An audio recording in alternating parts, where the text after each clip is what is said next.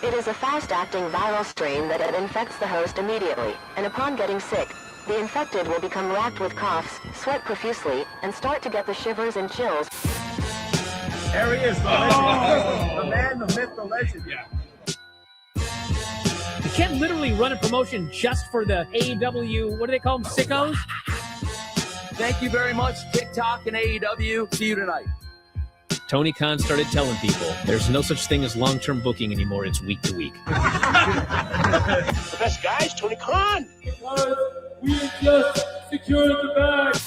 It's not like I tried to be a character. It was just sort of happened naturally. But it was never something I intended. It was just something that happened because the wrestlers asked me to do things in matches, and I do them.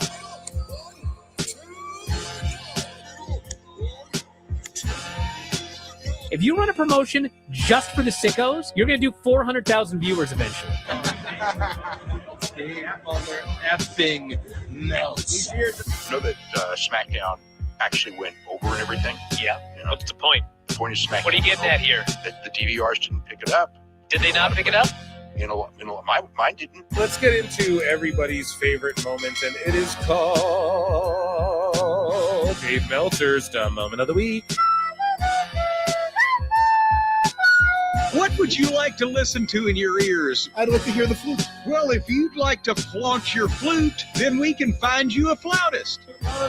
We have just secured the bag. It doesn't help me. Okay, so complain, but I will complain. Let me have my misery. And when I heard that, I was like, what? Thank you, fuck you, bye. Boom.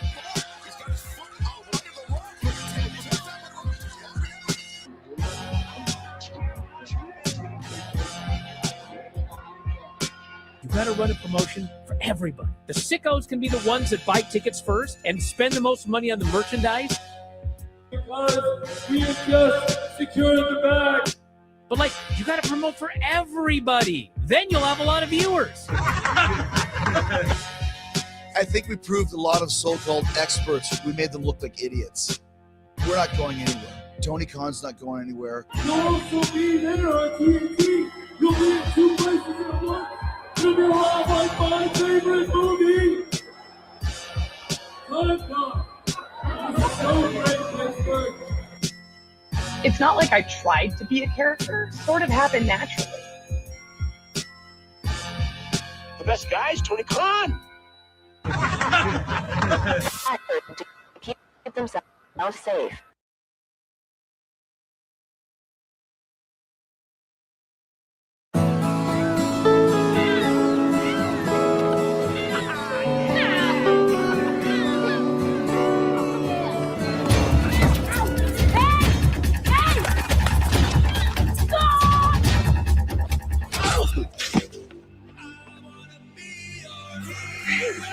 You're in trouble. Wait! No! I'm a big man!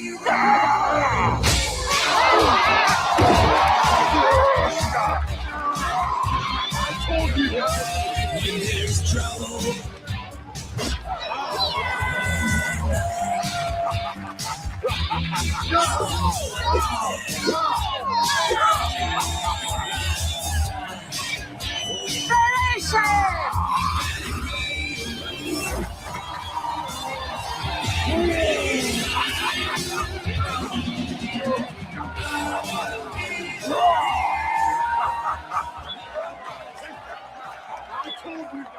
I told you we'd catch it quick.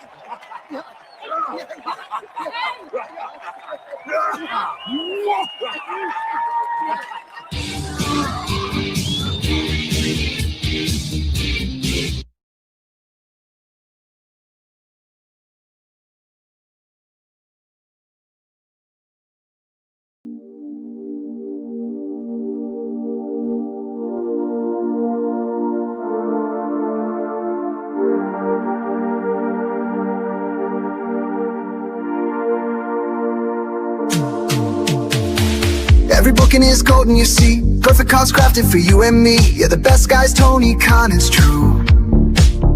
Triple cup, best damn booker in the land. 3 red cups stacked up, always in command. Triple cup, living legend of the fight. Just a call away from making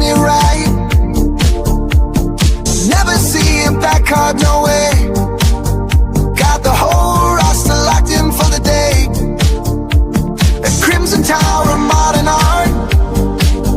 Triple cup.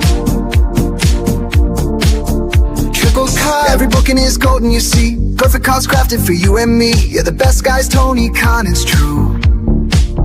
Triple cup.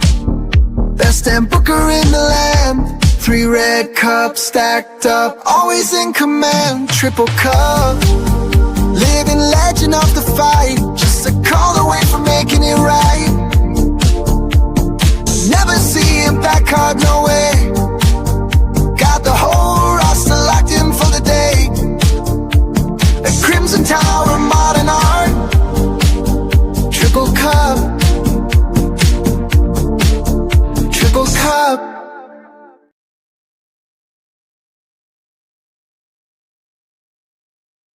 What's happening, everybody? Welcome to another eclectic edition of PWT Live Show. Yeah, I am your host, the infallible Phil S. Marks, and it is the 4th of July.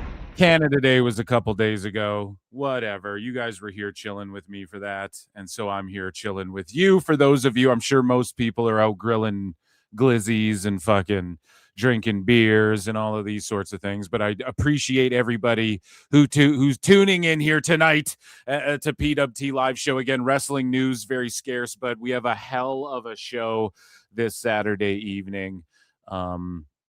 It's actually jam-packed. If you're one of the people who like the dirt sheet fails and the sicko, you're not as much into the news. That's like, you know, WWE, AEW, they're both kind of cold right now. As far as, well, I don't know. I argue WWE's really good. I watched SmackDown. I saw people complaining about it. I liked SmackDown. It was a good episode of SmackDown, I thought. Personally, I don't know. Am I just a knee drone? Am I just, I don't know. I don't know what to tell you. It's good shit. AAA's on tonight. Lucha Libre. We'll throw that on in a little bit. If we're still, I believe I'll still be on the air. And MLW Fusion went down, which we do have something from Fusion to talk about here right at the top of the hour, I guess. I don't know, top of the show, whatever. And other than that, I haven't seen it. I didn't see this episode of Fusion. So we'll definitely do our best to check that out over this weekend for sure. Guys, I can't thank you enough for being. It's the 4th of July, ladies and gentlemen. So if you're here, I mean, you're an uber sicko, Mark. If you're here with me, chilling, talking about wrestling, and I love you. I love you. You are a naive, brainless, pathetic, idiotic, clueless, dumbass Mark. And we all are. And that's why we get together and we gather here on this day.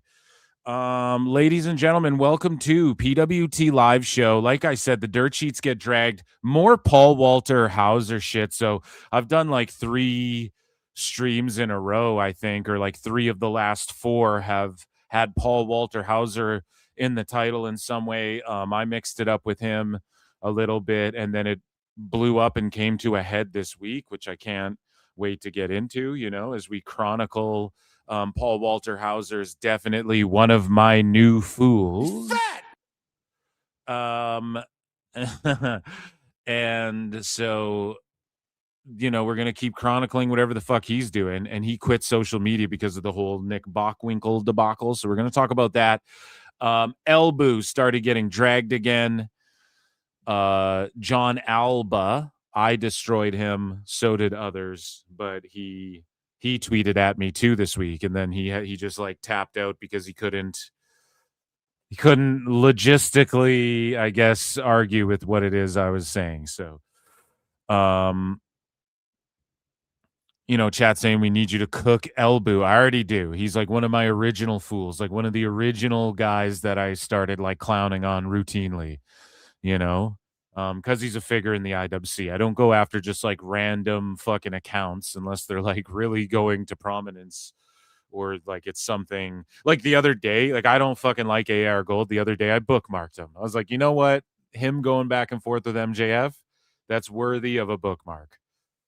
You know what I'm saying? A Phil Marks bookmark. It's a privilege to be a Phil Marks bookmark. I don't know if you know this, but So, guys, let's lock in and shout you guys out for being here. I'm just kind of babbling, letting people file in. Hit like, subscribe, retweet, all that good shit. Super chat in.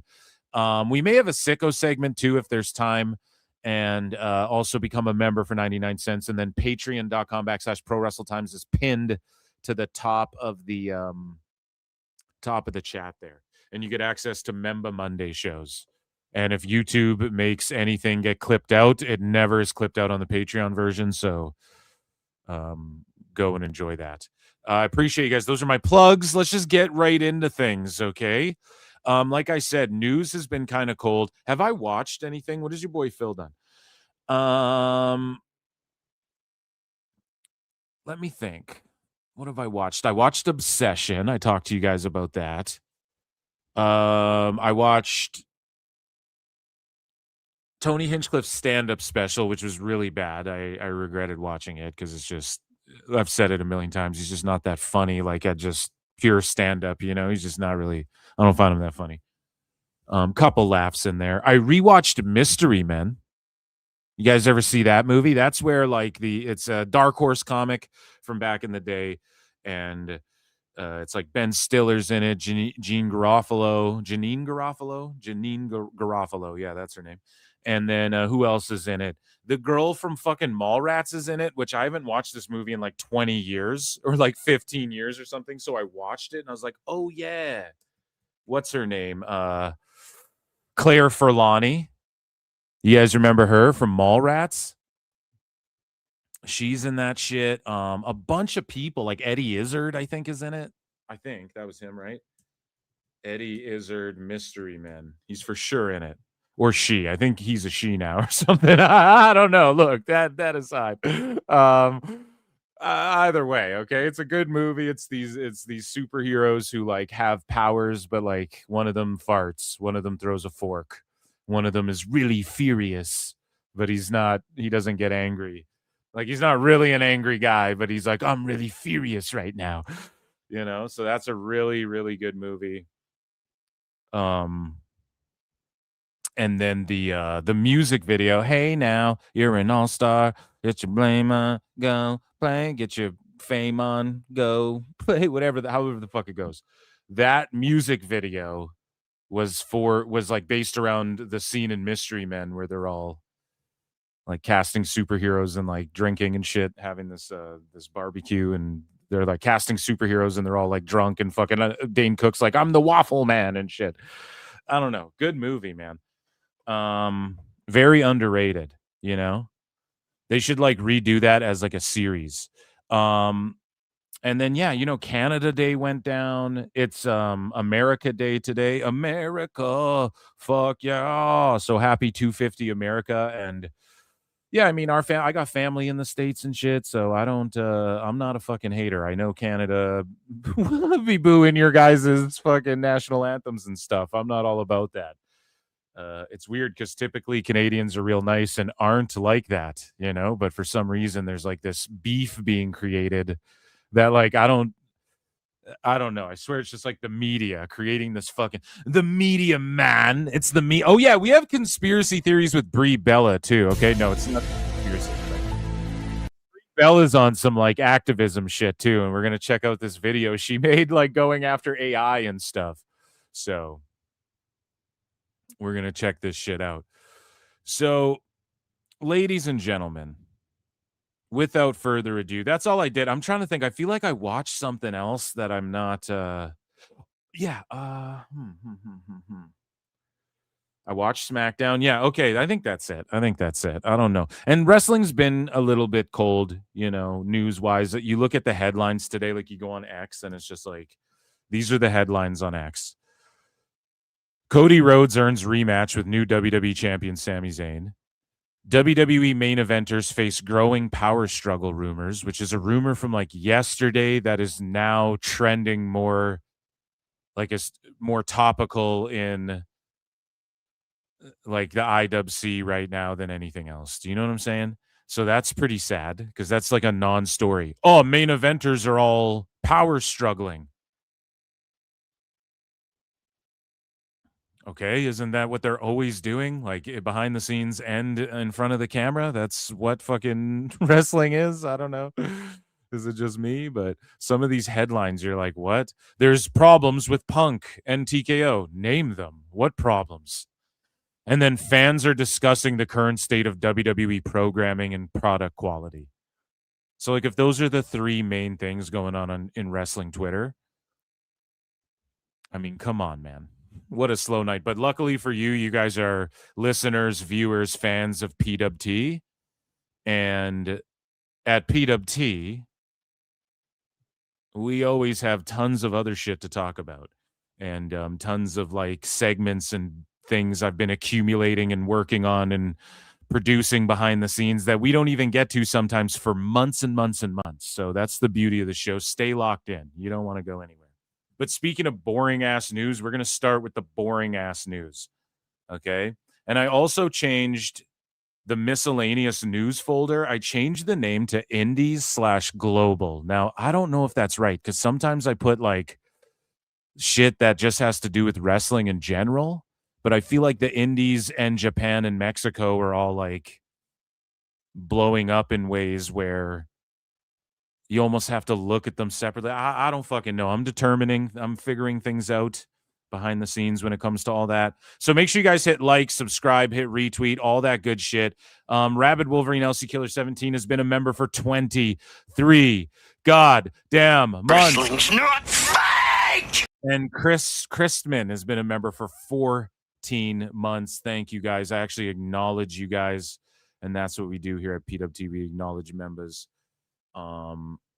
Thank you guys. Thank you guys so much for being here. So without further ado, and again, you guys know this, StreamYard fucking mixed up my sounds again. I actually messaged them about it, and then they did email me back asking like specifically what I'm talking about, because it's kind of hard to explain, but ultimately, hopefully there's a resolution. And I was just like, look, quit mixing the sounds up alphabetically. Like, either it's because like I renamed them, whatever, it doesn't matter, but they just keep mixing up the alphabetical order, or however some people log sounds with like, okay, 1 is all like my gun sounds, 3 is all like my laser sounds or whatever, right? But for me, I just typically go alphabetically and then with a little bit of coding. And yeah, boy Phil had to email StreamYard like a Karen. Be gone. Ladies and gentlemen, let's get into happy 4th of July, happy Canada Day, belated Canada Day. Let's get into miscellaneous indie global pro wrestling news here. Ladies and gentlemen, I'm afraid I've got some bad news.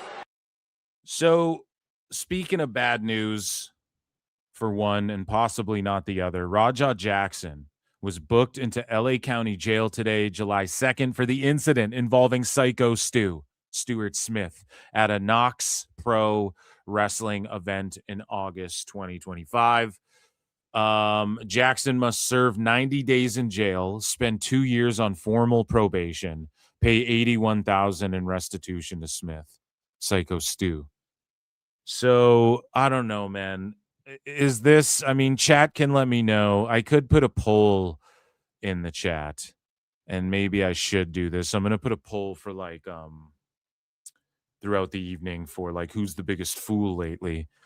But I don't know if this is enough. Like, it's hard because this is where you have to break down like, okay, well, he didn't kill him or like paralyze him, but he fucked him up really bad, and that's lifelong damage. So is 90 days and 81 grand, does that make it okay? Fuck no. For Raja Jackson, that's a slap on the wrist. This is a slap on the fucking wrist. Honestly. For Stu, not so. So that's my opinion. You might disagree. You might be like, oh, 2 years on formal probation. It just means like he can't be around weapons and drugs and alcohol. And at least I assume. I'm not sure exactly. But it's just like things that he could have been avoiding already. For all we know, right? He's got curfew. Okay.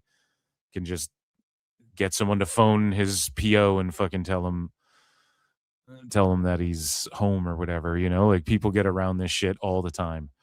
So to me, I feel like for Raja, and like Quentin Jackson, obviously, who's going to pay that fine? That's a slap on the wrist for him, for like what he did and what his intent was. You know what I'm saying? So fuck this guy. Lock him up. Lock him up. Where's my? I don't have my. None of my fucking sounds are where I want them to be. Put me out of my misery. There it is. Lock him up.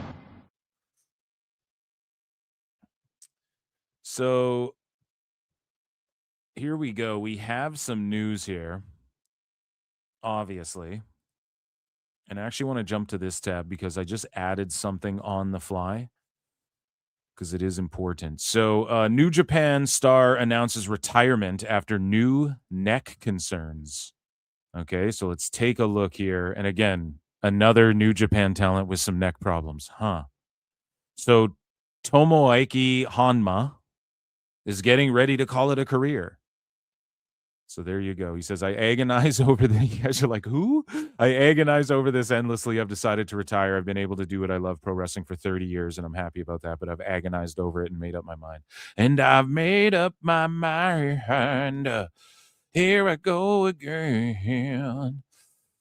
So there you go. I mean, he looks like he should wrap it up. Let's be honest. That is someone's grandfather. We move along here, and CMLL this week, according to the Wrestling Observer newsletter, officially broke their own all-time record with its 64th sold-out show of 2026. The record was 63 set over 12 months last year, and this year broke in halfway through the year. So they broke their sellout record from last year with like almost halfway through the year. And they broke it already by one sellout. Obviously, they might even like double it up. Now, this isn't a cope because it's Dave saying this shit, okay? Let's just leave Dave out of it. But like, we don't know because CMLL owns the building. We don't know who's telling Dave this and if it's technically, and maybe it is. Maybe there's reporters on Espanol in Mexico who are like, no, these are absolute sellouts every time. And a lot of people shit on like, oh, well, it's like $10, $8 tickets and shit. But whatever, like that's cool. That's awesome. You can go see fucking wrestlers for $8 or whatever. And then when you're doing that all the time, like constantly Arena Mexico selling out, then that shit adds up over a year. So that's all good. That's like a massive W. But we don't know, like, are they actually selling it out? We even saw when Bad Bunny was there was a bunch of empty seats just where they're not filming it. Or I don't even know what airs on the show, but like Dave goes back and goes, a sellout and Bad Bunny's there. And then you look, Bad Bunny's in the crowd, and it's not a knock. Like, they're packed, but behind them, there's like a bunch of empty seats and shit. So it's like, are those all reserved? Like, I don't get it. Is it just Arena Mexico saying they sold out and somebody stooges that to Dave Meltzer, and then he just keeps going, sellout? Here's a poster that says it's a sellout on Espanol. I believe it. But, and look at it, it's packed. But like, is this when the show started? Empty seats. You can see them, and it's not a lot. But look, a bunch of empty seats all here. So, and look, empty seats down on the middle section. So like, are people filing in? It doesn't look like there's people in the rows. The ring looks lit, and it looks like Mystico's in the fucking ring. So I'm not knocking this, but is it technically a sellout, or do they just go, okay, we're calling... I don't know how many people. Let me just Google it quickly. How many people fit in Arena Mexico at capacity? 16,500 people. So do they just go, okay, if we hit 10,000, we call it a sellout. Or if we hit 12,000, that's a sellout.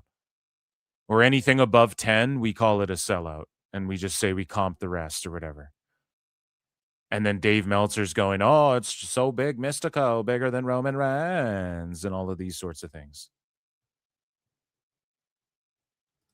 Johnny Chevron, yeah, for 2 sweet, says, thoughts on Sammy possibly losing the title on Raw. Thank you for your super chat. We're going to get there. We're going to get there, but let's get to WWE news first, okay? So just remind me in a second. D6268727 for 2 sweets says free the main account, #SpurgLife. Oh, man. I mean, it is PWT episode 262, which is close to 626. You're on your fucking side account, and is that an eagle for fucking America Day, dude? Bald eagle. Oh my god, how can you say no? How can you say no to that? Oh my god, it's pretty funny. You know what?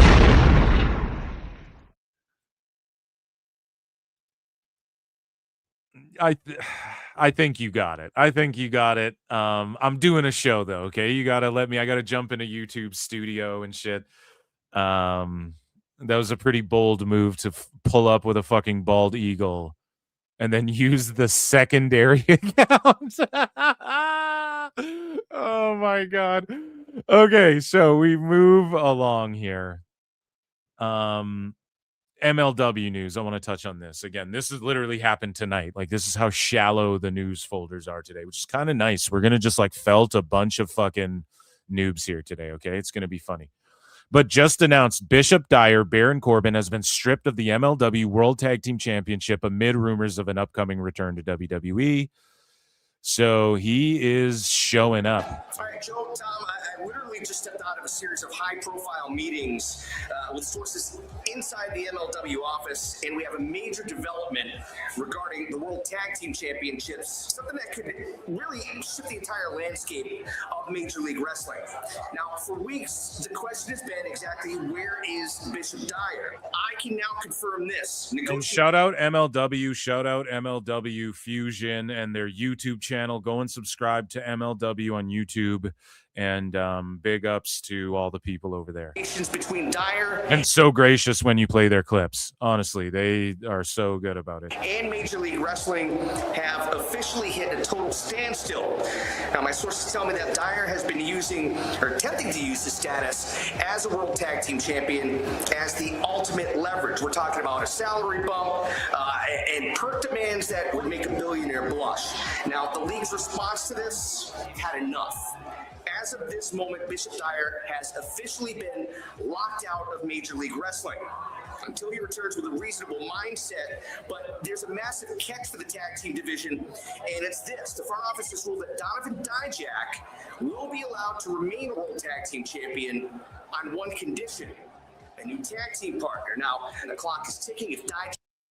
What I like about this is the stuff that, like, MLW doesn't do enough TV and shit. Like, obviously they're trying to get a TV deal, right? But they're on YouTube and they could do more shows, but they don't do like enough in your face. Like, they don't have another show like Fusion or like double up on the Fusions every week, or they don't go 3 hours long. So they can't like flesh all of the, like, this is a sports element where there's a reporter who can say, we've gotten word, like Tone needs something like this, where he doesn't even need to be on camera, but in MLW, they're like, we've gotten word that, like, here's the stipulation, this is what the contract's laid out, we're going to see these guys with his ultimatum later tonight, etc. And it's just quick things like this that you don't need too much TV time or whatever to put out there, and it just adds so much story. And this is the shit that, like, Tone jumps on his fucking Twitter live for AEW and tries and explains shit where it's like, why don't you just do this? Take a minute. This is a minute 23. Take a minute out of your fucking long ass show. Shave one of these matches a minute. Penalize someone for going over if you don't have a minute to air your fucking thing. That comes out of someone's entrance time or something. If they keep going over on their match time, like, God damn it. Can find a partner by the And this is all taped and everything. I know that, but it's like this little thing here just makes it feel sports-ish. Oh shit. So he's getting stripped and there's an ultimatum, and the people in charge of everything, the management, have confirmed that Dijak also, like, he has the choice. He can remain champion if he wants, one half of the tag champions. But as far as Corbin, he's stripped, and then that puts Dijak in a predicament. Like, there you're setting shit up, and then you don't have to go like, well, why? I don't know, commissions do crazy shit all the time. They change things up all the fucking time. You know, you get rule changes in NFL. They fucking started fucking around with the kickoff return and shit even. So, like, I don't know. Things things happen, and you got to go, okay, it's situation by situation, and he's stripped. Dijak can either stay champion or he can vacate his half of the title as well. He has to find somebody. If he wants to stay champion, he needs a suitable replacement. Corbin, we need to hear from him. There's been rumors they leaned into the dirt sheet shit. Sports-based. MLW for being based. Fusion, his reign will continue. Now, if he can't, the titles will be vacated and put up for grabs when Major League Wrestling heads to Charleston, South Carolina. Joel, Tom, back to you guys. Yeah, so that rules. And then let's pick up with what happened this evening, moments ago, not even 1 hour ago. Bishop Dyer. He's stripped, and with rumors of a return to WWE, Donovan Dijak has chosen Josh Bishop. So instead of Bishop Dyer, it's Josh Bishop as his new partner. Anderson has no backup. And so before Corbin, let's say he does show up and just redo the skyscrapers with Briggs. Well, Dijak is just doing the skyscrapers with this motherfucker already, you know? That Dijak and Bishop are working in tandem. Don't tell me. Don't tell me that this is a double choke slam. So it's like if Corbin, and this is Anderson here because they're still beefing with the Good Brothers and stuff. But if Corbin returns to WWE, which he's gonna, and he's not Corbinhausen, let's say he does I think the worst idea is sticking him with Briggs and doing the skyscrapers there. Because that's just, you have the Viking Raiders. Like, you don't even do shit with them, really. They're eating glizzies on SmackDown. But these guys are already like doing a skyscrapers 2 or 3, I guess, technically. So if Corbin did do that, it's like hardly. Well, maybe it is lame because it's being repetitive. I want to see him as Corbinhausen. Don't tell me this is the new skyscraper. Jack mocking Anderson about his conduct. So there you go. And yeah, Dijak not going back to WWE anytime soon himself. And that, ladies and gentlemen, was miscellaneous news. Ladies and gentlemen, I'm afraid I've got some bad news. Yeah, that glizzy segment on SmackDown. Jesus. Let's take a look. So we did that. Let's get into, guys, TNA news. Again, there's not too much. Where's my TNA news here? So, ladies and gentlemen, get your aces, get your 8s in the chat. I'm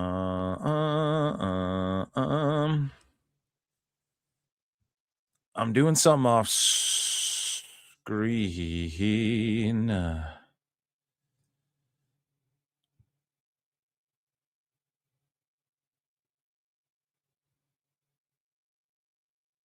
Let me see. Okay,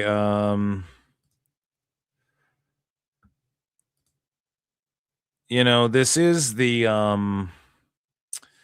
America's birthday, and it is the land of freedom, and I shall set you free. And 626 is now free from banishment on the main. So, guys, hit like, hit subscribe, hit retweet, get your super chats in, become a member for 99 cents USD, 90 cents. I don't know how to be that. 99 cents USD, and get access to PWT member shows, or check out patreon.com, which is pinned in the chat there. Patreon.com/Pro Wrestle Times as well. Let your boy Phil get this poll made as well. I wanted to do this. So, who do you think is the lolcow in the IWC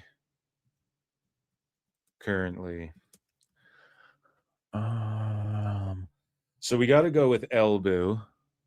We got to go with Dave Meltzer. We got to go with Paul Walter Hauser.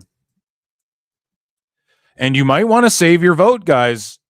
I'm going to put Jon Alba in here, and you might want to save it because you got to wait. And well, actually, no. It can't be Alba because Alba got felted, but he engaged in good faith when I was being a dickhead to him. Okay? But Steve Carrier is going to go in there because of his meltdown with Joey Janela. We have so much fool shit tonight. Oh, my God. This is low-key going to be like one of the best PWTs, I'm telling you, just because of the fucking buffoonery going on in the IWC as of late. So, ladies and gentlemen, let's get into... I just need to find my goddamn sound. TNA news. Okay. Road Dogg was not in attendance at last night's TNA taping in Albany, New York, and is not currently backstage tonight either. Oh, so the dirt sheets jumped the gun? The two sides were still working out a deal for him to come in after a Slammiversary visit. Those discussions are, as of today, still moving forward, but whatever the process is, they did not lead to him coming to this week's TNA tapings. So it looks like they're negotiating and PWI is just fucking up because they're just way too eager to put some of these fucking stories out, you know? Speaking of fucking up, Missy Hyatt went nuclear on Dixie Carter for skipping the Dark Side of the Ring's TNA 3-part series, which airs in a few days here on the 7th, I think is the first. Maybe they put out the first 3 episodes. If they honey dick us and give us 1 episode and then expect me to wait another week for part 2, then another week for part 3, you've got another thing coming. Dun-na, dun-na. You've got another thing coming, right? Am I right? So let's check out ringside news here. And this is why it's bullshit too, because Dixie Carter fucks so much stuff up in TNA. But Dixie Carter also like showed up for WWE and their documentaries and shit. So she's not going to show up for her Dark Side of the Ring. That is, let's face it, dedicated to her. So speaking of lolcows, we have a poll in the chat. Who do you think is the biggest lolcow in the IWC currently? 1 for Ibou, 2 for Dave Meltzer, 3 for Paul Walter Hauser, 4 for Steve Carrier. Wherever you're watching this, whether it's on Kick, whether it's on X, whether it's on YouTube, in the chat, 1's for Ibou, 2 for Dave Meltzer, 3 for Paul Walter Hauser, 4 for Steve Carrier. And I think some people are saving their votes because we haven't gotten to all of the full-blown buffoonery yet. But if you have an alt like 626, you can just vote twice, right? So I'm going to put my vote in a bit. I might convince myself otherwise. But speaking of lolcows, you know, Dixie Carter, infamously one of those. And Missy Hyatt had this to say. She saw the news that Dixie Carter wouldn't be in the Dark Side of the Ring. Carter turned down multiple invitations. Missy Hyatt jumped on Twitter with a whole list of questions. She says, can't wait to see the Dark Side of the Ring on TNA. Do they just have her tweets? Usually they just post pics of them. But she says, can't wait to see the Dark Side of the Ring on TNA. Questions Dixie Carter should have asked herself. Who has a creative mind with actual success and not inflated tales of previous success? Maybe I should read the book Death of WCW by Brian Alvarez and not hire some of the cast that contributed towards WCW's demise. Brian Alvarez? He didn't do the Death of WCW, did he? God damn. I heard that was a short book. So a few WWE castaways like Kurt Angle can contribute great matches, upgrade brand perception, and draw. Hiring every castaway and putting them over the homegrown talent was not a good idea. Hulk Hogan, and let's face it, Kurt Angle helped build TNA like more as much as anybody else who was ever in TNA ever. Hulk Hogan will get you a few more eyes on your product short term. What can he contribute long term? Is he worth your roster taking pay cuts when he can't actually wrestle anymore? And I'm sure Hyatt's not even trying to like shit on Hulk like that, but she's spitting. She said, should you had made it a work-based promotion like ROH, but with episodic storylines, utilize the UFC countdown specials as inspiration to what you want to present, or go with outdated Crash TV. Yeah, and that was the thing too. TNA was on at the same time as like Spike TV's Spike Banoomps. We're going with dad punny jokes today on the 4th of July, right? And Spike TV's ratings were spiking, every pun intended, because of UFC at the time, and they were doing the countdown shows. I never missed a one, and I watched every fucking Spike TV and then they would even do the prelims leading into the pay-per-views and shit. And they even had Hulk Hogan on there to promote TNA wrestling, and they should have leaned into that more, and they would have seen that surge of people who used to watch wrestling be excited to watch that shit. And you see that because Samoa Joe in the fucking cage, I believe, with Kurt Angle is one of the best things they've ever done viewership-wise, right? Or pay-per-view buy-wise or whatever. I can't remember if that was on pay-per-view or not. Whatever. It was a million years ago. But either way, they could have gotten some of that audience. Like the UFC fans might fall off and be like, I don't really like WWE, but oh man, this TNA they're kind of doing. And they tried to bring like Tito Ortiz in, and it just didn't really work. They didn't book them well.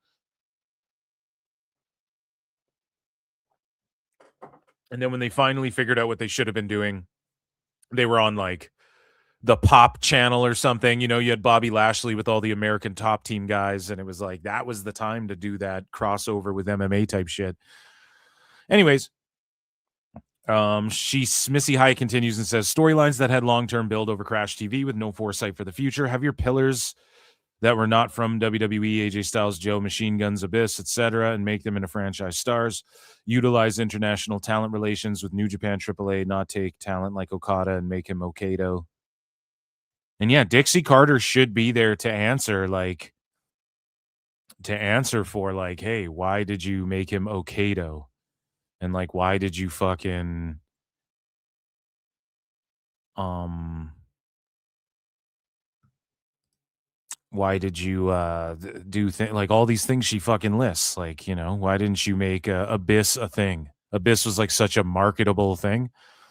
And why didn't you lean into the MMA, like UFC fucking countdown show type vibes? You do that with TNA and stuff. I don't know. But speaking of being utterly confused by TNA, historically, one person who used to work there and one person who helped run Paul Walter Hauser off of Twitter again, and one person who also used to own and operate OVW and created the class of stars. You know, in one class, you had Victoria, Shelton Benjamin, Randy Orton, John Cena, Brock Lesnar, Batista. You know, in other classes, you had Dolph Ziggler and fucking, I mean, come on.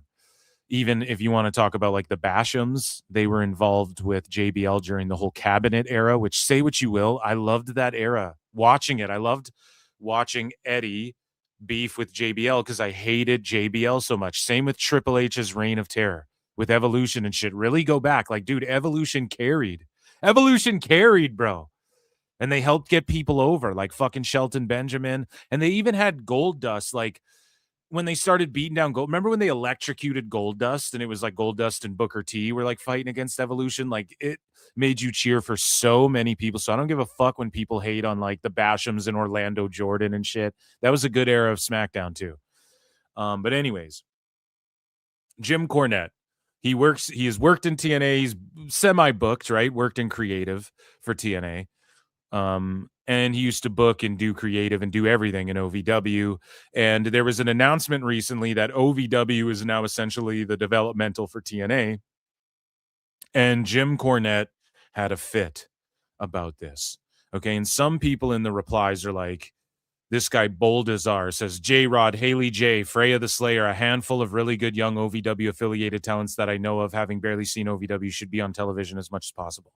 Okay, but Freya the Slayer, how old is she? Freya the Slayer age.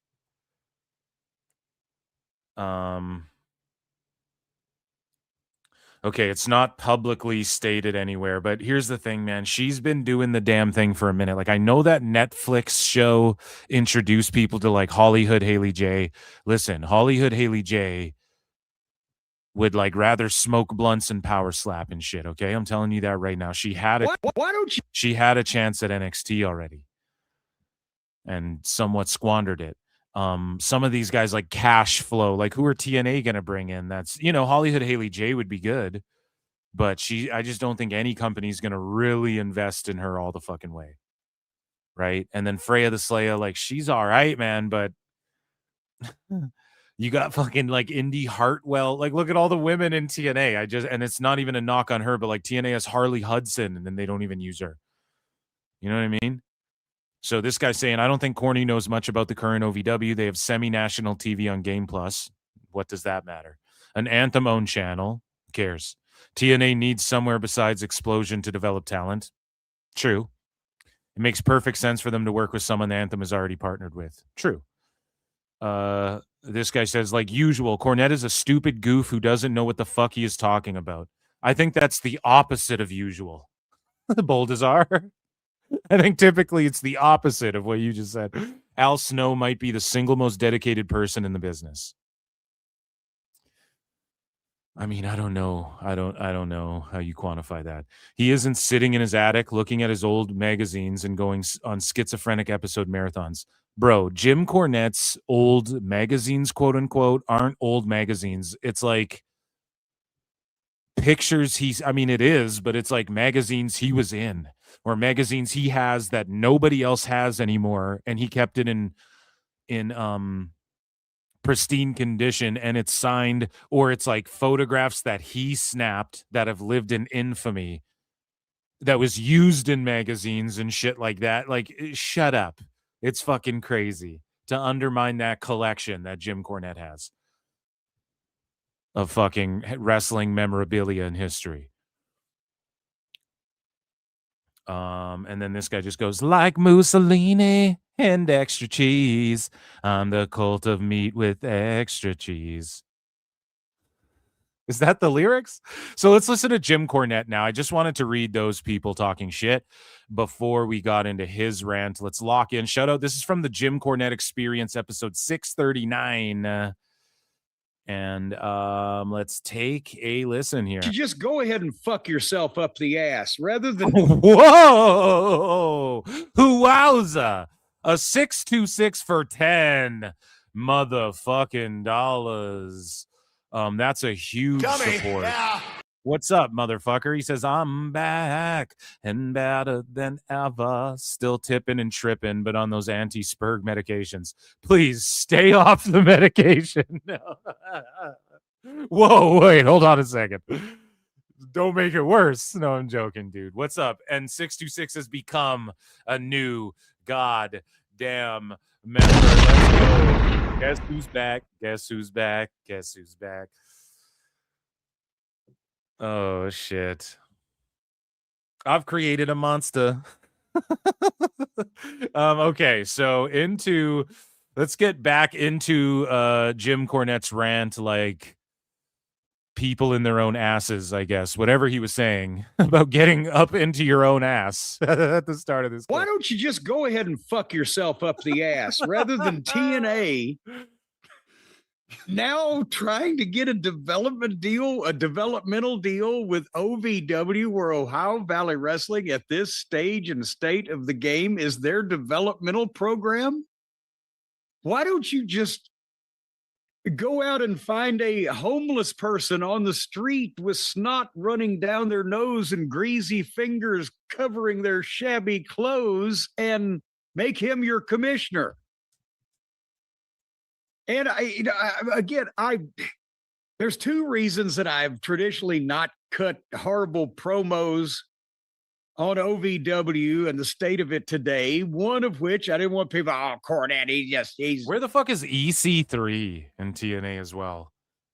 Like, he just took a hiatus, right? Like, he's all banged up, I think, is what they're kind of going with. But EC3 versus Nick Nemeth for the world title, that storyline, that's good shit right there. Sorry, I'm just marking out about TNA. Upset because it used to be his, now he's not. Well, That horse has already left the barn. That was long ago and far away.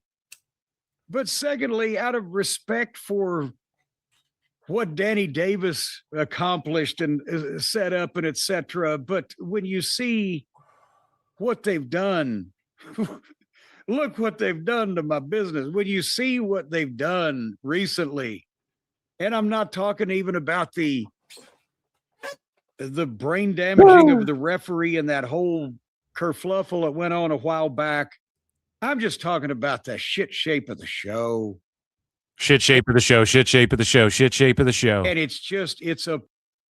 it's a community theater thing now on cable access, and everybody's having fun. And I'm not knocking any of the people involved because there's no reason to. But they're just trying hard and living a dream while they actually have Okay, I'm just waiting for Jim to explain why they shouldn't be developmental for TNA, though. Do you know what I'm saying? regular lives. But the people that have made this thing some kind of Ponzi scheme, money pit, the investors, and we've gone through the financial end of it, where Danny Davis sold a company to Al Snow and a local fellow here who had some money and thought that they were going to carry on, kind of what he had established. And he retired. That was almost 10 years ago. And since then, its ownership has changed and changed and changed. And the mayor, Craig Greenberg of Louisville, before he got elected mayor, they probably could have brought this up in the campaign. He was an investor, and we know the chiropractor or the fucking orthodontist. I don't know what that guy was. And there's okay. Here's the thing with this rant here. What the fuck? And like, shout out Jimbo. I was just putting him over huge. But what the fuck does that have to do with like them being developmental for TNA? Like, who is he just shitting on? Like, because now he's talking about who invested in it. Well, what does any of that have to do with like some of these wrestlers training and then fucking going to TNA eventually, let's say, and it being somewhat of a feeder system? I'm not hearing any arguments against why they shouldn't do it. Like, yeah, it's okay. It's kind of goofy. Some of the people don't know what they're talking about. Some of that was also hammed up for the Netflix show, by the way. Hey, just so everyone knows, that Netflix show, some of the fucking turmoil between the owners and them overstepping and shit was hammed up for the TV show. You guys know that? Kentucky Sports Radio people, and then they get accredited as a trade school, for fuck's sake. And then now they're bought by a soccer team owner in West Faversham, Wales. Yeah, but that's dope though. And that motherfucker has money if he has a club, as they exist now here. A furry club, a furry. Is Team Canada doing good in the World Cup or what? Team Canada World Cup. Let's see. Oh, Morocco whooped that ass, it looks like, today. Damn, so we got eliminated. Drake's just crying in the six right now. TNA plans to make them a developmental program. I don't know what Al Snow's ownership stake or even involvement is at this point. Possibly someone in TNA is doing Al Snow a favor. But I will say two things here, Brian, then I will open up the floor to your comments. If you are currently in the professional wrestling industry as a promotion, as a promoter or a producer of a television program that's widely distributed of any kind, any letters, any initials, and you can watch the state of the OVW television show and its accompanying roster of everybody involved before and in front of and behind the scenes, and think that they need to be training anybody to come on your show, you're out of your fucking mind. There you go. Okay, that's what I was waiting for. And I'm kind of with like, here's the thing, right? After the Netflix show, OVW started dropping on YouTube like regularly. Maybe they were before and I just wasn't privy to that information, but I started tuning in like almost every show I was watching after the Netflix doc. And I was like, I'm invested. But then a lot of the people in the Netflix doc wasn't on the YouTube show. And then you just kind of see like how green the people are in that on OVW. And then you have like really experienced people like fucking EC3. And then you go from that to like super green people like botching badly. But it is like a place where people can go and train, and it's got like brand recognition. You know, if you say OVW, if you're a pretty hardcore wrestling fan, because there's levels to even hardcore wrestling fandom, as the IWC has shown us in the last 7 years for sure. But if you're like a fairly versed wrestling fan, you've heard of OVW, at least in passing, right? Or you've seen that logo before and you go, oh yeah. So I think that Jim is being harsh, and he took a long way. He took 4 minutes to get to the point, but the point is what he's saying. If you can look at any of these people running this and go, they should be in charge of who we bring into our company, you're out of your fucking mind. I don't think he's fully off, and this is why. Because people can work on the indies, and then TNA can get a hold of them, and then TNA already do a good job as it is of fucking honing in guys like Slater and fucking Sosa. And you got to remember too, like Slater came in, he wasn't getting the reactions he gets now, and he didn't come in with automatically a built-in entrance like Sosa, where he's just like everyone's popping for his entrance right off the rip too. He didn't have that. They built him, you know, like they honed in on that guy. You know, Joe Hendry as well. He was doing that fucking, that song's been out forever. He was doing that shtick for a while. He goes to TNA and they just really honed in on what he was doing, and it blew up. And now he's in PUBG Mobile, and he's fucking in the WWE on Raw, wrestling Logan Paul and shit. So,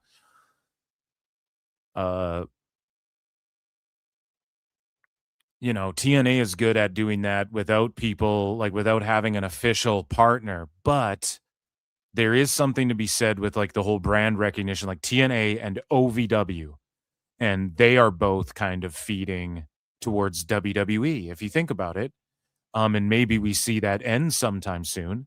But even with the talks of, oh, there's a sale, and oh, there's this and that with TNA, a possible sale, we haven't heard anything about WWE fucking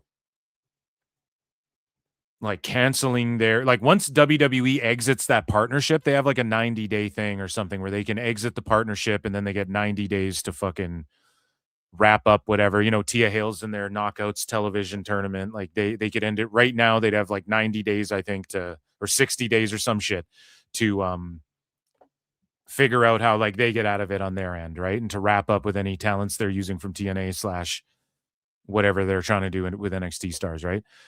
There's like a grace period there. So until we hear that WWE's backed out of the TNA thing, as far as I can tell, it's just WWE ID, Evolve, NXT, NIL program, Evolve, LFG, NXT, right? Like these are the different routes, OVW, TNA, NXT. Like they're just developing all these different routes to get people to WWE eventually, and I'm okay with it. And I'm also okay with TNA being the company where a guy like Nick Nemeth can go and be successful. You know what I'm saying? More successful. He's already successful, but you guys get what I'm saying. And I will say the other thing is, if people think I'm being too harsh, I'll get them some free publicity. Watch any recent television broadcast of anything that OVW has done. And from a standpoint of the technical production, the crowd reaction, the athletic and or verbal performances in the ring, and the announcing of same.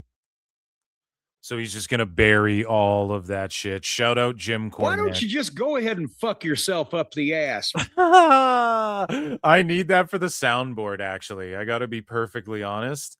This needs to stay in Phil Marks bookmarks because I need that for the soundboard. And that, ladies and gentlemen, was TNA News.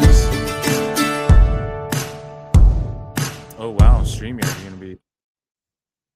Guys, we have over 200 watching on the 4th of July. I did not honestly expect that at all. Shout you all out. Fucking A, man. You guys rule. Hit like, retweet, heart. If you're on Kick, you guys will be able to gift sub soon. And you guys can super chat in or become a Patreon patron. Okay? A Patreon patron over at patreon.com/ProWrestleTimes. And yeah, there's a bunch of shit over there. And season 2 of Tough Enough is coming out. And what's going to happen is I'm going to watch the first 6 episodes. I'm going to get like a bunch of clips and questions ready. And then I'm going to talk to Matt Morgan about it. And I'm going to like play clips from the show. But we're also just going to do like a standard watch along as well to go along with season 1. So yeah, make sure you guys check that out. And what are we doing next? We were talking a bit about WWE, so we're going to jump over to WWE news because, again, there's not that much in that regard. And, guys, vote in the poll. Who do you think is the biggest lol cow in the IWC currently? 1 for Ibou, 2 for Dave Meltzer, 3 for Paul Walter Hauser, 4 for Steve Carrier. So wherever you're watching the show, okay, I need you to put in the chat 1, 2, 3, or 4. 1 for Ibou, 2 for Dave, 3 for Paul Walter Hauser, 4 for Stephen F. Carrier. I don't know if that's his name. And Steve Carrier. And who's the biggest lol cow? And I might convince you, okay? On tonight's show, Alba and Carrier both get destroyed.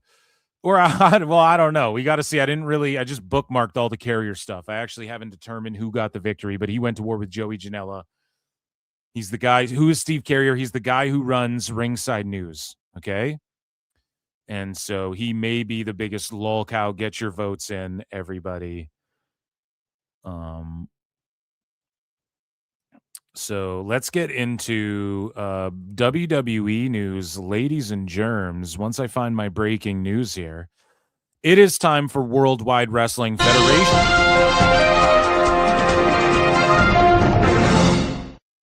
So WWE Hall of Famer and Women's Tag Team Champion Brie Bella, who is on SmackDown, explains the harmful effects of AI and AI data centers.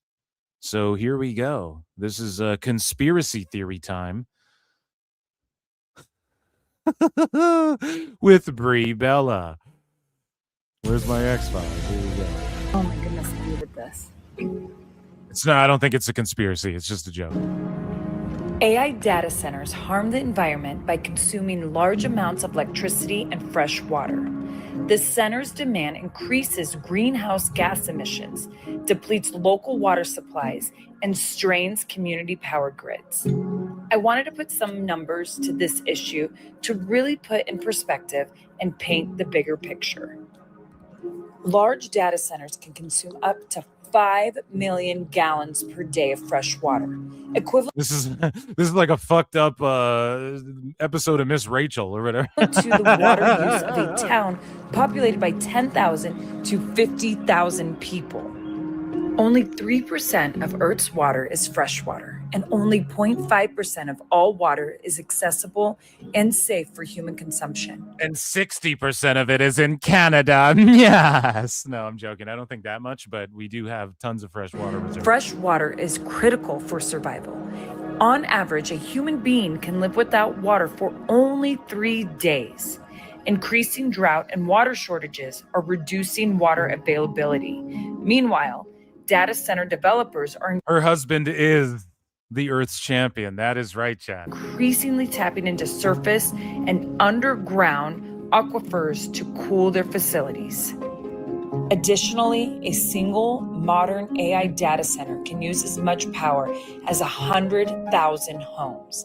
Many of this is like the fucking that movie with Mark Wahlberg where like the plants, the happening or whatever, the whatening, where like the plants are like chasing you. It's like the Day After Tomorrow where you're just like, she's just showing like trees But it's these data centers will destroy the earth. She's just showing like beautiful nature. You're like, well, where is it?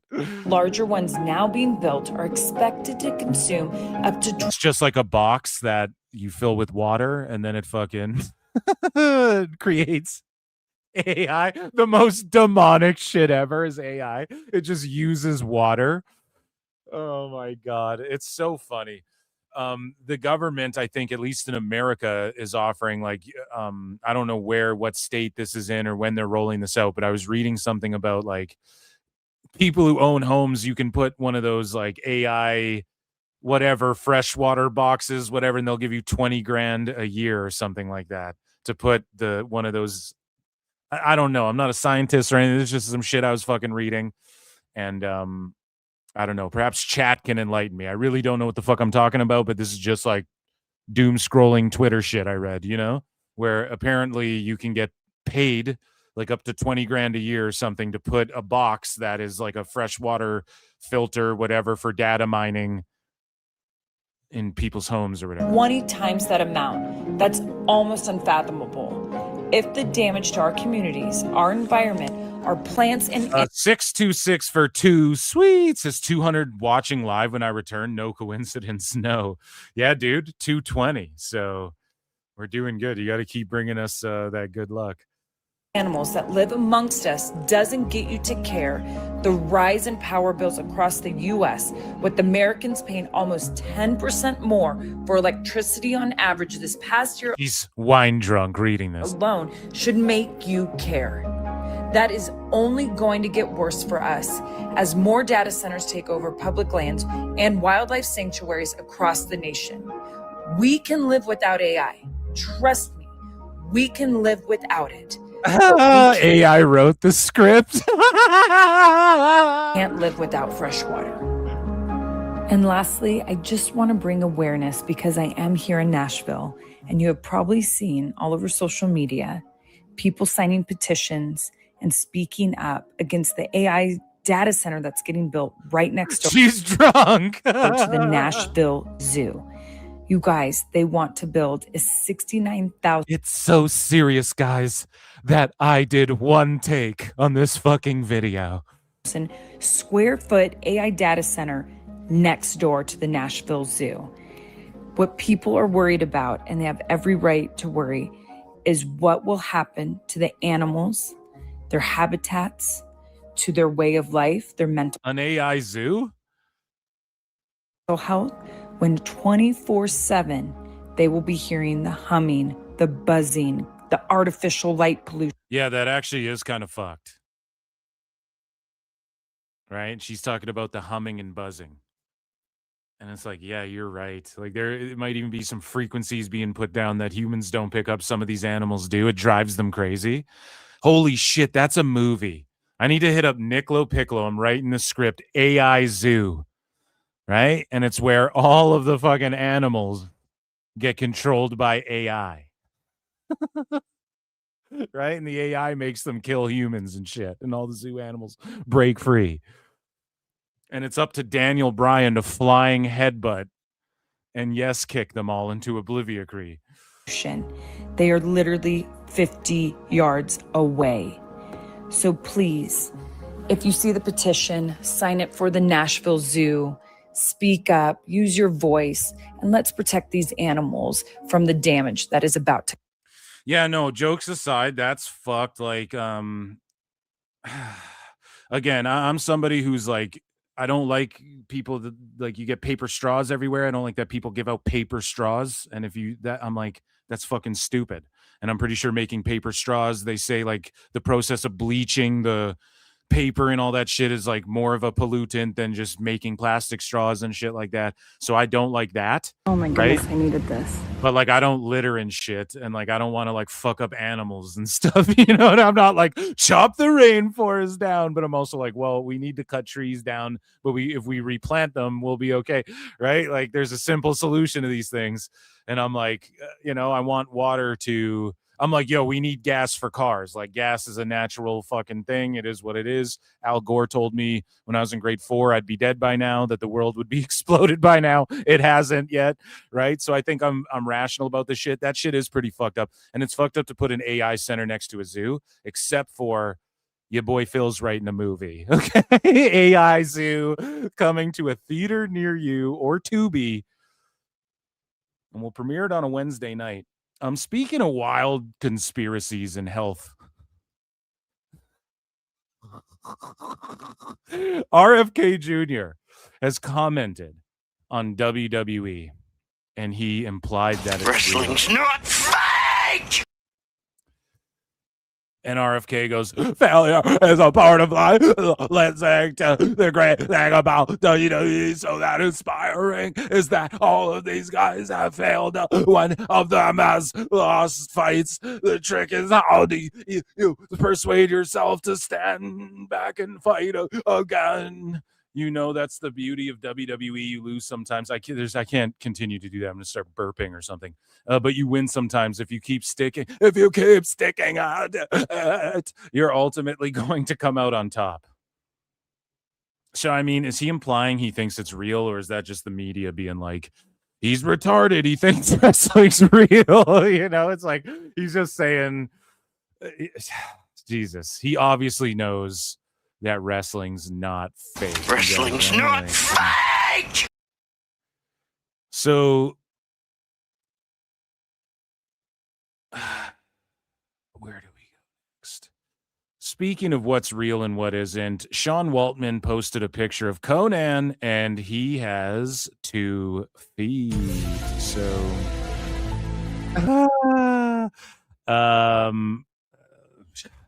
yeah, he has 2 feet. So again, the dirt sheets, Conan will, I guess, address this whenever he addresses this.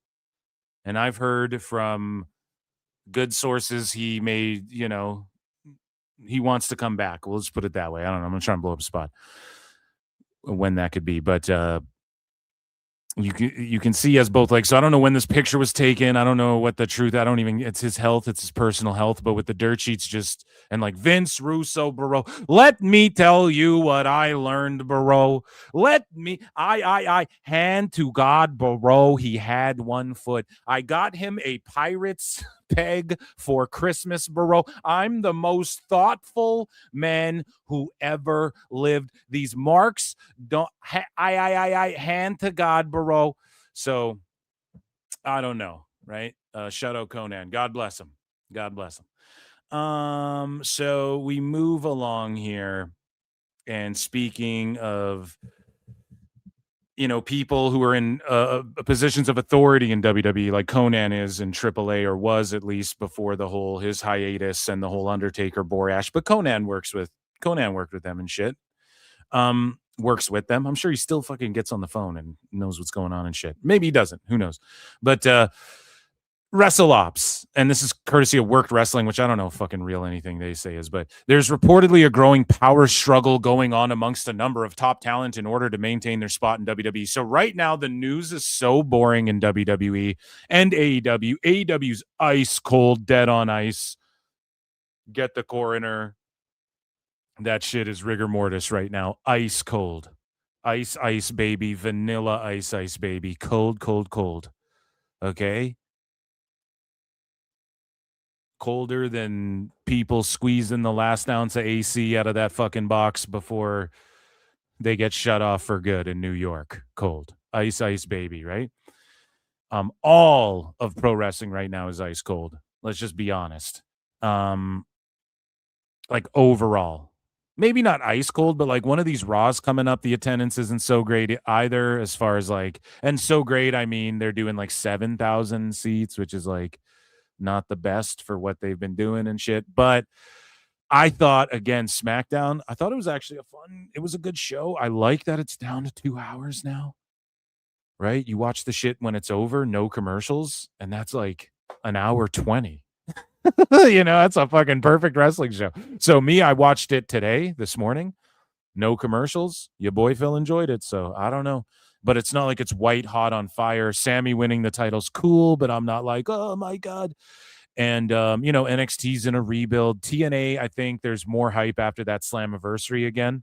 You kind of got some hype back because that was a really solid show. AEW is just ice dead cold. It's just cold as fuck. And notice that all of these fake stories are coming out about WWE. What are they? Just making up the three most easiest, lamest things ever. Hey, some wrestlers have heat with each other. There's a power struggle. Punk wants to take over Seth Rollins, and Seth wants to take over Cody Rhodes. And so who? Oh, I don't know. Just some of the top guys. Okay. What's the other story that's floating around? Punk has heat. It's just the laziest thing. You could just say he has heat in general everywhere he goes because it's CM fucking Punk, right? He's polarizing. You either love him or hate him. What's the other story they're running with? Because there's just nothing. Hey, here's what was supposed to happen. Here's what they were going to do. Holy fuck, man. That's the stupidest shit ever. Well, I was going to have fucking a toast for breakfast. I went with the Eggo because there were a couple left. Like, who gives a shit? What the fuck? It didn't happen. You guys know how creative shit works when you're writing television or something. Like, you throw out 4 or 5 ideas. You write the best 2, 3 down. You play out each of them. And then especially in wrestling, you're going to have to weigh out like, well, if this happens, or let's say this person gets hurt, blah, blah, blah, then there's all these external factors. And then you run with what's going to work. And especially pro wrestling, it's a live crowd every single week, live TV. So you're going to have to be on your feet more than, let's say, like, hey, I wrote a movie that I took time to fucking perfect, and then I'm going to do some reshoots because I know that it's missing this and needs that. So it's a different creative process, but it's still the same thing. Like you typically write out a few different, well, if this happens, then this, then this, does that work as good as if this, then this, and that? I'm trying to get here. How does, you know what I mean? So these are non-stories. Who cares? Who gives a fuck what they were going to do? Who cares? It's just mundane dreck. And then what's the other story? Yeah, the power struggle, and then Punk has heat. Like, okay, anybody could make this and then also at the same time, you have these same people writing these bullshit ass stories and nothings where they can't name anything. Oh, Punk has heat. What's the heat? Name something. Why does he have heat? Oh, he just does. Okay. Like name a reason why, or shut the fuck up. Oh, there's top stars struggling for power. Well, who? Are we talking like fucking Jey Uso and like who's another top fucking guy kind of I would say Sami Zayn, but he's the literal champion now. So like Jey Uso and Gunther are struggling about who's going to be champ, or are we talking about Rhodes and Seth are both like sitting there in Gorilla watching Triple H and like arguing over who gets to call him daddy or whatever. Like you got to be more specific than that. It's just such a stupid, dumb thing to even fucking say.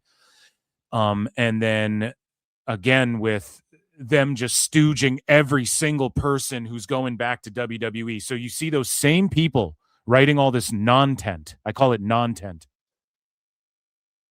They're the ones like gassing AEW up. It's so great. It's white hot. It's the best. This show is amazing. Ga, ga, ga, ga, ga. It's like North Korea, fucking even Canada, because it's government-owned news. You know what I'm saying? Like, that's some fucking propaganda. Like, what kind of propaganda bullshit? Do you expect me to come on my Twitter timeline and see the news is cold right now? Colder than AEW. AEW's ice cold. Okay? And you guys are trying to stooge every little minute detail. We're stuck to complaining about how we got to Oba Brock in a Hell in a Cell at SummerSlam. That's what we're crying about, because there's nothing otherwise really to talk about. And AEW's so ice cold that you guys all have to sit there and be like, it's so good. It's so good. A stadium, a fucking, oh my God, this, so many buys, not as good as this, but like 185,000 buys. And oh my God, it's so good. The best match. Look at these ratings. Oh my God. We're breaking the 5-star scale again. And it's all these same people. It's cooked, man. And it's so obvious, and it's like propaganda, I swear to God. And it's been that way for a while, but like it's never so glaring as when like WWE, they're not doing anything that's like drowning out the noise. They're not doing any one thing where everyone's like, this is unfucking real. My mind's melting, man. So people are just kind of complaining that about like things that aren't even bad. Like SmackDown wasn't even bad, you know, it was paced better than Raw, I felt. So that's kind of where we're at with WWE fandom right now. That's fine. It's fine. But there's just nothing to get overly hyped about. And so now the people trying to overly hype AEW, it's even more glaring.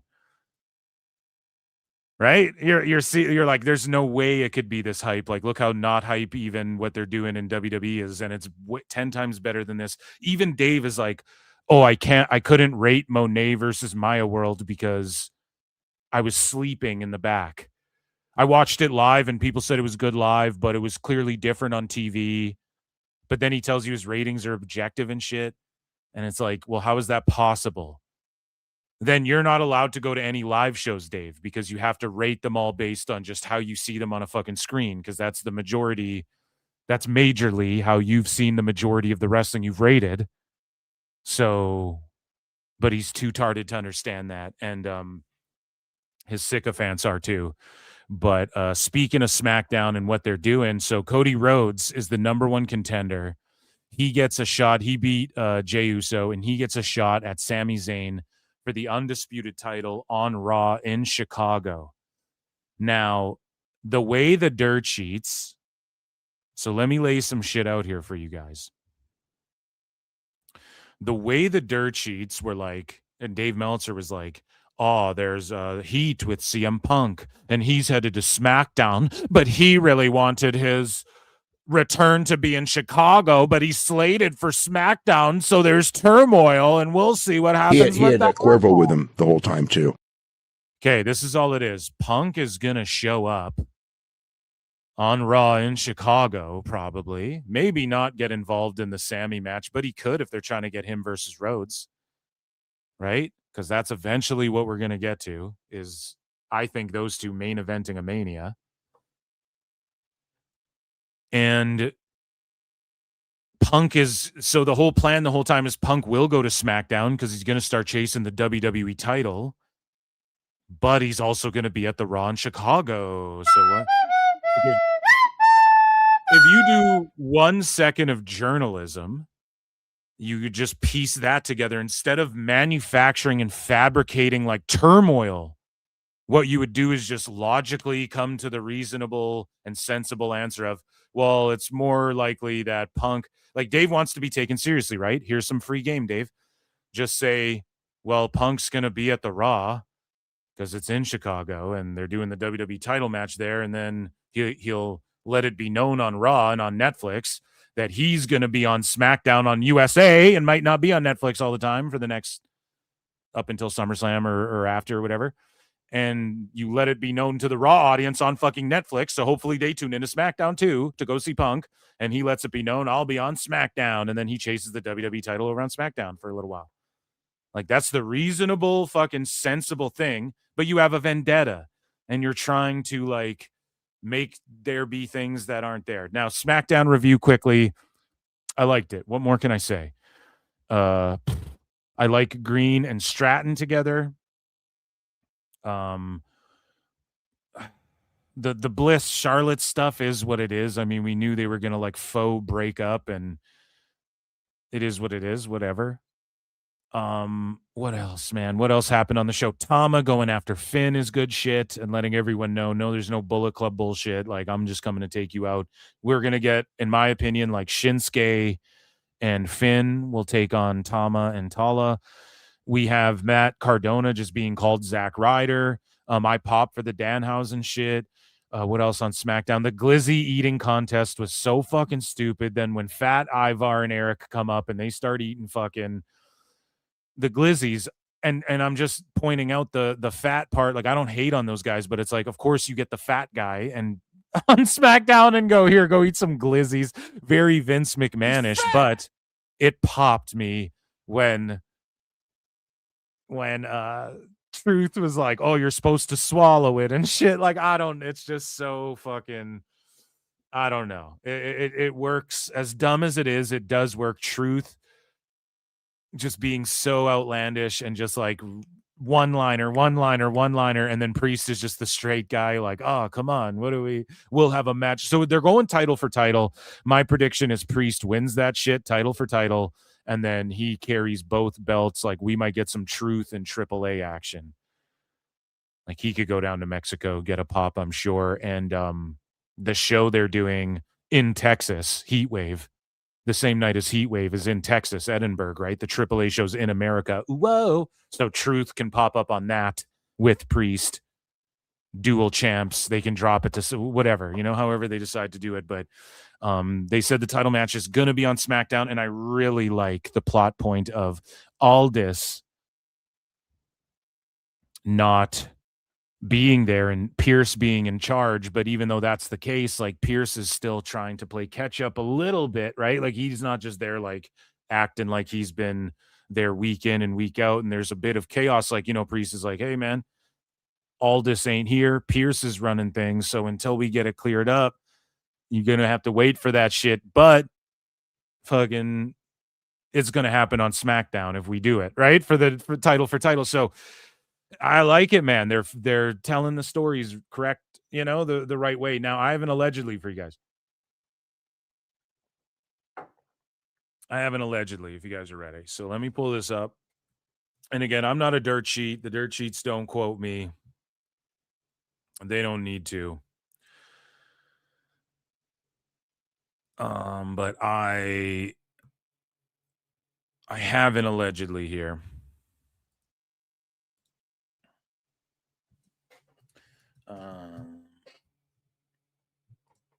So let me see. So I just I snooped around a little bit. I snooped DODG, right? And I asked somebody, allegedly. Is an allegedly. Is Aldis wrestling again when he returns? Do you have any insight? And Buddy says, I would assume so, but this is what Buddy said, all right? This is Scooby-Doo. We're not even talking to a real person said. I would assume so, but I do know for a fact that at WrestleMania 39, Triple H wanted to bring Aldis into the Gunther versus McIntyre versus Sheamus feud. And that could be bull. I could be getting worked. Who fucking knows, right? But all I'm saying is this. And I fantasy mark booked this already. Gunther has been retiring people. Aldis wants a big match. He's clearly in shape. He clearly can work. People want to see him work. Do we want to see him be a full-time wrestler? I would. I'd be okay with that. Is he like a game-changing full-time wrestler? No. Have GMs went from wrestler to GM to full-time wrestler again? Yeah, absolutely. When it comes to Aldis, Gunther could retire him, though. That could be another retirement match, another notch on his belt, right? So there you go. That could be really cool. And that's allegedly as well. So, allegedly. And that's like some past shit. Speaking of who cares about what they were going to do in the past. And then I just do the same goddamn thing. But this isn't news. This is just like, I'm just talking shit. So speaking of talking shit, man, two of the most notorious shit talkers in the game, Logan and Jake Paul, were at Fanatics CEO Michael Rubin's annual white party. It's the Illuminati. It's an Illuminati party, guys. There's AI data centers all over that lake. Okay. So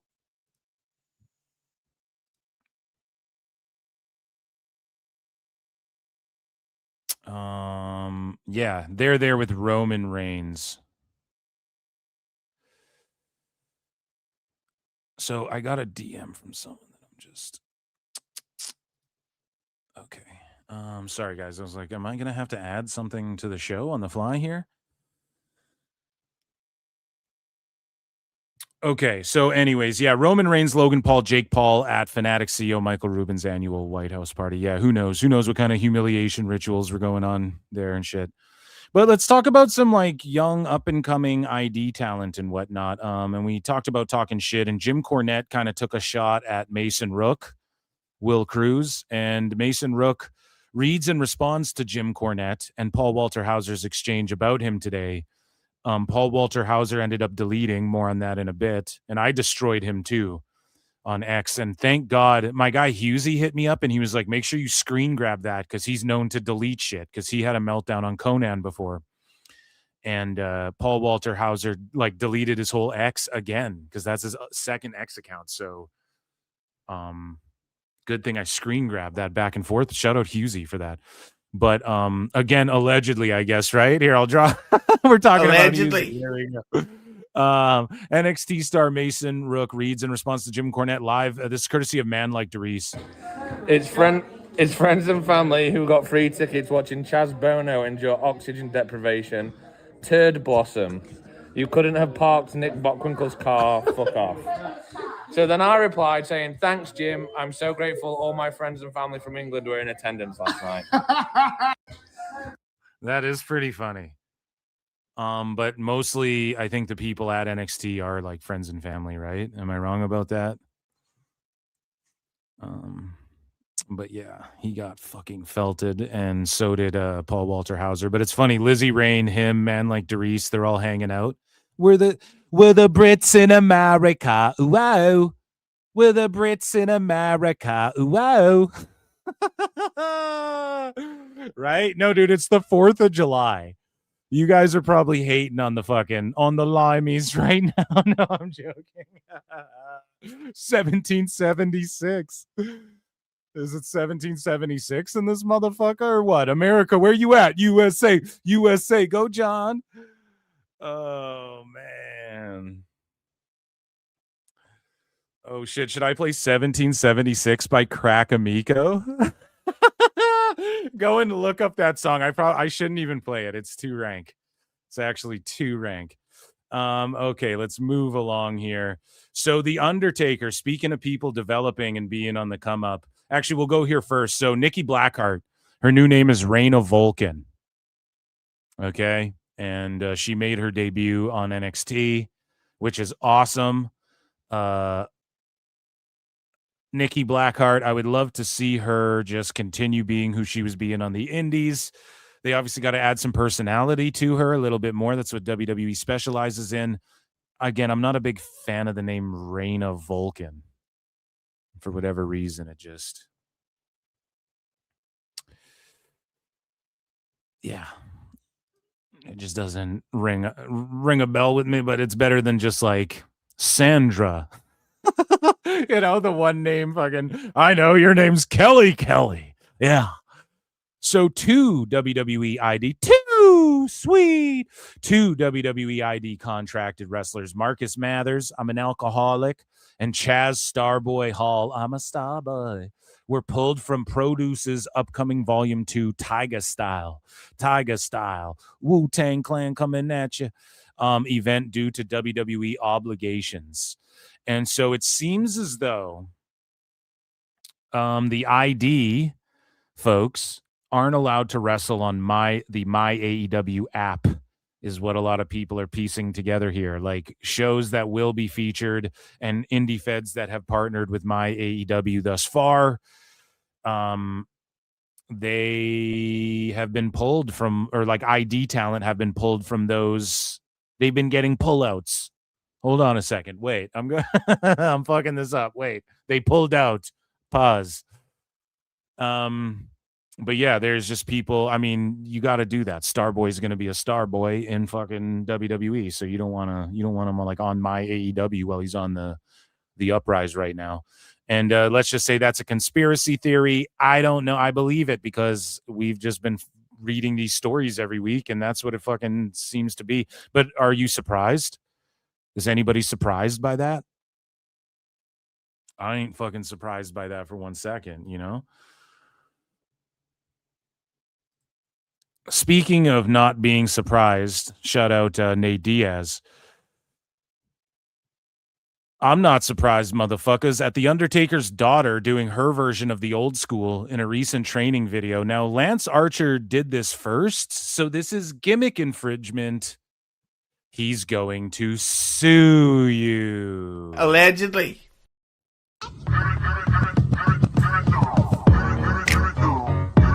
I'm joking, of course. God damn it. She's the next Charlotte Flair, by God. She's going to be like already doing shit like this. I mean, yes, you're a kid, but at the same time, like you know who your parents are. Like, or pardon me, we know who her parents are, and they're clearly athletically gifted, and Undertaker's one of the best minds. That doesn't always translate. But in pro wrestling, it seems like it does more. Like the second generation thing works more than like a lot of times second generation, let's say, actors or writers or producers or directors and stuff like that in the entertainment biz, and even like athletes, you know. Bronny is no LeBron, you know, not yet anyways. I don't think he will be, but that, ladies and gentlemen, was WWWE News.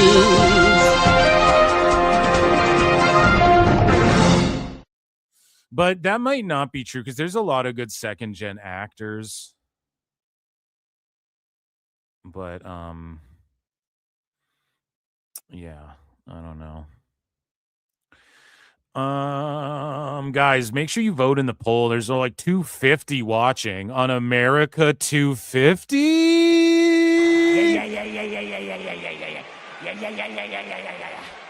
The PWT universe is absolutely goated. So, can somebody help me out here? I was tipped off. Somebody was like, here, I might need to look up. I need to look up Nick LoPiccolo's Twitter for a second. I have to pitch my movie, AI Zoo.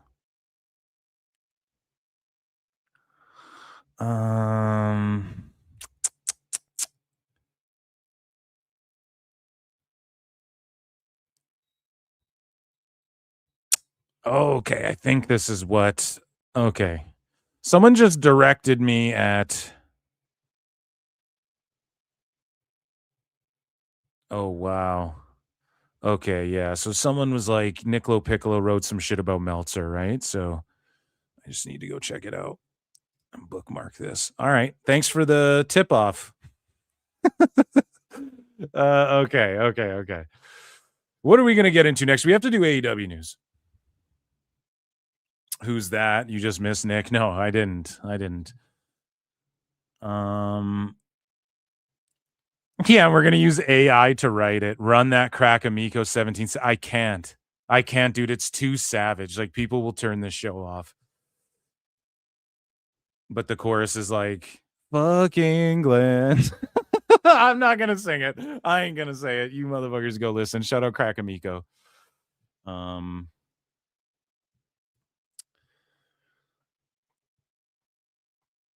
But it is America's birthday, so maybe it is appropriate. But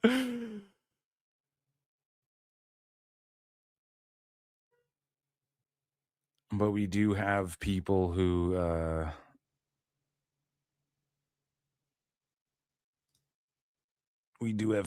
know what I'm talking about. Holy fuck. So I made this tweet about Elbu and it just blew up out of nowhere. And I just did not expect that. Okay, sorry guys. I know I'm just kind of like I'm adding stuff to bookmark folders kind of on the fly here.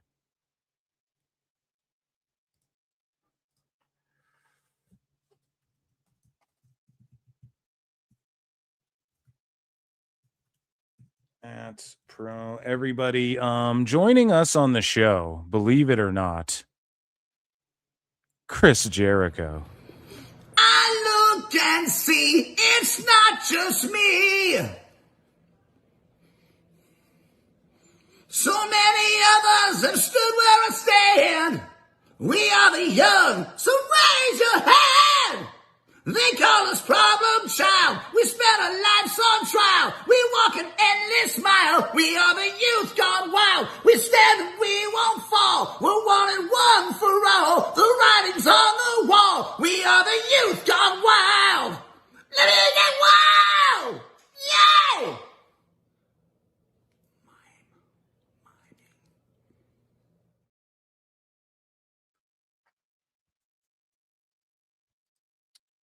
Okay, guys, let's get into everybody hit like, retweet, all that good shit. Super chat in patreon.com. It's pinned to the top of chat on YouTube /Pro Wrestle Times. Tons of bonus content. Shout you guys out. You're far too kind. Could be anywhere else in the world right now.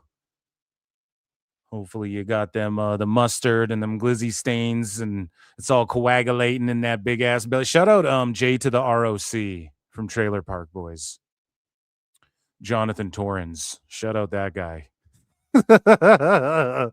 Okay.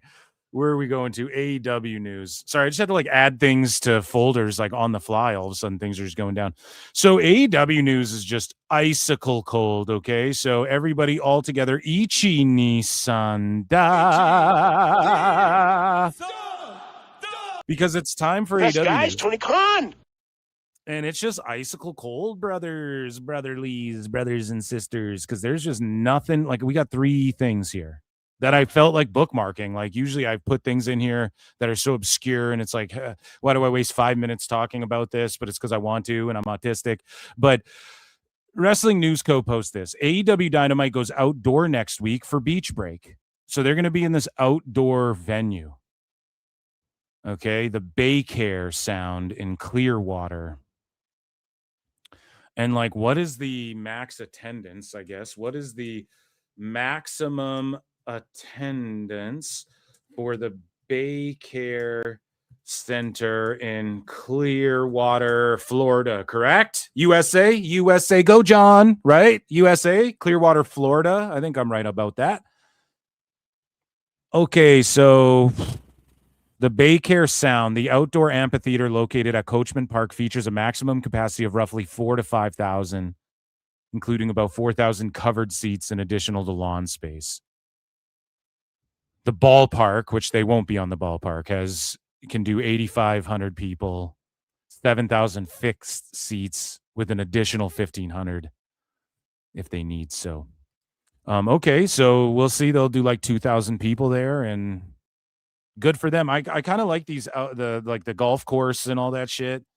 I like all of these wacko venues they go to. It reminds me of when WCW wrestled around the pool or whatever. And so good for them. You know, if they can produce a nice looking show. And here's the thing though, is Kenny versus MJF going to pop a rating, and like Konosuke versus Fletcher? I love Fletcher and Takeshita more than anyone. Nobody gives a fuck, okay? No one cares. And then Dave stooged all of the plans for what they're doing with Redemption all the way to All In. He stooged it. And he's talked about how predictable it was. But it wasn't really that predictable unless you actually believe Tone is the worst creative mind and worst booker of all time, which I do. And it wasn't as predictable as Dave made it out to be. So then what happened was Dave Meltzer, he was at the media scrum at Forbidden Door, and then Garrett talked about Gareth, GG, whatever his name is. He talked about how they got a private fucking chill session with Tony Khan after on his show, and he was like marking out over it. And he explained what happened. Like, Dave was talking with Tone, and then Dave like came out of a room and then waved his cronies over. And the Wrestling Observer Morlocks fucking went into a room with Tone and Dave, and they all got their own. They were asking Tone questions about Ellison and shit like that. And then Garrett said that Tone admitted that fucking he just like pretty much lied about Ellison being a fan of wrestling or whatever the fuck.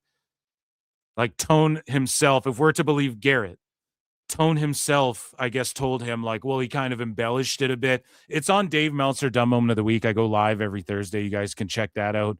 And it's my other show, live show, and I covered it there. But what I think happened was Tone told them that he was going to do this match, and then told Dave, like, go pretend like you're shocked and stunned that, and you're positive Kenny's going to win the belt on Wednesday, and then people will tune in, and then what'll happen is Kenny's not going to win the belt. Okay?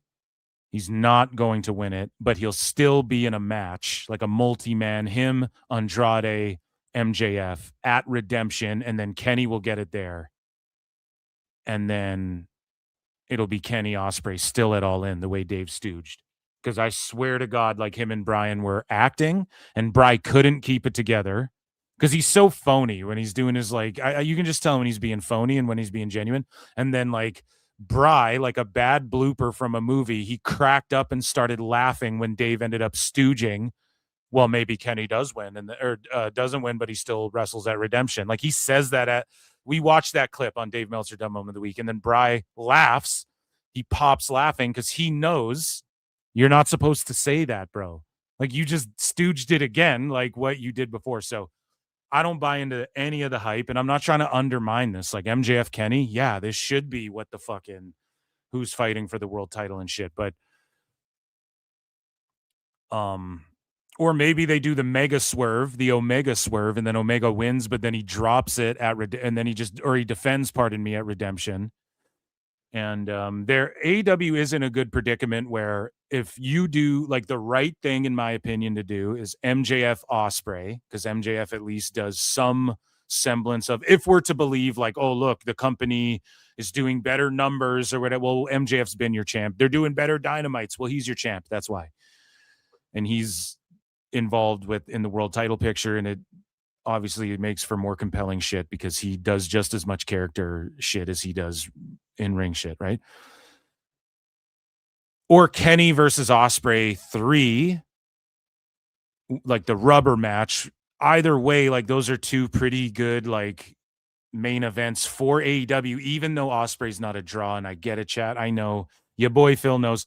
I know that Ospreay, like, okay, he wins the title, then what? Like, people won't care, and people might not even watch the show as much as they are as if it's just like MJF and Andrade and Omega and Joe feuding for the title and shit. But you're paying this kid millions of dollars. Like, that's on Tone. The bad booking and storytelling is on Tone. You're paying Ospreay millions of dollars. You can't reel him in, and you're giving him this shitty Bumbleclot Clan Deathpool Combat Riders fucking storyline. Like, that's on Tone, right? They should have a better story, but it should be him, like, main eventing and winning the title in the UK, bruv. Like, that should be what you're building to. Everybody can agree to that if you're trying to make him a fucking star. But I just don't. I think it's too little too late maybe for him too. And yeah, so that's what's going on with all this. And hopefully they fill this up 4,000 people, and hopefully they do a TV rating. I don't know what to say. Speaking of bruv, and Paramount and Ellison's and shit, Ospreay, do I got to DM fucking? Do I got to DM my guy? Where's Zero Dark in chat? Where's Zero Dark? Zero Dark, can you confirm this or not? What Ospreay's saying here. We have 260 people watching. Can you confirm or not whether Paramount was okay with Will Ospreay's controversial AEW Dynamite promo? Now, Ringside News is just doing their job. They're like the TMZ, National Enquirer of fucking dirt sheets, right? So I don't expect them to do any compelling journalism over there. But, you know, they slip in these headlines. Now, this is a Dave Meltzer story. Now, what Dave is doing, again, is the ultimate form of his extrapolations. So Dave hears something or doesn't hear something, so then he just extrapolates it to mean something else, and he's always completely off base. So this is actually not Will Ospreay saying, and bruv, Paramount was okay, bruv. Or I think Ospreay did say that, but Ospreay obviously doesn't know shit. Scotty doesn't know. Scott, don't tell Ospreay. Ospreay doesn't know. Ospreay doesn't know. So like Ospreay wouldn't know, but he is enough of a shit talker to be like, bruv, in Paramount was okay with it, bruv. Because Tone, as I broke down on Dave Meltzer Dumb Moment of the Week, Tone thinks Ellison's his friend. Okay, well, Tone also hires wrestlers and gives them hugs and awkward weirds them out and had to stop doing that. He doesn't have a good perception of like who his friends are and who are people who are just money marking him in. He lacks self-awareness. That's why he's all weird like Mark Zuckerberg and shit, right? Like he's just a weirdo. He doesn't have good self-awareness. So when he's like, Ellison's my friend, you're the kid, Tone. You're the kid. Ellison, he calls you the kid. Okay? Just like everybody else. And you may have been to dinners with him. You may know the guy or have worked with the guy by proxy of like NFL shit or whatever, if you want to call it that. But you're not like buds the way Tone thinks. And you can tell by his actions. You can tell by the way he goes, well, I thought Jade Cargill genuinely was going to stay with me because I offered her so much money. And it's like, bro, you don't get it. Jade wants more than just money. She wants to be like the Rock of fucking women's wrestling. Like, you don't get it, bro. You know, Tone, you just don't have a good like feel and perception of like what Edge is doing in your company and shit. I just don't think he gets it. So, and you can tell by like who he pushes, how he acts around wrestlers, how he acts in the go position, gorilla position, and all of these things. Right. And so let's say Tone told Ospreay, oh no, Ellison was cool and I'm friends with them and they're cool. I could see Ospreay repeating it. I'm trying to give Ospreay the benefit of the doubt here. I could see him repeating some shit or just like talking shit and just kind of making it up the same way. Like, remember he's in the Mystery Rumble or whatever, the multiverse Rumble, and then that guy cosplaying Triple H came out, and then Ospreay pedigreed him or whatever, and he's like, bruv, I didn't even know that was going to happen.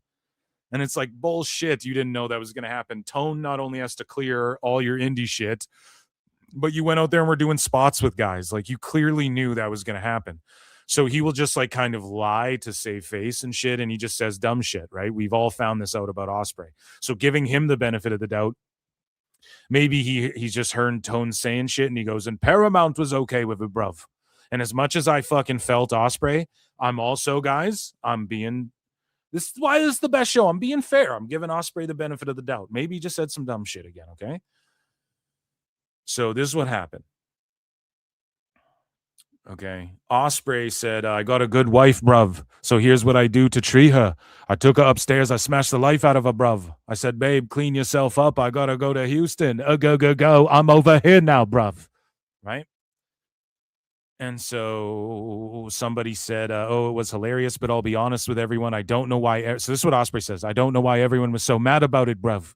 This is the thing. I said she was a good wife. A good me missus, bruv. And I was explaining how amazing she was to my fellow to follow my dream. Then I said I took her upstairs and smashed the life out of her at Mario Kart. Like I beat her so bad at Mario Kart, bruv. And when I said to her, clean yourself up, love, she was sweating, mate. She was trying to play the game. It's 38 degrees in England. She was trying to play the game. Bruv. I mean, he's just obsessed with Triple H. He's obsessed. Oh, come on now, Eric. And he goes, I don't mean any harm, bruv. I'm just being funny. Here's the thing. Me boss do we have to play 1776 by Crack? What's with these fucking Englishmen on the 4th of July being fucking goofballs, man? What is going on, dude? I can't even believe this shit. What's with all these Brits talking all this shit on the 4th of July? You talking about Merca? God damn, dude. And he goes, so I politely disagree. Okay, so this is what he says. Here's the thing. Me boss didn't care. Warner Bros. Didn't care. Paramount didn't care. My wife didn't care. So I politely disagree with all of you if you have a problem with it.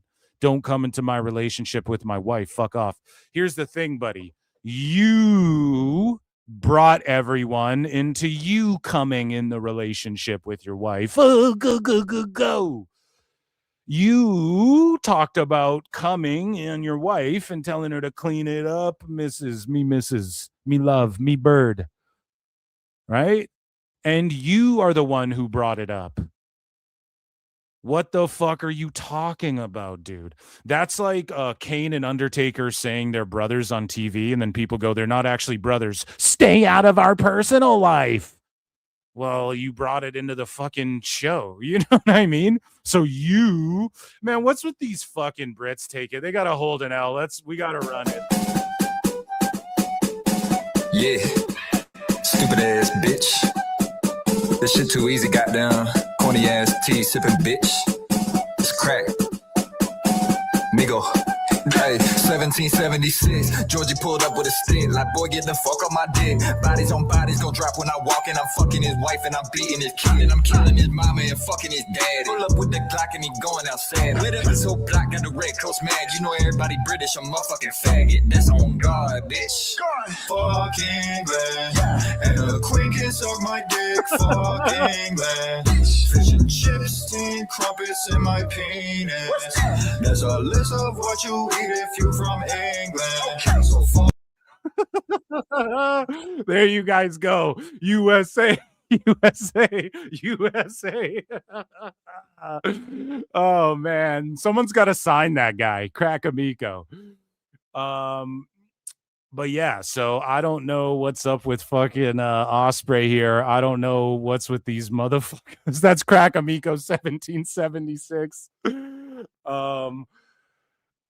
Yeah, dude, I don't know what's with these guys today. I don't know what's going on. Sign Crack Amico. Yeah, Paramount don't know shit, Ospreay. Okay, they don't know shit about what's going on in AEW. I'm willing to bet on that. So Dave then extrapolated it. Oh yeah, actually, let's finish this because I believe Dave Meltzer extrapolates this to mean, he goes, well, what's interesting is, okay, so this is what Dave had to say. Okay, so the one thing he said that nobody picked up on, I actually wanted to bring it up at the press conference, but it just, you guys like that crack or what? I mean, I had other questions that I had higher on my list, and there's only so many. When he's talking, he goes like, my boss was okay with it. WBD was okay with it. Okay, my wife was okay with it. You know who else he said was okay with it? He said Paramount was okay with it, Brian. Oh my God. We need flutes in the fucking chat. Where is the flutes? Fuck England. Tea and crumpets and my penis. It's like, okay, I was fascinated. He said that, because the way he said it, like, it's like he wasn't, this is Dave literally writing this. The way he said it, like, it's like he wasn't, you know what I mean? He's not saying to say, you know what I mean? It's like somehow he got a vote of confidence after the promo from Paramount, which tells me that they, in some form and way, are more following this product than maybe any of us thought. So in Dave's mind, instead of going, yo, you know what? Like, Ospreay's a dumbass and says a bunch of dumb shit, right? Which is what everybody's been pointing out. Instead of saying he had a Cuervo with him the whole time too. What Dave comes to the conclusion of is that Ospreay heard from Paramount somehow, and Tony Khan, like, they're keeping a close eye, and the boys there know this. And Tone is like courting them before the merger happens, and they're hyped on AEW. Why would he say that? Because he's a dumbass like you, Dave. I mean, I know they are, and you know they are too, but I just thought that there was like, when he said that to me, like, that was like the most, I'm not even adding likes, guys. Read it. Read it along with me. I mean, I know they are, and you know they are too. Look at all the commas here. Who put the commas here? Ringside News? And they're doing this to make fun of them too, because of all the pauses. Look at all these commas, bro. I mean, I know they are, and you know they are too, but I just thought that was like, when he said that to me, like, that was like, whoa! my God, ring it. Uh-oh, retard alert. Retard alert, class. That was like the most interesting thing there, because it was like, okay, this is a re. This is a re. This is a re. Uh-oh, retard alert. Retard alert, class. A re what? You know, it's like, this is not just, oh, we bought this company and oh, this thing comes along. You know what I mean? Like this thing's along and they don't even know what's going on. It's like, you know, for whatever this means, they know what's going on. Yeah, so they know that the ratings are bad and shit, and they don't care because they're not going to pick up the option. The show's going to be gone soon, and we're just trying to get WBD. Why would it mean anything more than that? Even if Paramount's like, yeah, we're cool with it, we don't even own you guys yet. There's still some fucking T's to cross and lowercase J's. Right? So Meltzer does say Ospreay seems like someone who doesn't filter stuff. Yeah, but he also seems like a liar too. He also lies, bro. People have seen it, right? With their own two eyes. Realize, Meltzer. Boom. And he says the one thing with Will is this is who he is. And when he says something, it's not like he's full politician. Yeah, he is, bro. He lies, bro. We've seen it on Chris Van Vliet. We've seen it in other interviews. He just like says a bunch of dumb shit. And he lies too about like the whole, I said I smashed me wife, bruv. I mean at Mario Kart. That's literally politicianing to, instead of just being like, yeah, I fucked her. She's my wife. I made sweet love to her and she fucking loved it. What are you, a virgin? You know? She didn't even stand on business. He went Mario Kart, bruv. Well, if they didn't have a problem with it, why the fuck did you have to say Mario Kart? That's like me saying in Minecraft. Because I can admit, YouTube got problems with shit. Yeah. You know? I had to click a thing saying I agree that to watch this video before I played 1776 because it's not, even though my fucking I'm of age, it's not suitable for everybody, right? So Zero Dark has been a member for 11 goddamn months. Oh my God.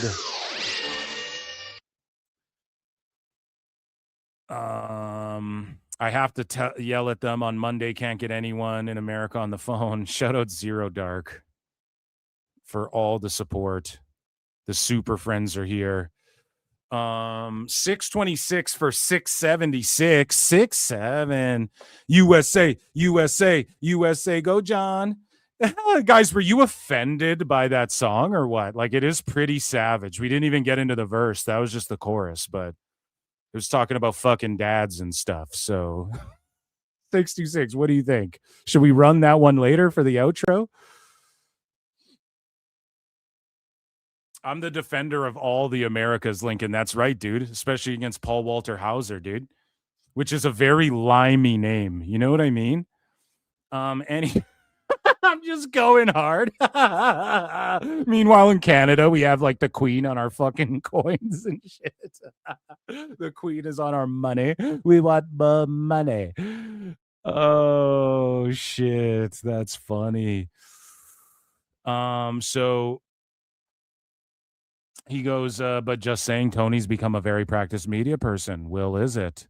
Will can be an outstanding media. Here's the problem with Ringside News. You're using AI to fucking translate this, or you're drunk. Hire me and I'll edit this shit for you. You know what I mean? Will, is it? Whoa. Whoa. Will can be, I'm trying to make that cash. Fucking hire me. Okay. I'll edit this shit. I'll listen to Dave and I'll write it. You don't have to fucking use AI. Will, is it? No, you mean Will isn't, but you're trying to translate Dave, but you used AI to do it. Will can be an outstanding media person, but it's so completely different. That is not him going through a filter, for a PR filter. That's just what he's thinking at the moment. Yeah, and he also tells lies and is stupid. So there you go. So we move along here. And speaking of Wrestling Observer newsletter, this is according to Brian Alvarez. Mark Briscoe is reportedly dealing with a legitimate injury. Not sure what the injury is, but Mark Briscoe's injury is legit. All the best to him.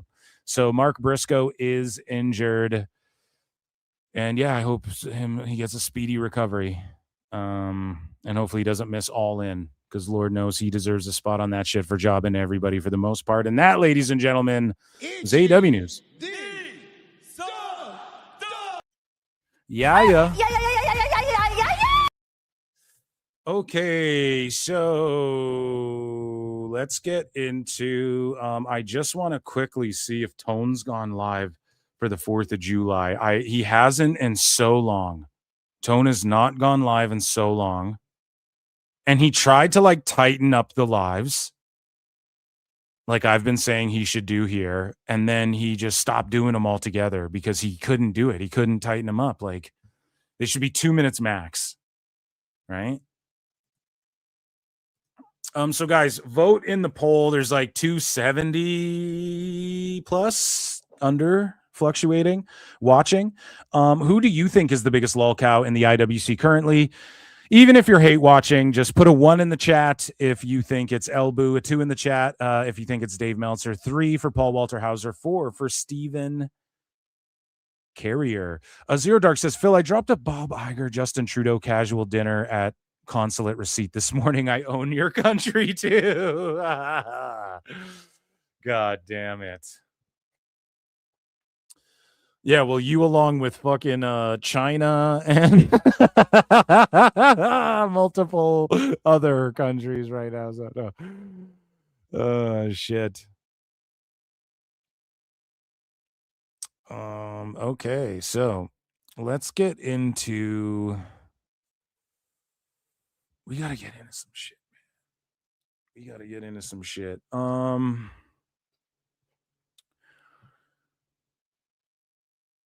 Oh man, what are we doing next?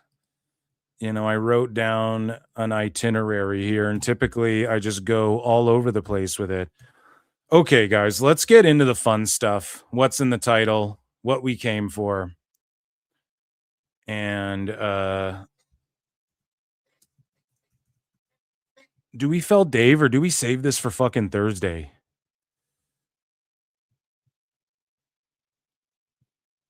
So there's this write-up. There's an article written up by LoPiccolo. I don't know if we read this today because there's so much we need to get to. It is bookmarked. We may get to it, okay? We may get to that. Read the article, do it. Let's check this out. Let's check it out. Maybe we'll do it.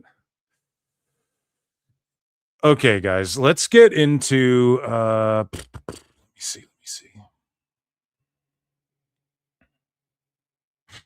The fucking picture's so funny.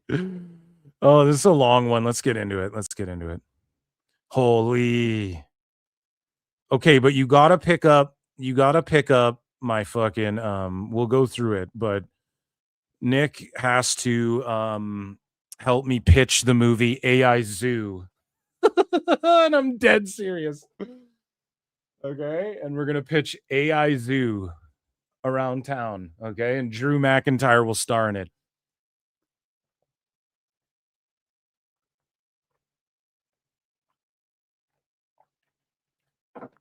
Okay, ladies and gentlemen, let's get flutes in the chat and let's get some goddamn support. Become a member for 99 cents. And become a patron. Patreon.com/ProWrestleTimes. Ladies and gentlemen, flutes in the motherfucking chat. This is impromptu Dave Meltzer dumb moment of this show. For, you know, the young superstar, you know, babyface, you know, that former heel thing. So Nick LoPiccolo dropped this article called "If Paramount Was Okay With It, Someone Needs to Explain What That Means." About gun jumping and murder law, and it's Dave hopscotching a gun. One of Crack Amico's guns. So he goes, a wrestling quote is now carrying more weight than it should. Will Ospreay. Oh, so this is directly what we were talking about. So perfect thing to do today. Will Ospreay, a top AEW star, recently got married, skipped his honeymoon to work AEW Dynamite on June 17, and made a joke about having sex with his wife on a wrestling show that aired on TNT and HBO Max. And it's like, bud, nobody jumped Will Ospreay. It was his wedding, and he never got his gun jumped, dude. He went and fucking wrestled like a mark. And then he talks about banging his wife, which he did not do scientifically, right, Lex? I don't know. Me neither. Wasn't there. There should be nothing remotely controversial about that. Grow up if you think there is. Everybody should be happy for the newlyweds, and yes, this is what healthy adults do. Congratulations to Mr. and Mrs. Ospreay. I hope you smash each other as much as you both want. What turned the story into something larger was not the joke. It was Ospreay later defending it by saying his boss, WBD, Paramount, and his wife didn't care, while Paramount's acquisition of WBD is still pending. Dave Meltzer and Garrett Gonzalez. Okay, so it's Garrett Gonzalez. GG is his last name. Now I know. The more you know. I don't know. Me neither, Lex. So GG then discussed with Paramount the Paramount reference on Wrestling Observer Radio, with Meltzer treating it as notable because it sounded to him like Ospreay may have gotten some kind of vote of confidence from Paramount. That's the part that matters, not the promo, not the online backlash, and not whether the joke landed. The business question is whether Paramount's name is being used loosely by AEW talent and wrestling media, or whether a pending buyer in a reported $110 billion merger was actually consulted, comforted, or treated as relevant to a seller-controlled programming asset before close. Now, do you see when like it's proper paragraphs, proper punctuation, just like intelligible shit? I can just read it, boom, boom, boom, boom. When it's Dave Meltzer and you're trying to read quotes from him or read his writing, it's like brain rot, bro. It's like Italian brain rot. It's so hard not to bumblefuck over it. It's so bad, man. For anyone landing on my page for the first time and wondering who I am, I spent 17 years as a senior agent at Paradigm, a major Hollywood talent agency, and I exited in January. I've ran multiple divisions at the agency, including film content finance. I created a sports division in 24. I was named the Hollywood Reporter's top 35 agents in sports less than 1 year ago. I also have 2 law degrees, a JD, I'm over here now, and an LLM in entertainment and media law. Jude Law. Do you know Jude Law, though, bro? No.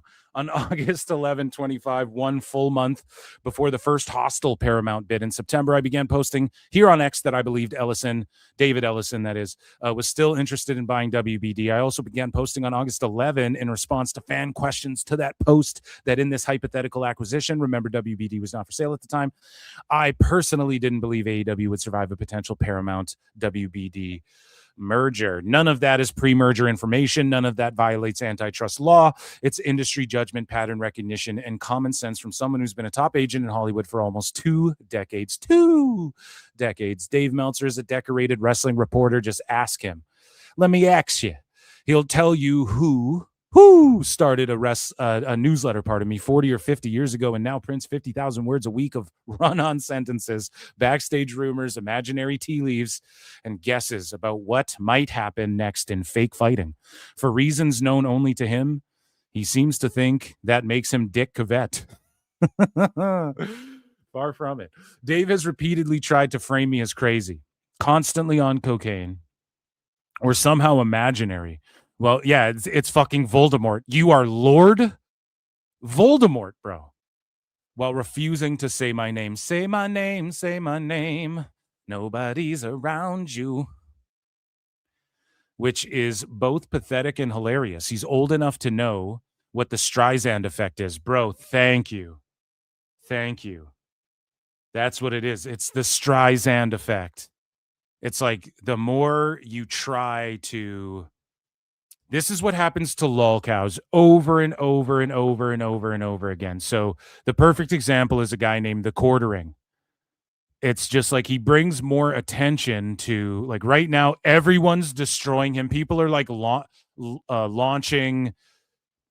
There's a guy named like Ron Flurgundy who parodies like Ron Burgundy, and he launched a YouTube career off of just making fun of fucking Jer, the Quarterling, right?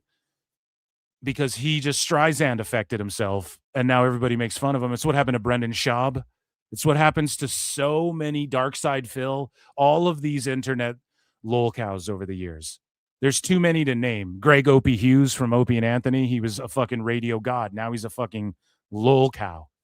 You know what I'm saying? Corey Feldman's one of them, even though I like Feldman, dude. Fucking Feldman rules, dude. He's in too many flicks I like growing up. But he was kind of a lol cow, though. But yeah, that's what spawned Phil Marks. You know, that's what spawned DMDMW. It's just like you can't, the internet is a thing, bro. We're gonna undo this 50 years of lies. So anyways, Nick LoPiccolo says, I consider those insinuations slanderous, and I don't take reputational attacks lightly. So I'm writing this on my cell phone at 30,000 feet. GLAM, we're flying first class up in the sky. Geez, Nick, the way you're fucking Dave here, you joined the Mile High Club. I'm up here now. Somewhere between Phoenix and Dallas, because the record should be clean, and I'm Petty Pendergrass, Tom Petty. My broader read on Paramount WBD hasn't changed since DOJ clearance. This has looked less like a broken deal and more like a large debt-financed media transaction grinding through the final regulatory checkpoints. The remaining process is increasingly about what regulators can extract before they let the deal go through, not whether the core transaction thesis has collapsed. DOJ clearance was the major U.S. federal antitrust event. DOJ said on June 12th that based on the evidence it received, the transaction wasn't likely to harm competition or American consumers in streaming video on demand, linear television, or theatrical film development, production, or distribution. Yeah, because if they did, just a side note, if they did, then like Netflix would have done more to hurt like the theatrical stuff, I think, even though they commit to like putting shit in theaters. And with Netflix, they will put shit in theaters. If it does really well on Netflix, they'll do like limited runs theatrically. But, you know, if it's between those two, like, and then the DOJ said this was good, then I don't know. Netflix would have been fucked. They'd have been dead in the water. Comparatively, you know. Anyways, DOJ, at least in my opinion, I don't know. DOJ also said its review involved more than 2 million documents from more than 80 custodians. Dave's gonna be a fucking custodian after this. After this, dude, holy shit, he's getting destroyed. That's serious clearance. It's also consistent with my June 14 read that the main U.S. federal antitrust block had come off the board, but it isn't global closing, and that's why this Paramount antitrust line is so strange. The deal is still in the final extraction phase with the UK, fuck England, EU foreign subsidy review, FCC sensitivity, state AG, politics, and delay economics all still live. In that posture, the last thing David Ellison, David Zaslav, Paramount, or WBD should want is a careless public suggestion that the pending buyer is already opining on a WBD-controlled asset before close. Even if the underlying issue is as unserious as an AEW promo, the process issue isn't unserious. And that's the thing. That's the thing, too. I think they're just saying shit. If Ellison comes out and is like, yeah, I smashed me wife too, bruv, ha ha ha, and he's laughing, and it's like, oh, yeah, then okay. But until that happens, like, they're just saying shit because Tone thinks they're buddy-buddy, but he doesn't have a good read on, like, people and his relationship with folk. You know what I'm saying? So gun jumping isn't a wrestling phrase, and it isn't a media phrase. It's an M&A process phrase in a live transaction. It means the buyer and seller must remain separate economic actors until closing, and the buyer can't begin exercising practical influence over the target before the law allows control to transfer. And so this is why Tone isn't saying shit, but privately saying shit to Garrett Gonzalez, and privately saying shit to Ospreay, and then Ospreay's a dumb fuck, and so he just talks shit and says stupid shit. Just like before they were on Fox, Tone was saying shit, and Swerve was drunk on a football field going, yeah, Tony lets us do whatever we want. We're going to be on Fox. And then you are not on Fox. And everybody clowned you, and you blocked me when I pointed that out on PWT. So the distinction matters because signing isn't closing. Shareholder approval isn't closing. A press release isn't closing. Even a major regulatory clearance isn't global closing. A merger agreement gives the buyer contractual rights, but it doesn't matter the buyer, the owner, or doesn't make, the buyer, the owner of the target's business before legal close. The seller keeps running the business until closing. So exactly what I pointed out before. You're like, Paramount doesn't even give a fuck. They probably don't know any of this was said. They probably don't even know what anybody's talking about. But Tone and them are like, huh, yeah, like, aren't we cool? Like, hey, I'm cool. They all said we're cool. And that's the thing. Like, they don't care because WBD's still in control of shit. They're trying to get the major deal done. Like, the bigger thing is just acquiring WB. Once that's done, then they're going to take a look at, with a fine-tooth comb, everything. And you're going to see layoffs, and you're going to see some new hires, and you're going to see some fucking bonuses get doled out, and you're going to see some fucking, you're going to see what happens with the DCU, and you're going to see what happens with AEW, and they're going to pay attention then, but they don't care what happened a year ago. They don't care about the spike bats in the back and the fucking, they don't care about Ospreay smashing me wife, bruv. They don't care about that because all of that is either they're going to revamp it or they're going to shelve it Diddy style, or they're just going to be like, we're done with this. So this is gone now. We're just going to get rid of this. So who cares? Well, they own 25. Here's the thing too. I firmly believe, and I don't know if anybody can confirm this nor deny this, through our sleuthing and Google research using AI, Brie Bella, right? There's a potential for WBD owning up to 25% of AEW without having to disclose it, depending on how, if it's filed under some shit where it's like, this doesn't make us money, we actually lose money on this or whatever. I think, right? That was my understanding. We broke this down before, and I brought this up a few times because the way Dave and some of these people talk about the ownership, well, it's allegedly 5% and shit like that. So it has to be more for them to even care. Oh, well, they own a piece of this thing. And they're like, Dave, it's 5% They'll just write that off to get rid of it. Like, it's just such a nothing if we're to believe you guys. But I almost believe it's fucking more. And Dave knows that. And some of these people know that. It has to be more. It's like 15 or something, 20. And they just do the paperwork so it doesn't have to be disclosed or something because Tone likes to keep everything private. I'm willing to, I don't know if that's too conspiratorial. I don't know if that's retarded and doesn't make sense. And someone can correct me on that. But I just think that why would that even be a talking point? Is that just desperation clasping at anything? Well, they own some of it. Yeah, but let's say it's the 5% that Thurston thinks it is, or the 10% or whatever. That's nothing. Why would that make them like reevaluate everything? They just be like, whatever, wipe my ass with that. It's got to be like 20%, and it just doesn't have to be public yet or something. It has to be more that WBD owns, is what I'm saying, that Paramount's inheriting, if they honestly think that they give a fuck about it. No? So let's move along here. Make the buyer the owner of the target. Okay. The seller keeps running the business until closing. The buyer can diligence the target, model the asset, evaluate risk, negotiate covenants, plan integration, and prepare for day one-ish. It can't become an approval layer over the target's ordinary course operations before it owns the company. So for instance, just another example in layman's terms, they can't just go, James Gunn, you're done. Supergirl's done. Not yet anyways, right? That's the discipline behind Hart, Scott, Rodino. I don't know what the fuck that means. For 26, the FTC set the minimum size of transaction threshold at 133.9 million, which gives a useful sense of scale. A reported 110 billion media acquisition isn't operating in some gray zone retail process. It's inside the highest sensitivity version of merger control. The point isn't that merger parties can't communicate. They communicate constantly, and they have to. The point is that communication can't become control. A buyer can diligence the target's programming portfolio, but it can't become the target's programming supervisor. It can evaluate reputational risk, but it can't become the target's PR department, standards department, talent relations department, advertiser risk committee,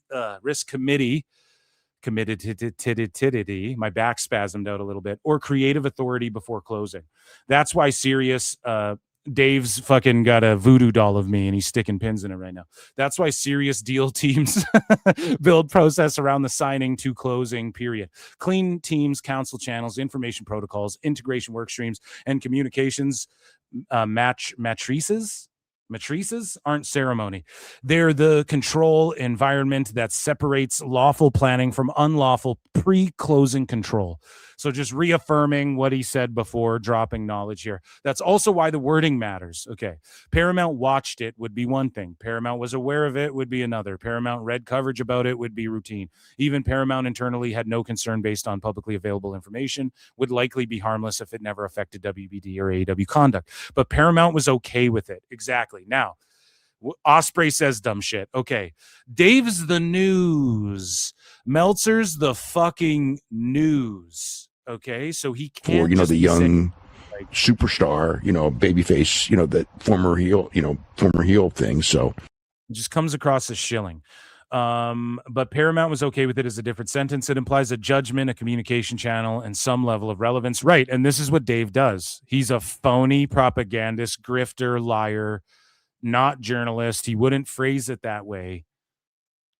You know, level of relevance to the people operating the asset. Maybe that implication is false. Maybe it's bad shorthand. Maybe Ospreay misunderstood something harmless. Maybe someone at AEW gave him comforting but baseless version of events. Those explanations are bad for AEW's credibility, but they're much better than the alternative. If the statement is true in any operationally meaningful way, the question becomes why a pending buyer's comfort level was communicated to, relied on by, or repeated inside a seller-controlled programming business before. They wish it was stellar before close. That's not a wrestling question. That's a merger control question. Gun jumping enforcement isn't theoretical. DOJ and FTC have repeatedly brought cases where the issue wasn't formal early closing, but practical pre-closing control, approval rights, information exchange, and ordinary course deference to the buyer. Computer Associates and Platinum Technology is the clean legacy example. DOJ said the parties agreed that Platinum would restrict customer discounts and other terms during the HSR waiting period. Computer Associates paid $638K in civil penalties and was barred from agreeing on prices, approving or rejecting customers' contracts, or exchanging prospective bid information with future merger partners, Qualcomm and Flareon. I choose you, Flareon. Torch, Meltzer Fett, Brian. Wah. Na, Brian. Na. Meltzer Fett. Flareon, use flamethrower. Oh shit. Meltzer. Oh my goodness. His closer to the phrase was okay with it. DOJ said Flareon had to seek Qualcomm's consent before. Qualcomm, go. Return Flareon. Qualcomm, you're up next. Sound like fucking Pokemon, dude. Consent before basic business activities, including new customer proposals, and that Flareon sought and followed Qualcomm's guidance on routine activities. The companies agreed to pay $1.8 billion in civil penalties. God damn, that's a good chunk of cheese. The pattern is what matters. The target asks, the buyer answers, and the target follows. That's practical deference. And that's how a buyer becomes operationally relevant before legal ownership transfers. Smithfield and Premium Standard Farms, Tegrity Farms. I don't have a joke. I was just makes the same point in another industry. DOJ said Smithfield exercised operational control over a significant segment of Premium Standards business before observing the HSR waiting period, and Premium Standards stopped exercising independent business judgment on HOG procurement contracts. The point wasn't HOG procurement, HOG, I'm assuming, because it's not in caps. The point was buyer approval over the seller's live business. In 25, XCL, EP Energy, and Verdun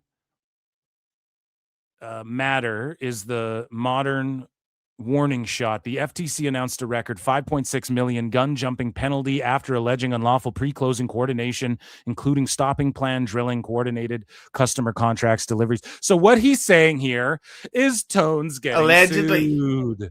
No, allegedly, he's going to jail now. There will be law and there will be order. Oh, fuck. So Let's continue along. The industry isn't the point. The doctrine travels. Whether the asset is oil, software, hog procurement, venue management, cable inventory, streaming sports rights, live programming, or wrestling content, the question is the same. Did the target remain independent until closing? That's why Paramount WBD is the wrong environment for loose buyer approval language. This isn't a small private deal. It's a reported $110 billion media consolidation still moving through multiple regulatory, political, and public interest channels. Europe is now a commitments track. Reuters reported that Paramount offered remedies to address European Commission concerns, with the Commission extending its deadline from July 7 to the 22nd to evaluate the proposal. Reuters, whatever, also reported that the remedy may involve dissolving Paramount's film distribution joint venture with Universal, which had drawn criticism from European cinema operators. Reuters. We'll go with Reuters. Tomato. Go. It's still a cannoli. That isn't a broken deal posture. That's what the final extraction phase looks like. The Commission gets a remedy, creates a record, shows it forced a concession, and still has a path to clear the transaction. Holy fuck. Almost 300 watching. Let's get some goddamn support. Run those likes up. Retweet this fucking stream. Super chat in. Become a member. Gift a membership. Check out Patreon. It's pinned in the comments on YouTube. YouTube.com/@ProWrestleClips. The EU foreign subsidies regulation track remains separate. Reuters reported that the deal is under EU subsidy scrutiny because of sovereign wealth fund backing from Saudi Arabia, Abu Dhabi, and Qatar, with a July 14 deadline for the Commission to approve the transaction or open a deeper 90-day review. 90-Day Fiancé? Do a reality show where the fucking Saudis and the Commission, it's like fucking 90-Day Fiancé.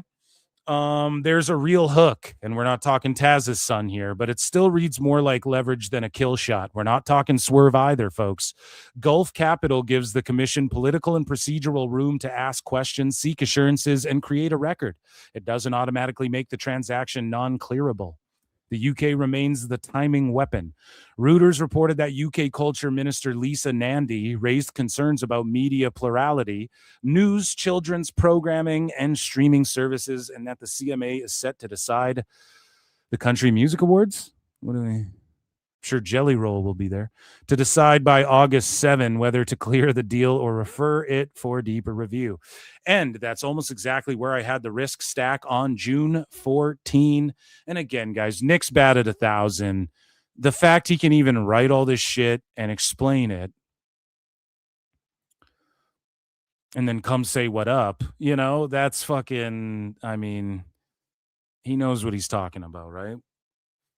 The UK CMA, okay, sorry, and that's almost exactly, right. The UK CMA is the hammer, the Van Hammer, Brian, because phase 2 is the delay mechanism. Paramount's incentive is to solve this at phase 1 of the MCU, the best phase of the MCU. With commitments around UK news, children's content, investment, theatrical output, licensing, distribution access, and whatever else the UK government say it, extracted value without blowing up the transaction. Reuters' July 2 analysis moved in that same direction. It described the UK review as potentially aimed at commitments rather than a veto, and noted the delay itself gives the government leverage because of the ticking fee. Look out for those tickings, especially there in Connecticut. Make you allergic to meat and shit now. Ticking fee after September 30. Because of the ticking fee, like ticking down, like tickety China, the Chinese chicken. The point that matters here, this isn't a transaction where every new regulatory headline means the deal is dying. It's a transaction where every remaining regulator knows Paramount has every incentive to close quickly once the final approvals line up. The financial risk isn't theoretical. In this deal, the larger cost is delay, because Reuters reported that Paramount agreed to pay WBD shareholders 0.25 per share quarter per share quarterly ticking fee if the transaction remains unfinished after September 30, which could total about $650 million per quarter. Holy fuck, man. I'll take one of those, please. Hey, can I have one? Can it be $649? You give me one? and I'll go away? No, that's the real cost stack. If a pre-closing conduct question gets taken seriously, HSR penalties, potential injunctive relief, compliance monitors, antitrust training obligations, document production, supplemental regulator questions, state AG leverage, UK commitments, EU remedy leverage, shareholder litigation, oxygen, corrective disclosure risk, board level review, and delay. The states are also still part of the noise stack. Reuters has reported that legal challenges may arise from several U.S. states, including California, NY, even after DOJ clearance. My view on that hasn't changed either. Yeah, it's always California and New York fucking everything up for everyone else. No, I'm joking. But like, they're the hubs of entertainment. So that's where you get, they're really going to be like, oh, but the theater. But what about the theater? My view on that hasn't really changed either. DOJ clearance weakened the state AG position on pure deal kill leverage, because California or New York would have to argue that federal antitrust reviewers missed something material after a full review. But a sloppy pre-closing conduct issue would be a gift to any state AG looking for a hook. And again, we're not talking about Taz's son. Holy fuck, we're still going, guys. We're still going. That's why the AEW fact pattern is absurd if true. AEW isn't important enough to justify this kind of risk. AEW isn't driving the deal. AEW isn't the strategic rationale. Guys, now we're on to the AEW stuff. Let's fucking go. Master need to obliterate. Get hype. It's the good stuff. AEW isn't driving the deal. AEW isn't the strategic rationale for Paramount buying Warner Bros. Discovery. AEW isn't HBO, Max, Warner Bros. DC, the studio, library, theatrical infrastructure, news, sports infrastructure, international scale, streaming consolidation, or the core media balance sheet thesis. Tiffany Amber thesis. No. I had the biggest crush on her, dude. Saved by the Bell. That was the best show. AEW is inherited programming inventory inside a much larger Thiessen. I know, I'm making jokes over here. Much larger company, that's all. In a transaction of this size, inherited assets get reviewed, triaged, renegotiated, renewed, sold, wound down, or ignored. Oh, reviewed, and then renewed. Being inside WBD doesn't make AEW strategic to Paramount. Being inherited isn't the same thing as being wanted. CWCW, which you didn't say, Nick. I'm adding that, but CWCW. Now bringing in the wrestling facts because they matter only after the M&A framework is clear. Boom. Ospreay isn't the problem. I repeat, Ospreay did nothing wrong. He's talent. Ospreay didn't structure the merge. So we're on the same page. You see that, Nick? We're on the same fucking page, buddy. AI Zoo. Coming to a theater near you, okay? We're going to Oh, my God. Never mind. Ospreay didn't structure the merger, draft the clean team protocol, run HSR, manage CMA submissions, negotiate EU remedies, or advise Paramount or WB. D. WB. The reported transcript has Ospreay saying, my boss didn't care, Warner Bros. Didn't care, Paramount didn't care, my wife didn't care, me wife, bruv. That's the sentence. That's the whole problem. If Ospreay misunderstood, AEW has a talent communications problem. If he made it up because he's a wrestler and a worker, that is why they do the work for you. Or they do. That is what they do. They work you. Oh, work you. Okay. Missing a K. You're Meltzer now. No. This whole thing. One letter gone. Dave wishes. You can't go a sentence in Dave without fucking 10 million fucking typos and extra spaces and shit. AEW has a talent communication problem. If Tony Khan or someone else at AEW fed him that line, AEW has a bigger credibility problem. That's what it is. He didn't even feed it to him, Nick. He just overheard, like, Tone's just like bragging. He was bragging to Garrett in a private fucking office. Like, and Garrett was marking out because he's like, I'm such a fan of Larry Ellison. And so it was cool to meet Tone, who like knows David Ellison. That's literally what Garrett was marking out over. And it's like, all right, man, clearly Tone's just talking a bunch of shit and he's super confident, but just look at the way he hugged Okada and shit. Like, he doesn't know. He doesn't have a good gauge on like who's really his friends and shit. AEW is a talent communications problem. If Tony Khan or someone else at AEW fed him that line, AEW has a bigger credibility problem. The question becomes who that person spoke to, whether WBD said anything, and whether anyone at Paramount actually communicated anything. The worst version is obvious. If Ospreay actually heard from Paramount directly or indirectly about an AEW matter while the $110 billion WBD transaction remains pending, this is no longer a wrestling story. It's a pre-closing conduct story. Again, that's not because Ospreay did anything wrong. It's because talent shouldn't be the public endpoint of a pending buyer's supposed comfort level about a target-controlled programming asset. If Paramount was actually consulted, someone has to explain who was consulted, who received the answer, who passed it to AEW, and who allowed it to reach talent. This is where Dave Meltzer and Garrett Gonzalez make the situation worse, not better. Snaps. We're doing the baddies fucking finger clap. Everybody, baddie finger clap. If you a bad bitch, do the finger clap, right? Because Nick's cooking here. And this is, thank God he's saying it. It's not just me. People are like, oh, this weirdo fucking A-Logs Dave Meltzer. But here's like a real Hollywood guy just felting him right here in real time. They make the situation worse, not better. Absolutely. We covered this. And I gave my rant on this on Dave Meltzer Dumb Moment of the Week, live every Thursday on YouTube. Meltzer first zeroed in on the Paramount reference. You know who else he said was okay? So here, we'll do this in Dave. You know who else said? He was okay with it? Said Paramount was okay with that, Brian. Then he went further, saying it sounded like Ospreay had somehow gotten a vote of confidence after the promo from Paramount. Exactly. And Dave got a private meeting, was there, dude. He was there sitting front row at the press conference. He probably was chewing gum, took it out of his mouth, and then gave it to Tone that he used the gum. Okay? I'm not a shark, I'm a man. For 5 says, just got off the lake, high as a Georgia pine. Heard you like to crank to Tiffany Amber thesis in. Love you for that, man. Yeah, no comments. How about no comment? Shout you out, Tenta. You take it easy, man. Be careful coming down. You know what I'm saying? Happy 4th, dude. That isn't reporting. That's inference dressed up as access.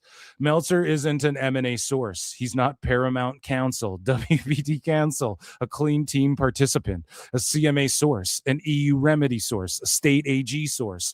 What? An SEC source. What? Or a DOJ source. Yeah, he's not inside David Ellison's legal process, David Zaslav's board process, Paramount's integration planning, or WBD's seller side operating protocols. This isn't his lane. This isn't even close to his lane. If Meltzer is merely speculating that Ospreay sounded confident, he should say that. If he's implying Paramount gave Ospreay, AEW, Tony Khan, WBD, or anyone else actual comfort, then he's making a much more serious factual suggestion than he appears to understand. That's the problem with wrestling media pretending to be real journalists or pretending they know anything about these situations. Streamers, the execs, or the sports rights landscape. They don't understand the difference between a buyer watching an asset and a buyer approving.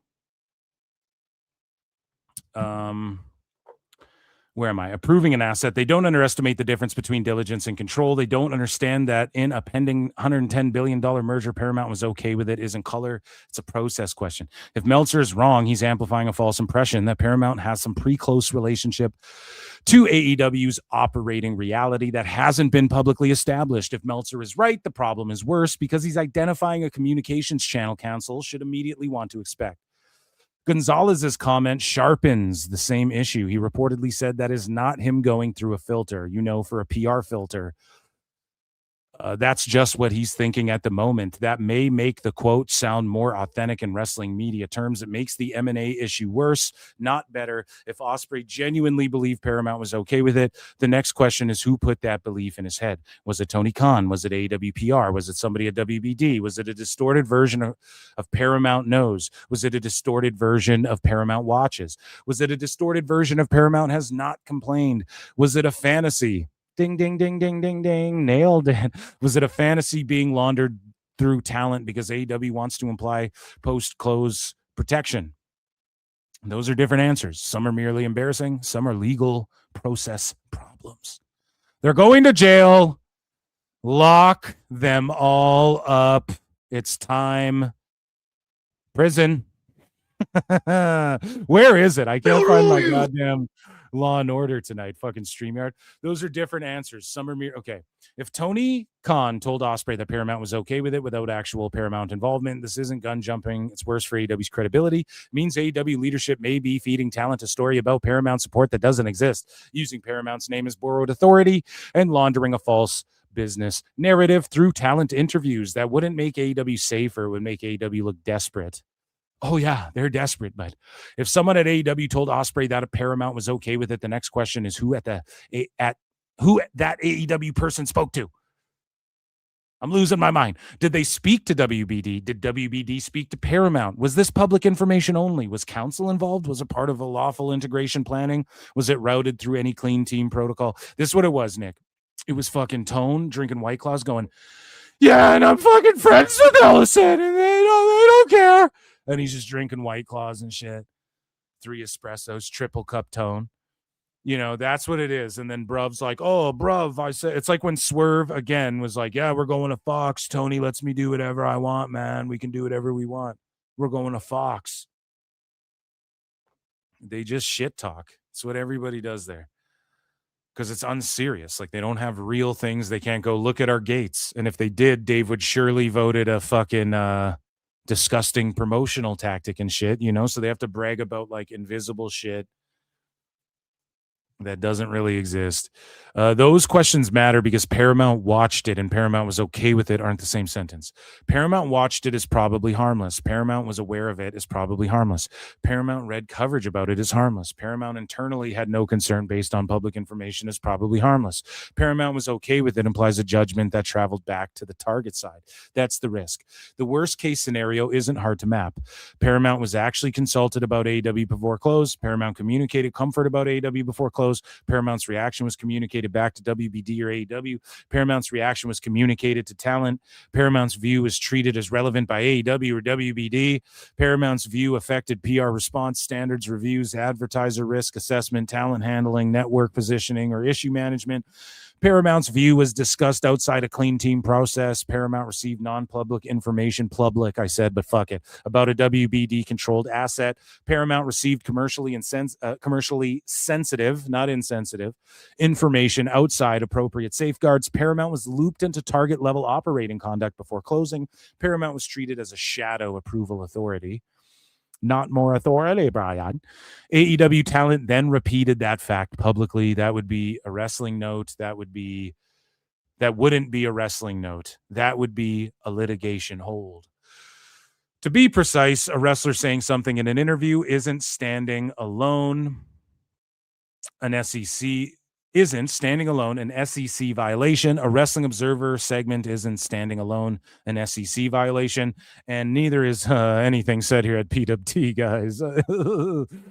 A third-party media inference doesn't magically create an HSR violation by itself, but if the underlying fact is true, the issue changes. If the parties as public company record says the buyer and seller remain independent before closing while the operating reality shows the pending buyer already influencing target assets, that can create securities disclosure controls, governance, misstatement, and who knew what when questions. That's the SEC overlay, not because this is the same thing as securities offering gun jumping. It isn't. The point is that public company communications and internal controls matter. In a live $110 billion transaction, the regulator, Warren G., question set is obvious. For California love, for California Attorney General Rob Bonta's office, for the CMA. So you're breaking down each fucking, like how they'd felt them or what? Do we go through this? So did any Paramount employee, officer, law consultant, integration lead, or advisor communicate with WBD, AEW, Tony Khan, or AEW representatives about the Ospreay promo? Did Paramount express any view on AEW talent conduct, advertiser risk, standards risk, or PR response? Did WBD or AEW treat that view as relevant? Did Paramount receive any non-public information about AEW program? I mean, this is all shit these motherfuckers at the press conference should be asking Tone and shit, but they don't because they're fucking hacks. I need a drink.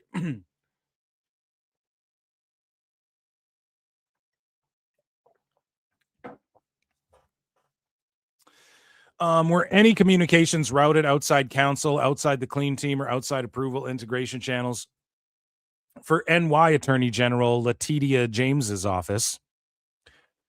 Same things. Did anyone use Paramount's name to imply post-close support for AEW that hadn't been authorized? For the CMA, are the parties preserving independent decision-making while the UK review remains open? Has Paramount exercised or been asked to exercise any influence over WBD programming standards, advertiser, or content response decisions? Has any UK-relevant content, news, children's programming, streaming, or live program strategy been affected by pre-closing coordination? For the European Commission, did the parties maintain separation during EU remedy review? Did any pre-closing communication involve competitively sensitive information? Did any buyer side communication influence target conduct before the Commission completed review? Did the parties' remedy submissions assume operational independence while any business unit conduct suggested otherwise? Paramount's Macon Del Rahim should be asking internally, who at Paramount, if anyone, knew about the promo? Did anyone at Paramount communicate with WBD? Does anyone know? So again, just repeating all of the things because he's just pointing out like all of these, you need to ask these goddamn questions. Was any such communication public information only? Was counsel involved? Was the communication authorized? WBD's Priya AR should be asking, did anyone at WBD communicate Paramount's supposed view to AEW? Did WBD or AEW just skimming through these act differently because of Paramount's supposed comfort? Did anyone approve talent, PR, media talking points referencing Paramount? Are there documents showing that WBD retained independent decision-making over AEW? AEW should be asking a simpler and uglier set of questions. Sorry, we got windows open here. Who told Ospreay Paramount didn't care? Did Tony Khan say it? Did AWPR say it? Did WBD say it? Did anyone from Paramount actually say it? Was the statement cleared? Was it based on fact, inference, or wish casting? Was Paramount's name used to make talent believe AEW had future protection? Was Meltzer fed the same theory? Did Observer amplify an invented business narrative? Yeah, that's what Dave does. That's what he fucking did. You know? 626 for 5 says 626 here to relieve Sauce of his mod powers. Thank you for your service. Now give me the mod power. He's 626. I have the power. Maybe it would get more over with me if that fucking movie was good, bud. But until then, I don't know about all of that. Lincoln Hawk for 5 says use the Zoo by the Scorpions as the theme song. 0.25% is mine now. America. Yeah, dude. AI Zoo coming to a theater near you, and possibly we'll use the Zoo by the Scorpions. Because again, scorpion, kind of like an animal, like a half bug, half animal. And then it's the Zoo, right? So it makes sense. And what we'll do is we'll get an AI rendition of the Zoo by the Scorpions. Okay. Okay, so let's go along here. We're in the home stretch here. I did this for you guys. Thank you for the support. Keep getting the support in. The preservation list isn't complicated. Preserve communications between Paramount, Skydance, WBD, AEW, Tony Khan, AWPR, talent relations, standards and practices, advertiser sales, network executives, integration personnel, outside cancel, internal legal, Dave Meltzer, Wrestling Observer personnel, and anyone who discussed Paramount's awareness, comfort, approval, reaction, or supposed view. Preserve emails, text, Slack messages, team messages, signal messages, WhatsApp. So just preserve all this shit. AEW, Ospreay's promo, TNT, TBS, or Max Baer, boom. Again, not because the quote proves misconduct. It doesn't. The point is that the quote creates the exact kind of question competent deal counsel would want answered internally before a regulator asks it externally. The legal stakeholders who might care are easy to identify. Paramount's chief legal officer got tagged. He would care if his company's name were being used to imply pre-closing approval over a WBD-controlled asset. All of these people would care, okay? The FTC and DOJ antitrust division would understand the gun-jumping doctrine immediately. So Nick's snitching right here. And he said, no, I'm joking, but he's laying it out for them, right? And they could just present this as the proof, I guess. So the DOJ would give a fuck. That's why Paramount was okay with it. Is such a bad line. If it's false, and the fact that like Tone and Dave speak on the phone, right? Tone and Dave speak on the phone. So that's why it's fucked up, because you could even point to that and go, well, these guys have private meetings and laugh about it and talk about you and fucking like Paramount and all of these things. So yeah, it's just not a good look. If it's false, AEW looks desperate. If it's planted, AEW looks worse. If it's misunderstood, AEW has a communications control problem. If it's true, the deal teams have a process problem. You know what I'm saying? So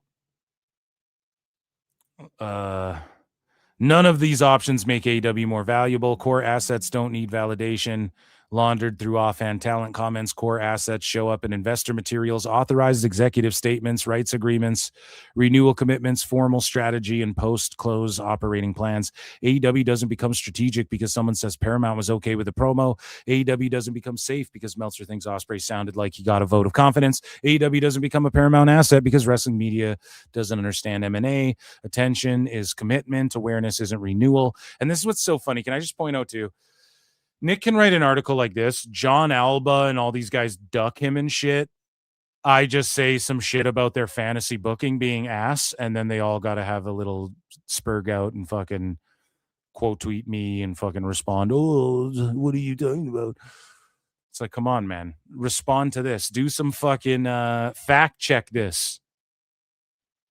Alba or one of you fucking guys, fact check this and do some real journalism. Like, don't you actually want to like do something compelling, you know, like read this and respond to this and get upset about this instead of your fantasy mark booking. A buyer watching an asset doesn't mean the buyer wants the asset. Buyers also diligence liabilities. Buyers diligence contracts they plan to exit. Buyers study assets that they may rationalize after close. Buyers pay attention to things they don't want. That's why the Paramount name drop is so weak as business validation and so dangerous as process evidence. It either means nothing or it means something very bad. There's no version where it proves AEW is protected. I don't believe Ospreay heard from Paramount. I don't believe Paramount was consulted. I don't believe WBD would permit it. I don't believe any serious lawyer would allow it. I don't believe AEW is remotely important enough to the Paramount WBD transaction for anyone competent to put the deal record at risk. I don't believe AEW is a deal driver, a strategic pillar, or a protected crown jewel. Nor do I believe AEW necessarily survives the merger if and when Paramount takes control. I've been consistent with everything I've ever said from the beginning, which is almost a full trip around the sun now. Might as well be walking on the sun. Paramount isn't picking up AEW because Ospreay said a sentence. Paramount isn't picking up AEW because Meltzer found the sentence interesting.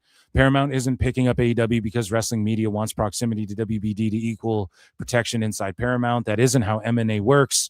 The clean analysis is simple. If Paramount wasn't involved in AEW talent and wrestling media or using Paramount's name without basis, if Paramount was involved, then this is no longer a wrestling story. This is the story of a girl who cried a river and drowned the whole world. This is the story of a flute player who cried Paramount and drowned A.W. Brian. This is no longer a wrestling story. It's $110 billion, blah. I'm fucking, and I'm spent, as Austin Powers would say. Merger control problem. Everybody's tagged. How you can help Venezuela. And he says, I do this for free. Dave and others charge $14.99 or $5.99 or whatever the number is. So help Venezuela. Or donate it to PWT Phil Marks. And here's his bibliography, I think is the right word, right? He drops sources and how you can help Venezuela and shit. And that, ladies and gentlemen, was Dave Meltzer's dumb moment of the show. My fucking God. What a long one where I need a Dave flute, just any Dave flute. What an absolute long segment. Baby, learn Meltzer Inferno. Here we go. Dave just got pelted. He got up. Fucking Nick owned him. Nick LoPiccolo went super Namekian on his ass, fused with Kami, and fucking just cannon blasted him. Holy shit. Oh my goodness. Yeah, so shout out Nick LoPiccolo and shout me out for reading that, I guess, too. I didn't know we were going to do that today, but that was fun. I actually really enjoyed that. And David Meltzer just got fucking smashed to oblivion, as it should be. Okay, guys, we have a couple other segments I want to get to for sure. For sure. And this next one involves Ringside News' Steve Carrier. Believe it or not. And there's like 300 watching. Shout you guys out. Patreon.com/ProWrestleTimes. If you're on X, just find the link. Consider checking out Patreon, okay? I do a bunch of fun shit over there.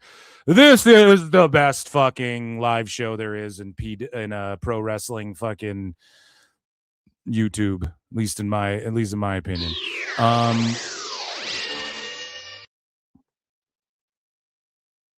So guys, before we get into that, joining the show, believe it or not, once again doing a run-in, Chris Jericho.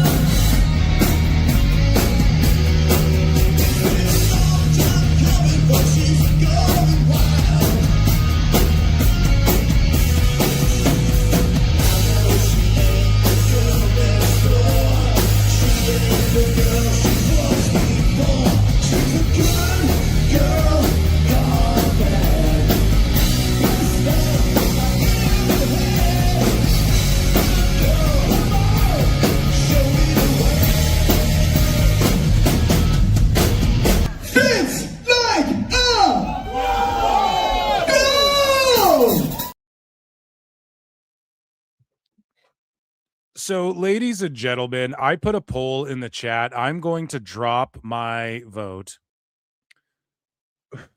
here. And I'm going to put a 2 in the chat because Dave is forever my biggest fool, okay? With that being said, we have a poll in the chat. Now, wherever you're watching this, the chat on Kick, the chat on YouTube, the chat on X, 1 for Ibou, 2 for Dave Meltzer, 3 for Paul Walter Hauser, 4 for Steve Carrier.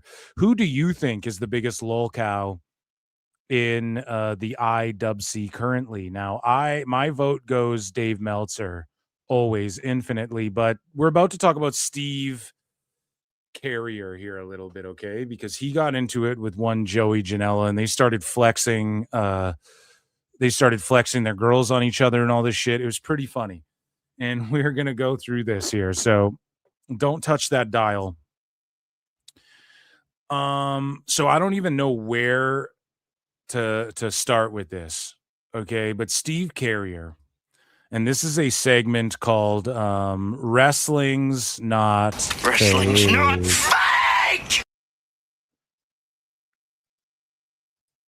So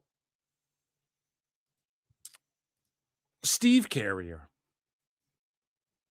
Okay. And one time Steve Carrier was like, oh, we need someone to write or so. This is like a few years ago. And I was like, I'll do it. But someone was like, really, Phil, you'd work for this? And I was like, yes, if he paid me and just shut the fuck up and didn't tell me what to do, yeah, I'd fucking work for him.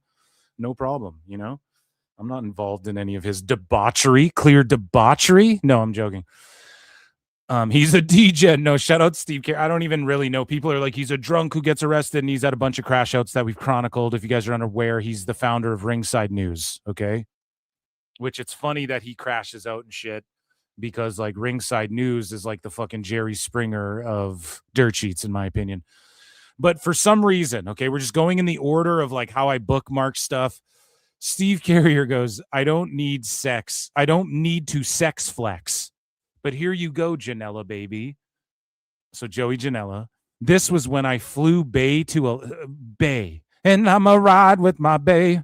I've been in the kitchen cooking pies with my bae. Yeah, this guy's fucking calling her bae. What is it, 2014? What are you talking about? Flew bae to, he misspelled pay. I'm joking. I don't mean to hate on your bitches. It's a comedy show, Steve. Okay, don't get all uppity. This is when I flew bae to Alaska, not from a rental either. What are you talking about the girl, or are you talking about the My name's Phil Marks. I'll be here all week, guys. Not from a rental either. You mean the jacuzzi or the tits? Go. You ever own anything like I own you? So he's like, I own you. And then here's his bae, right? And she's smoking a blunt in a hot tub in Alaska. And so this guy goes, rookie mistake screenshots. You didn't think this through, huh? And then this guy goes, what a terribly rolled blunt. You never rolled anything in your life. You tweet this from your dad's basement? Oh, God, your dad's basement? What's next? You're going to call him gay and challenge him to a fight? You fucking boomer? Oh, man. So he's responding to everybody who's just like hating on his chick, right? Or hating on him, actually, her bluntance. You can't really hate on her. She's all good. You're fine. I'm sorry you had to get involved in this, hon. But Joey Janela here goes, what the fuck? And he goes, bro typed 4 emojis because words weren't going to help. And then Jon Alba, who we're going to get into in a bit, goes, sincerely, from the bottom of my heart, what the hell is happening here? And then Joey Janela says he's drunk screen capping some girl's IG's photos that he's horny for and pretending he's banging her and flew her to Alaska. I was wrong. I'd admit that. And this guy goes, he flew her to Alaska, go to take the pictures, then had to go alone to a motel room while her and her BF used his home. Oh, no. I need someone to find out who this girl is. No, don't. Because even if he paid her, we got to stop scaring the hoes at PWT. We're putting a stop to scaring the hoes. You will be ticketed and fined, and we will investigate you if you guys scare these hoes. Okay, too many of them. Leave them alone. Okay, fucking stalking out Andrade Instagram hoes. Stop scaring them. Okay, leave her out of this. She has nothing to. Right? She's just there for the blunts and the jacuzzi. I'm assuming. No, I'm joking. So we move along here, and this guy goes, where's picture 2 and 3? He goes, you're thinking too hard. Weird ass energy. My photos are probably the closest you will ever come to a real female. And then he goes, here you go, loser.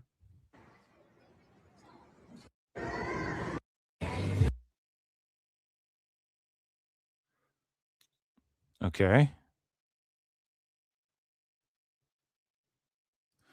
I mean, it's probably is. Well, I mean, I don't know. Jokes aside about it being his chick, like it could be his. Like it looks like it's his girlfriend, dude. So I don't know. Unless that's all AI. I mean, I don't even think that matters whether it's his girlfriend or not. It doesn't make it any less cringe, No, picture 2, 3. That's a video and 2 pictures that. Okay, I'm not even. What are we fucking? What do you care?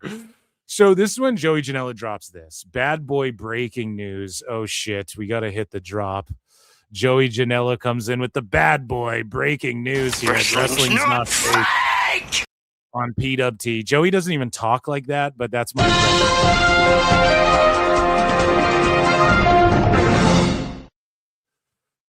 So he says, Bad Boy Breaking News has obtained exclusive body cam footage of Steve Carrier's sugar baby talking to police after a DV incident. YouTube. Here's a small snippet with some notable quotes. We're not in a relationship. He's my sugar daddy. A sugar daddy? A sugar cookie man? A sugar daddy? The car is in my name, sugar baby. Oh no. About my Did you get that on video? No, I got, they took pictures of the house, you're going to jail, and I'm going to kill you. That's what I got. Why did you attack me? Gotcha. Then you said you have it on video about him pushing you? Can I see that? So, okay, so I understand you guys are interested. If she shows you him pushing her... How did Joey Janela get this? Jesus Christ. Oh my God. And I don't know where this started. Like out of nowhere, Carrier... hey, that's the order I had it bookmarked in. That's what I saw first. I don't know. Am I missing something? I know that they've had beef in the past. But why did Carrier randomly just tag Janela in this post being like, look at my girl?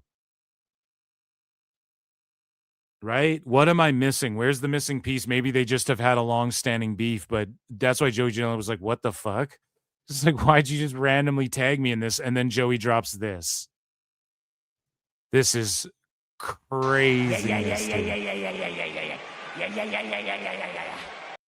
guys gonna pick up on that? No, because it's not. They're not in a relationship, right? No. Okay, they're in a no. relationship. He's my sugar daddy. Yeah. Oh no! Oh no! Oh no! Oh no!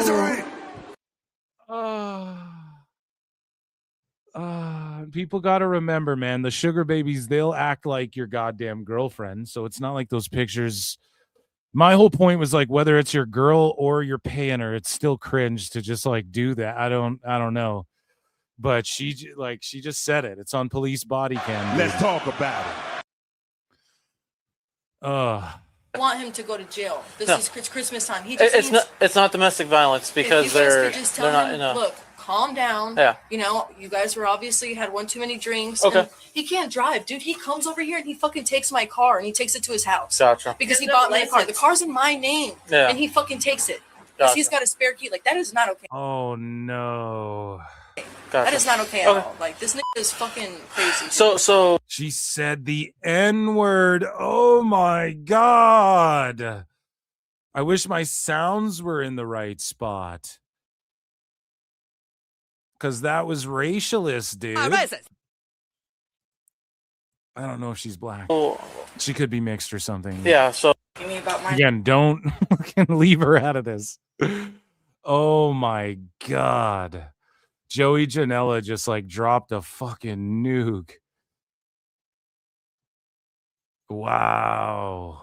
And all of that just to be like, no, dude, that's not your actual girlfriend. Like, you pay her and she's your girlfriend. Which, I mean, I guess is still girlfriend, I guess, on like a technicality or something, but oh man. That's a wild clip to post. I'm trying to gather my thoughts. My thoughts are the views expressed in this program are those of the of the guests, those of the segments, and not the host of the show. No. That's a crazy felt just like to destroy the pictures of like, we've gone skating together. And this is why it's even worse. It's because she's like trying to save his ass from the police there too. Do you know what I mean? She's trying to save his ass while also being like, and that's not my man type shit. So it's like extra worse because it's not like, well, she's just talking shit, like trying to get him locked up or something. She's like, can you just tell him to calm down? He's crazy and this N-word is crazy and we just want to go fucking go to bed and we just don't want him driving my shit around and he's not my man. So don't do a DV thing. We're fucking just, we're just dating. He's my sugar daddy or whatever the fuck. So it's like extra worse because, So Steve Carrier had this to say. Daily reminder that I own my house, my car, and Janela baby. Guy wakes up my car and Joey Janela. Guy wakes up every day and needs to remind someone. I've read so much today. It's too much reading. No. Needs to remind someone he fucks Megan Bain, but he doesn't do that every day. But he does fuck Megan Bain, which is like a massive W. What a pathetic little boy. He does it from a rental too. Well, maybe he's saving money that way. How do we bragging? Okay, so I can speak from my experience. Joey is a douchebag, but two wrongs don't make a right. Steve goes, bragging about who is fucks is low rent. But that's what you did, Steve. That's what Sure you thing, did. bro. Sure thing. But that's what you also did.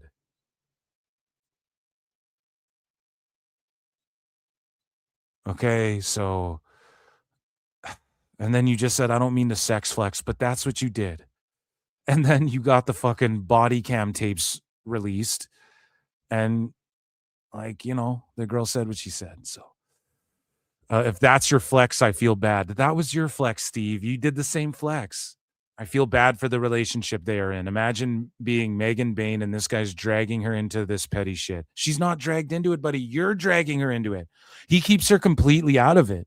He just, when people talk shit on him, and a lot of people, man, you see it almost every day. People are like, I can't believe Megan Bain fucks you and stuff like this. He doesn't drag her into the shit. He has a couple times, but more in like a joking manner. You're like tagging her in this shit. So you feel bad for him doing what you're doing. You wouldn't even tag her. You just say like Bane or whatever. Or any female he was with.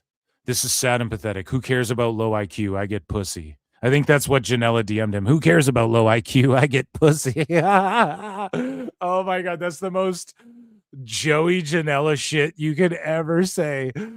626 for 2 sweets. A 626 returning to PWT greater than Punk returns in Chicago.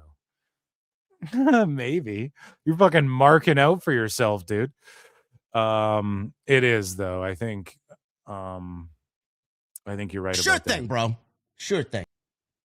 So we move along here.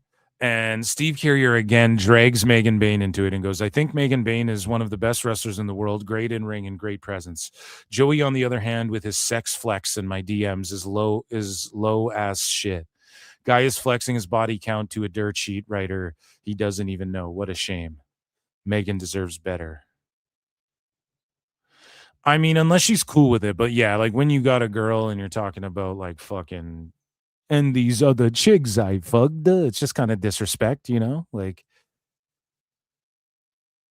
Steve Carrier goes, I own my house, my car, and Joey Janela. So Janela, you know, Joey just hit him with the fucking Mike Tyson left, kaboo, kablowy, and then it's done.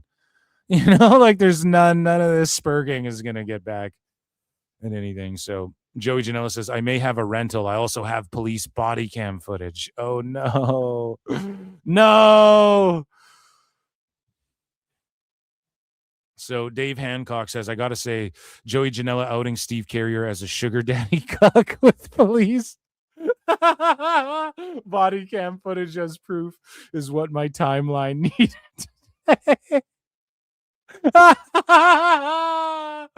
He's a cuck. Oh, my God. It's too funny. Oh, shit. So Joey says, got a lot more where that came from. Thank you to friends in higher places. Steve, I'd never mention my name again if I was you. Oh, shit.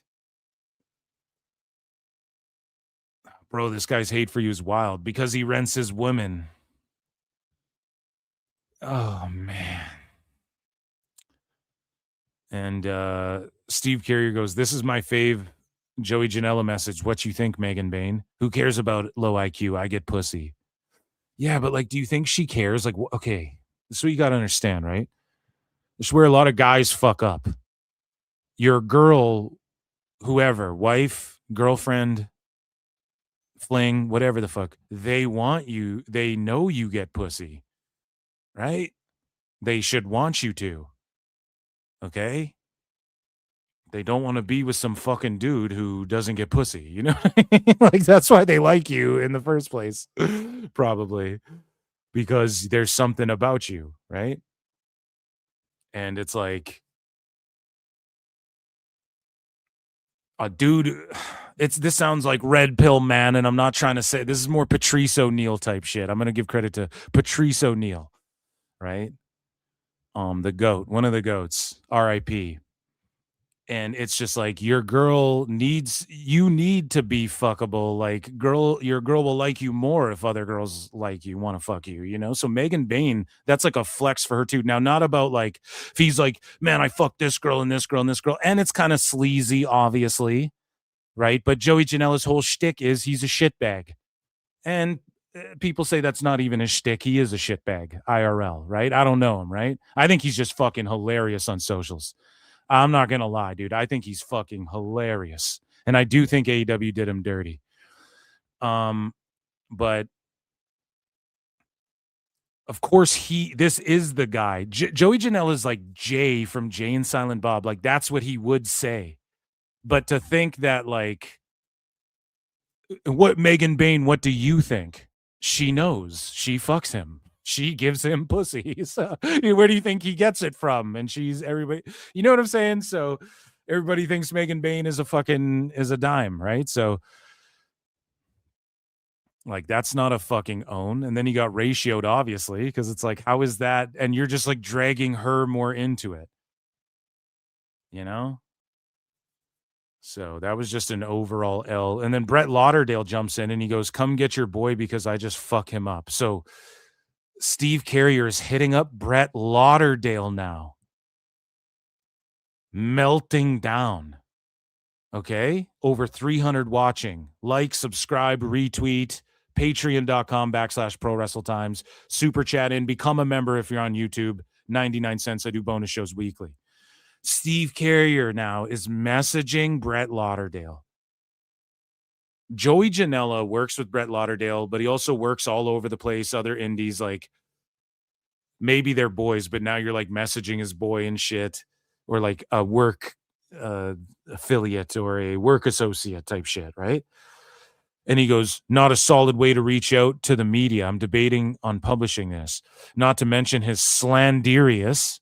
So slanderious is the evolved form of slanderous, folks. And that's where somebody slanders you, but it's super, super serious. Okay? That's where you get slanderious. Slanderious, I choose you. Use water gun on Quaycom. Oh, shit. Slanderious, return. I choose Flareon. Not to mention his slanderious tweet directed at my publication. This low IQ idiot. After he says slanderious. Hold on a second. That is not a word. No, it is not a word. Yeah, I was like, am I high? Like, what? That could not be a word. This low IQ idiot can't read to save his life. We printed word for word what he said. Come get your boy because I just fuck him up. Because I just fuck him up and break his back. Fuck Hulk Hogan. USA. Puh. Iran. #1. Wait until the rest of he turns into the fucking Iron Sheik. Iron Steve. Wait until the rest of DMs calm out, followed by my article, but it's by BUY. So it's like he's so drunk. Making so many fucking typos because he's so drunk, okay, that he's adding letters. Like most people, you mix up a letter, but you're adding letters to words by BUY my article. And he goes, stop quote tweeting our articles like a pussy. I picked the old logo on all our articles because it was the last time you were relevant. Whatever that means. I just want to see what people said. No one claims Steve Carrier. Brett, you need to stop with all this slanderous bullshit. Just going to leave this here as a reminder. Carrier is a grade A certified piece of shit. Okay, well, what is this? This is from 2022. What is this? This guy goes, hey, yo, fuck Steve Carrier and fuck anyone ringside news who agrees with his ideologies. Being drunk is not an excuse to make obliviously transphobic remarks. Oh, my God. Let's see. What is this? No, Coney, no, he does not care. That's why you know why Tony doesn't care? Because he actually let a fucking man win his fucking first women's title belt. What else you want to hear? Oh, man, that dude's loaded, allegedly, guy, in my opinion. He's fucking loaded. Oh my God. Oh, listen to that one more time. Whoa. No, he does not care. And he called him Coney, like the fucking hot dog or whatever. Why why Tony doesn't care? Because he actually let a fucking man win his fucking first women's title belt. What else you want to hear? What else you want here? Oh my God, dude. He's wasted, allegedly. So Steve Carrier then continues along and he goes, if you think of pulling up, oh my God, now we're going to pull up. It's literally the joke I said before. What's next? You're going to say you're gay and I want to fight you? Just the lol cow playbook. Steve Carrier now is like, if you thinking of pulling up,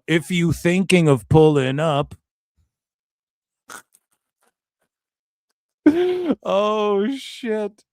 If you thinking of pulling up, you better have arms and not texting me from a rental section 8 like that pussy Janela, baby. I had a convo with him and all he did was talk about all the ass he gets. If your claim to life is fucking Megan Bain, you need help. Oh my God, Steve. I think fucking you need help, buddy. I still have my house, my car. Oh my God, man. Oh man. So Steve Carrier drops this. This is Joey. I own your ass, Janela. And so Joey Janela says, you fucking nut. Yeah. So this is the gray texter, Joey. The blue is Carrier. So Joey goes, you fucking nothing. Now Joey will do this. He'll start DMing people fucking 15 times in a row or whatever, trying to get at them and stuff. He's never spurged out on me. Here's the thing, though. I don't think I've ever really trashed Joey Janela. Like, am I the biggest fan of his shit? Have I made fun of like him lighting his boot on fire and shit? Yeah, it's funny. I remember we watched, I think, his interview with Chris Van Vliet or someone else, and I was like putting him over. I was like, dude, AEW really fucked him, it appears, in this. And I don't think I've ever like buried him. Like I kind of do the voice or whatever, but you got to point it out. Like people think he's a piece of shit. He's Jay from Jay and Silent Bob, like real. And I think he's from Jersey. So that's literally what he is. What do you expect? I think it's funny as fuck personally, but it is cringe when it's like, people are him and JD. We're going to like meet up and fight and shit. That's cringe. You guys are being cringe, but I've never really like buried him or anything, I think I more like laugh at most of the shit. So he's never flipped out. Friend of the show, JJ Alexander, I think got into it with Joey Janela not long ago. But he goes, you fuck nothing and jerk off to me. You want me to send you nudes? Oh my God. Like that's funny, dude. You jerk off to me? That's hilarious. To help you with that, send me some money. I'll send you some spicy pics, baby cakes.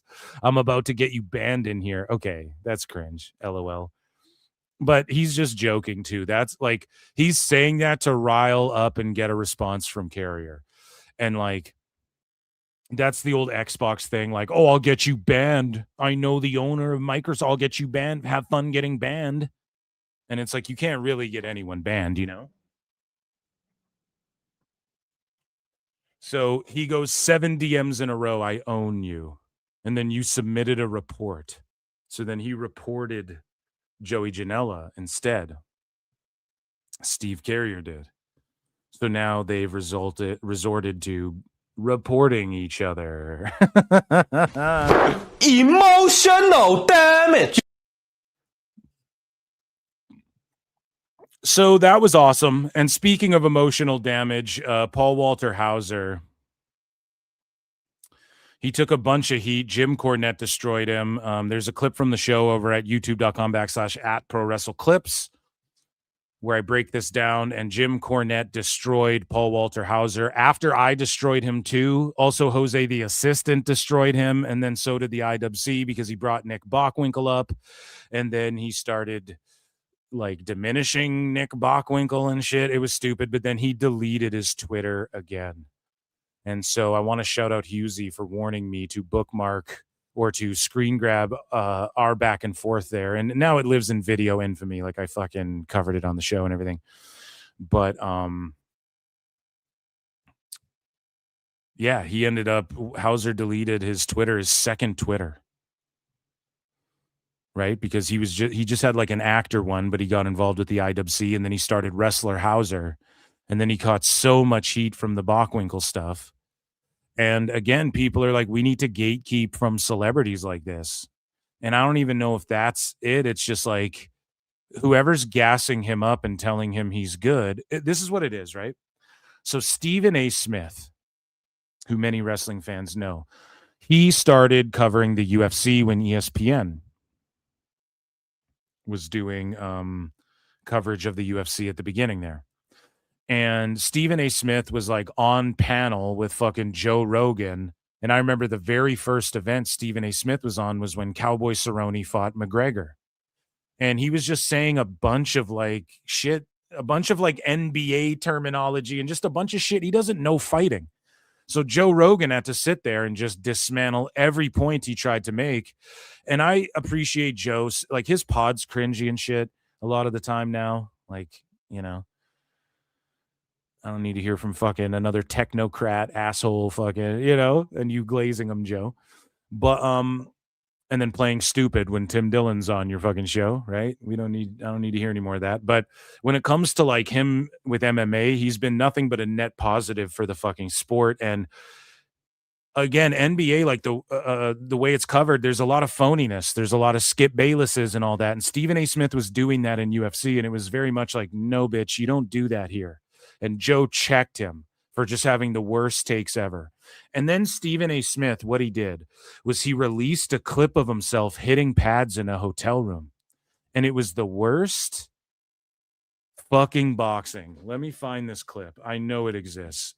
And Stephen A. Smith dropped a clip of him hitting pads in a hotel room. Right? And he's like, yeah, tell that to my boxing coach that I don't know what I'm talking about or some shit like that, right? And it was the worst shit I've ever seen. And all it is it's like, I can't find the clip, but it's just like people around you are telling you you're doing shit good when you're not. It's so embarrassing. You guys saw that video. This is years ago, right? But it's like, people are just gassing you up, bro. Like if your trainer's letting you hit pads like that, he is the shits and he's just telling you what you want to hear and you're not really learning anything. Right? And so, and a lot of celebrities get this. Okay. Some people accuse Wiz Khalifa of this. Like, dude, he hits pads so shitty, but nobody there is telling him that. Because they don't care. They're just getting paid to teach them basics and how to hit pads, which whatever. I say if you're hitting pads and taking any time to do that, that's better than not doing that, you know? But either way, I digress. Paul Walter Hauser, Stephen A. Smith. He fucking goes in MLW, has a shitty match, puts over the part where he does a little dog pant. Because in his mind, that's brilliant character work. It's a great record, right? It's brilliant character work. It's Shakespeare to him, but meanwhile, all the wrestling's shitty, and that matters more. If, okay, your character bullshit, no one cares if you also can't wrestle, and the dog pant thing is cheesy and shitty too, but you're dressed like fucking Hitman. I called him Slowkey, right? He's dressed like Loki with the fucking gun holster straps and all this shit. And you like don't know how to wrestle, but you're on MLW taking a spot from one of the boys, but you love wrestling. And like some of the guys in wrestling, like you've helped blow them up and you fucking brought actors around indie shit and stuff. And so I get why the boys like that. I get why they're like, holy fuck, this is so cool. Right. And this isn't an indictment on them, but they're going to become like yes men. It's sort of this day and age of like, well, it's always been that way, but people just bow down and fucking we're all supposed to just not call Tone out on his bullshit because he's a billionaire and gives everyone money. Like, no, I'm going to call it out. So Paul Walter Hauser falls into that category of Stephen A. Smith. Like you come into wrestling, you talk like you fucking know anything about it. Meanwhile, you can't do it and your takes are shit. And you're braggadocious about it and condescending to people who question your fucking wrestling judgment. And you're shitty to Roman Reigns. And you say Saudi Arabia fans, it's gross that they get fucking a WrestleMania. You know? It's just dickhead shit. And then he ends up just deleting his fucking Twitter because you can't go after Jim Cornette, dude. Like, he'll fucking felt you. And that, ladies and gentlemen, was a segment called Wrestling's Not Fake. Wrestling's not fake! And we will get into that other shit some other time. Let's get into... Are we still going long or what? There's over 300 watching tonight. It is America 250, the America 250 special show. I don't know how the fuck we have this many people watching, but god damn it, you all rule super hard. Okay, you guys go hard in the fucking paint. And so make sure you hit like, make sure you retweet this show or whatever if you're watching on X. Make sure you check out patreon.com/ProWrestleTimes. Shout out everybody for the super chats. Keep super chatting in. Become a member or gift a membership. That's a cool thing to do. I do member shows weekly, okay? And those are the plugs. And we have Kevin Pierpont's been a member for 14 months. It's been over a year. You are a naive, brainless, pathetic, idiotic, clueless, dumbass Mark. And the fact there's over 310. It's climbing, goddammit. We're going up on America 250. Oh, come on now, Eric. Shout out you guys. I know I have a round of applause somewhere, but don't matter. Okay? I'm going to reorganize this and hopefully StreamYard emails me back. So guys, I put a poll in the chat. No matter where you're watching the show, you just comment or go in the chat. Who do you think is the biggest lol cow in the IWC currently? 1 for Ibou, 2 for Dave Meltzer, 3 for Paul Walter Hauser, 4 for Steve Carrier. You know what? Steve Carrier's up there. I think he should get more fucking votes. You know? Like, that was pretty crazy. Right? And I think that's like the second or third crash out we've covered. He crashed out before PWT was even a thing. I think there's going to be more in the future. Okay? So I think Carrier should get some more votes. I voted Dave because he's always mine. So, guys, let's get into a segment called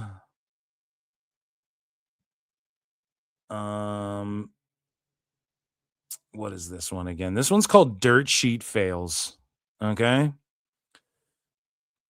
So, ladies and gentlemen, without further ado, it is time for Dirt Sheet Fails. Dirt Sheet Fails.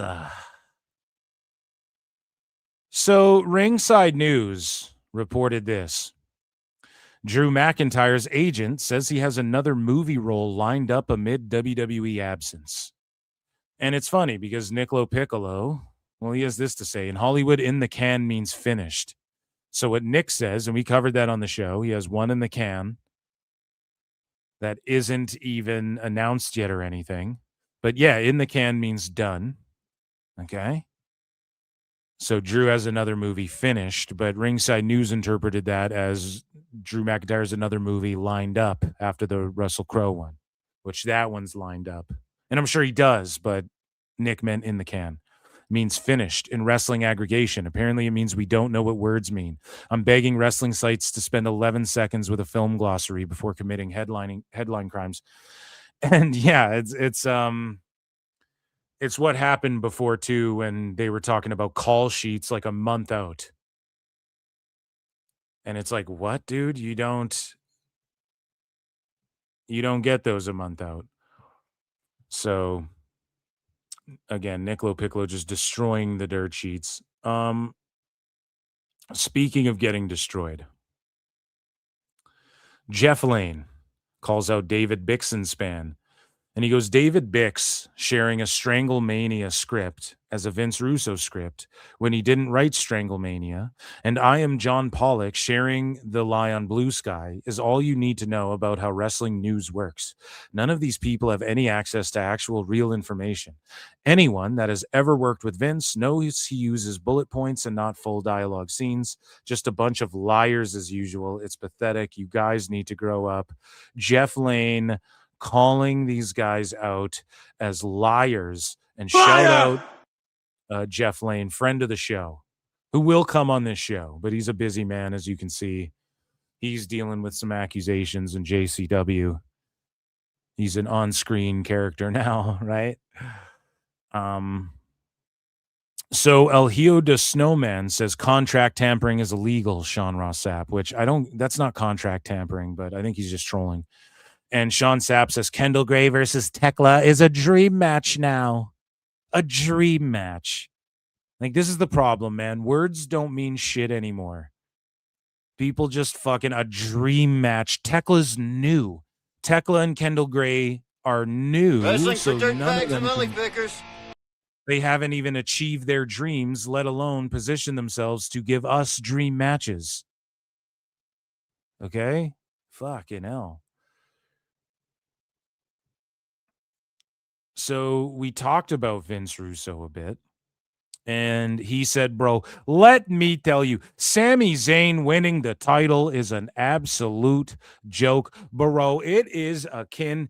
David Arquette is a better champion. And of course, Vince Russo is doing this and saying this. And shout out Vince Russo as well. He was reacting to PWT on his Patreon show.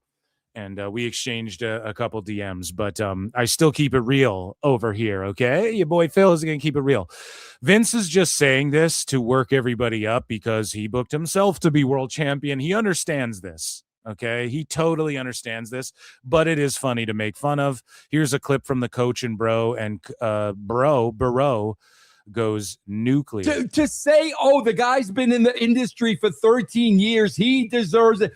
Bullshit, bro. Sami Zayn didn't win anything. You know how many guys have been in the business 13 years, 17 years, 20 years? That's the David Arquette story. He's like, yeah, I go backstage after I win the title and I go, man, I can't believe I won this. And I'm asking people, like, how many times did he's like, sitting across from me's Booker T, and I go, Book, how many times did you win this? Have you won the title? And he's like, I haven't won it yet. And Arquette knew in that moment. He was like, oh, this is fucked up. Even David Arquette, that Mark, bro. David Marquette, more like it. 25 years. Mr. Perfect and Scott Hall died without ever winning a WWE world title. And I swear to God, bro, when wrestlers sound like Marks, it's freaking embarrassing to me. Freaking embarrassing, bro. I invented the word Mark. David Marquette was less of a mark than Sammy Mark Zayn, bro. Embarrassing to me. Sammy earned what? What did he earn? He worked harder than all the other wrestlers you see out there working? Really? This to me is an absolute joke. It's not about business anymore, Coach, because here's what business is about. Okay. Here's what business is about. Getting as many eyeballs on your product for your partners that are paying you. That's what the business is all about. You're going to tell me when Triple H makes a decision like that and every other ass clown in the room, you're going to sit there and tell me that they've convinced themselves this is best for business and this is going to bring more viewers to the show. Is it that, or are we going to give Sammy a big golden star on his forehead because of how hard he's been The shape of an L on her forehead, bro. working the last 13 years? It's a joke, bro. Bro, remember when Little League coach turned into everybody got a participation trophy? Yes. That's what this is. That's exactly what this is. And it's a joke. And I got to tell you, bro, if I was ESPN, if I was USA, if I was a Netflix, I would be beside myself. And I would look at this company and say to them, you're supposed to be the greatest wrestling company in the entire world, and you really believe this is the best you can do. That's what I would be saying this morning. I don't know, man. Yeah, Vince Russo, just like, obviously I disagree with what he's saying based off the fact that he made himself world champion. But he knows him saying this is going to get everybody talking about it. So shout out the Coach and Bro Show, by the way.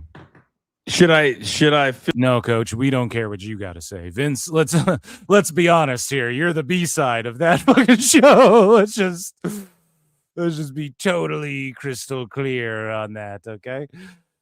So, speaking of the A side of things, your boy Phil Marks had a couple tweets that I licked off myself just about the dirt sheets, and I wrote this, and it got 5K views, 113 likes, not bad. And I wrote, the sheets are all mad because they're shills for AEW and WWE's developmental in the middle of a rebuild phase kicked Forbidden Door's ass. They're scrambling, trying to spoil every inch of WWE returns, staying quiet about Mick Foley's hypocrisy, and crying about how there's less hype on AEW as a whole than Kendall Gray as one person. Okay? So we move along here, and here's Phil Marks's other takes here. We got so much elbow, guys. I can't wait. So I wrote this, and it got 4.2K views and 111 likes. Pretty fucking good. Notice WWE news lately is just randomly made up bullshit nobody can prove, and then stuff that was supposed to happen. Meanwhile, AEW is zero hype right now, other than those same people making things up about WWE saying AEW is white hot. Think about that for a second. Right? It's never been more glaringly obvious because there's nothing like, oh my God, right now going on in either company. Okay? So let's move along here. And this is, again, this has to do with Conrad and 83 weeks and all of that.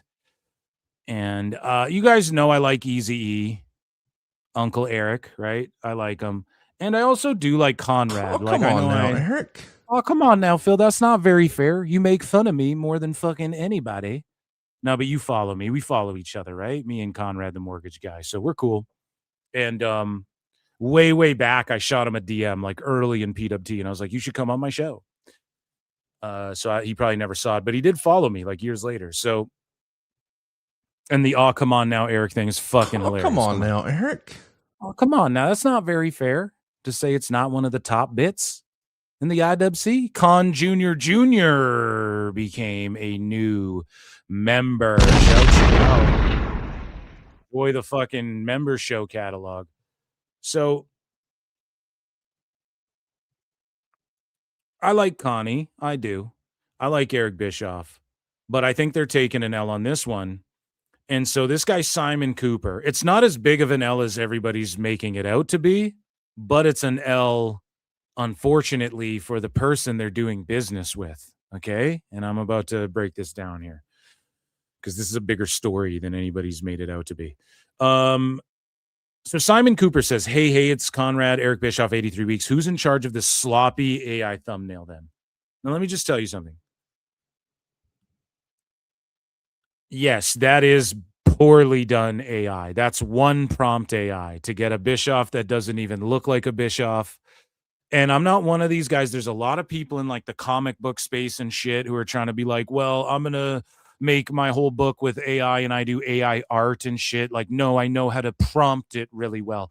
And that's true. If you know how to prompt AI and use it, yes, you can make like better, more realistic looking shit than the next person. Absolutely. Absolutely. But that's not like real fucking, it's not like real art. Like, I don't consider that art, even though it takes time to prompt and study and learn how to use AI. Like, you're using a web tool, bro. Like, it's not like you're painting anything. And this is some one prompt. Like, it's got the fucking standard, like, there's 2 fucking fonts you get from AI. There's 2. And they're just like Canva style fonts that AI picks up on, probably because everybody uses fucking Canva or whatever. And so this is like one prompt like that barely looks like Bischoff, you know. And yes, that's like lazy AI, if you want to call it that, if you're like an AI art snob or whatever. Now, I like AI, and I think it's funny when people make, I know a lot of people hate on this, and they're like, oh, come on now, Phil, that's not very fair. Haystack became a new member. Let's fucking go. Thanks for the support. Some people might be like, that's not very fair, but AI is like, people make funny songs with AI. Okay. People use it for thumbnails, image enhancing. That's fine. That's what it's used for. Like, think about YouTube. There's millions of people uploading billions of hours of content every day. Let's Google this. Let's ask AI, speaking of AI. How many hours of content is uploaded to YouTube every day? This is a commonly answered question. 720,000 hours of new content to YouTube every fucking day. And that's not counting Rumble and Patreon and fucking people's fucking private sites, whatever the fuck. You know what I mean? Yeah.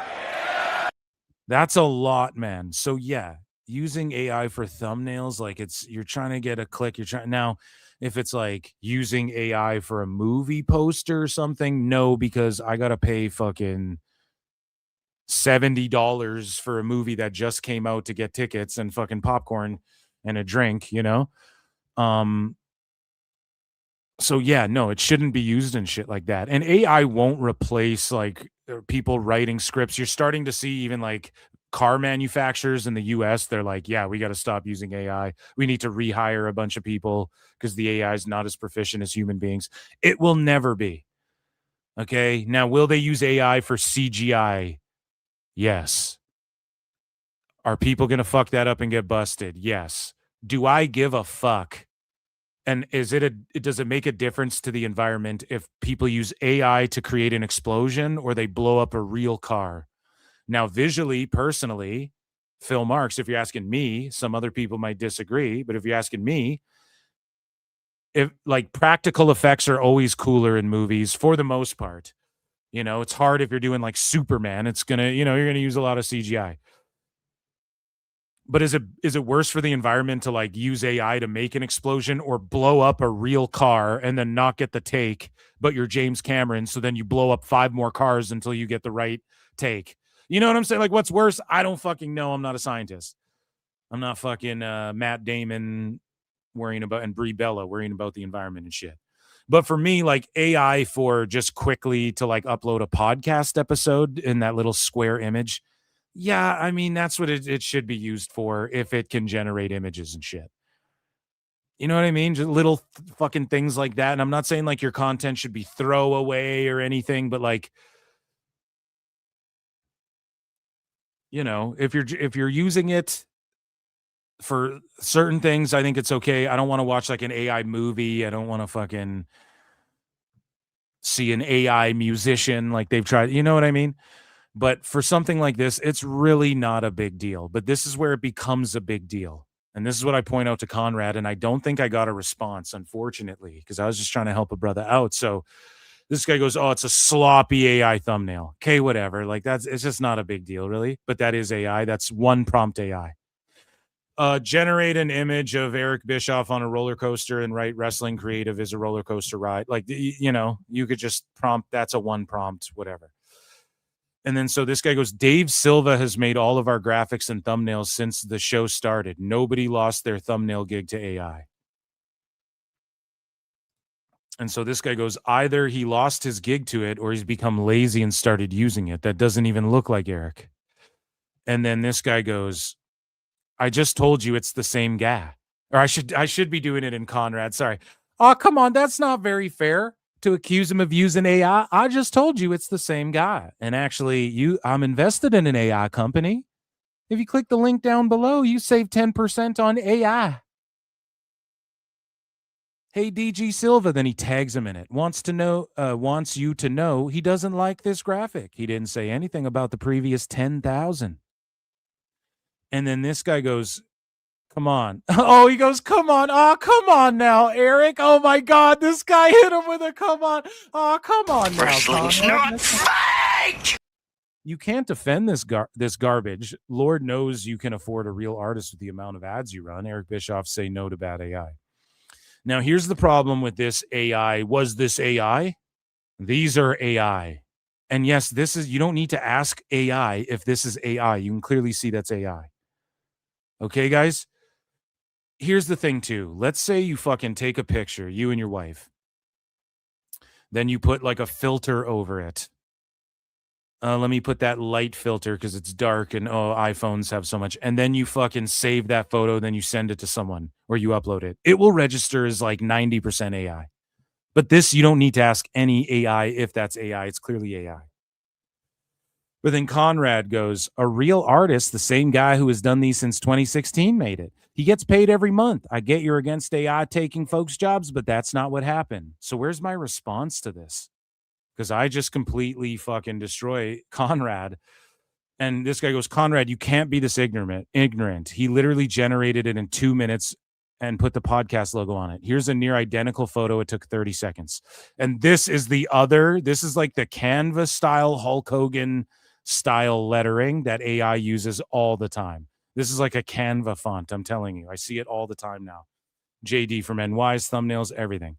So Conrad says, I know I replied somewhere. Maybe I bookmarked it, but Conrad says, trying to figure out what you'd like me to do here. I pay a guy to do graphics, and the same guy's done it for a decade. He's included in this thread. Are you campaigning for me not to hire real humans? And my response was, look, Conrad, it's not that that you pay the guy. Right? It's that you're fucking paying a guy to do shitty one prompt AI. Like if you're paying him the same amount you used to, then that's a fucking L. And he's like, do you want, AI to take people's jobs? No, that's not what anybody's talking about. They're more triggered by the slop AI. Now that's not my gripe. My gripe is it is a little bit like you could make that look more like Eric, but whatever, like who cares about that? My thing that I'm offended by, and Conrad, I know that you can save with Conrad. You like to save everybody money. Well, head on to the link below, savewithphil.com. Save yourself some money, Conrad. While I spit some fucking game on you, you're paying this guy to make this level of slop. If you're paying anybody, Conrad, you could do this in 1 second on Grok. You don't need to pay anybody. Pay me and I'll teach you how to do this in 30 seconds. Like you should have a chat with that dude about integrating AI into his shit. And if he's going to, do it better and do it in a way where people actually look like the person and figure out the way to. So you could Photoshop Eric Bischoff's head on a roller coaster ride, and then you could use AI to do image enhancement and to blend the image and stuff. Photoshop does that. You can't avoid it. Like even if you use Photoshop, there's so many AI tools now on Photoshop, like even their background remover. You used to have to fucking separate the image, cut it into layers. You can just AI, but everything uses AI. So you really can't like fault anybody for using AI or fault them. Okay. You really can't these days. Like everyone's going to do it. And it has really good like image enhancement, especially qualities that you can't really find by using like some of these dated, like Photoshop plays catch up to Canva on certain things. Canva plays catch up to Grok on certain things, especially with image generation. It's like, Conrad, you should be offended that you're paying someone to just one prompt some bullshit out. Like you're paying someone to do that. You could have done that in 30 seconds. Instead of arguing with this guy on Twitter, you could have taken that same amount of time and knocked out every episode this month with 1 or 2 prompts. So that's what the issue is in my book anyways. Yeah. So we move along here. And I destroyed Jon Alba. Shut up, bitch. Right. So Jon Alba posted this. and he's talking with Sap, and these two are giving the most dreck, and just look at that pompous fucking look on his face. And they're giving the most drab fucking base level, surface level, basic bitch take. JD gave the same take, but Alba will call him a fucking grifter for it, oddly enough. And this is the same, just lame take about the Oba Brock shit. Let's take a listen. I'm a firm believer that a lot of pro wrestling companies these days simply cannot get. Who cares? Fix your mic. How about that? How about if you're going to look that fucking pompous while you say this, fix your mic first. Yeah. How long have you been doing this? Anyone could do what JD does. Are you sure about that, dude? Are you sure? Because last time I checked, his audio's like way better than whatever the fuck you have going on here. Sure thing, bro. Sure thing. Out of their own way. They come up Yeah. with a lot of really good ideas, or they have an end goal, a game plan. They want to get someone from here to here. And for whatever the reason, they can't take a linear path there. Because linear's boring. You fucking dumbass. This is the dumbest shit ever. They can't just take the linear path because it's not linear. Do you understand? Oh, the Lord of the Rings, man, the linear path. They just get on the eagle and throw the fucking ring in the fucking lava. Oh, the movie Superbad. They just they wait for McLovin to come out, the linear path, and then they fucking just get the alcohol and then go to the party and then they fuck chicks. The linear path. Whoa, go on a walk, bud. This is called entertainment. You watch a movie because fucking... I pointed Indiana Jones. They opened the box anyways. He doesn't have to do any of the shit he does. But we're glad he did. And it made billions of dollars because it's so good. Because it's not the linear path. And that is actually the linear path. They opened the box anyway, but he goes around. You have to go up and down and around and ebbs and flows. And you got character arcs. It's called a character arc. Oh, an arc? Is an arc lineal? Let's ask AI. Is an arc linear? Huh. An arc structurally functions primarily in compression rather than pure linearity. We just pwned you with science. Like, what are you talking? They can't take the linear way there. We know, simpleton. That's why we watch the show. Do you know who takes the linear way? AEW. Dave tells you it's going to happen. They have a bunch of matches. The match happens. That's your favorite company. If your idea was that Obafemi would not be challenging for a world title at SummerSlam, but rather in the future, potentially at WrestleMania, why did you make the King of the Ring stipulation? So stupid. It's not so stupid. It's not so stupid. The winner gets a title shot. Oh, they didn't do the title shot then at SummerSlam. How is that so stupid? It's like Money in the Bank. No. It's like when fucking who I think Billy Gunn went after the Intercontinental title. It's like when Cena won the Rumble and went, I'm going to fight Orton at No Way Out or whatever the fuck. Connect to SummerSlam. But they connected it to SummerSlam. Okay. And they have to do it there. No, they don't. The card's subject to change. When the fuck? It's not like some promise set in stone. It's like the Money in the Bank. Nope. The Money in the Bank, you can just run out and win the belt. Oba's going to say when he fights for the title, this story is about drawing parallels between Brock and Oba. The most predictable thing would have been Brock fucks Oba, Oba versus Brock at SummerSlam, Jay, King of the Ring. That would have been the most predictable thing. Instead, you have Sami Zayn as your champion. Everyone's melting down. Nobody knows what's going to happen on Raw. Could Cody Rhodes win the title? Or could Sami Zayn defend against him? All you had to do was say, it will guarantee the winner a future championship match. And no one is having this conversation right now because they know that Obafemi will have a future championship match whenever that comes to pass. This was an unforced error that convoluted things unnecessarily. It literally did not convolute anything. Like, everybody can wrap their brains around this, right? He's about to call his shot. Brock interjects. Brock calls his own shots. They've established that for years. Obafemi's the ruler. It gives him more time to carry that fucking crown around. Because he's M'Baku in this motherfucker. Wakanda forever. Okay? It's pretty simple. It's just, oh shit, we've seen this before. He's going to wait to get his title shot after he deals with Brock. Why? Because Brock interjected himself. Why? Because Brock always interjects himself, even when he doesn't have to. Even when he goes, I'm the champ, I'm joining the Rumble. Tosses out 15 people, then gets eliminated. He didn't even need to there. That's his character type. Remember when Brock interjected in the fucking Money in the Bank?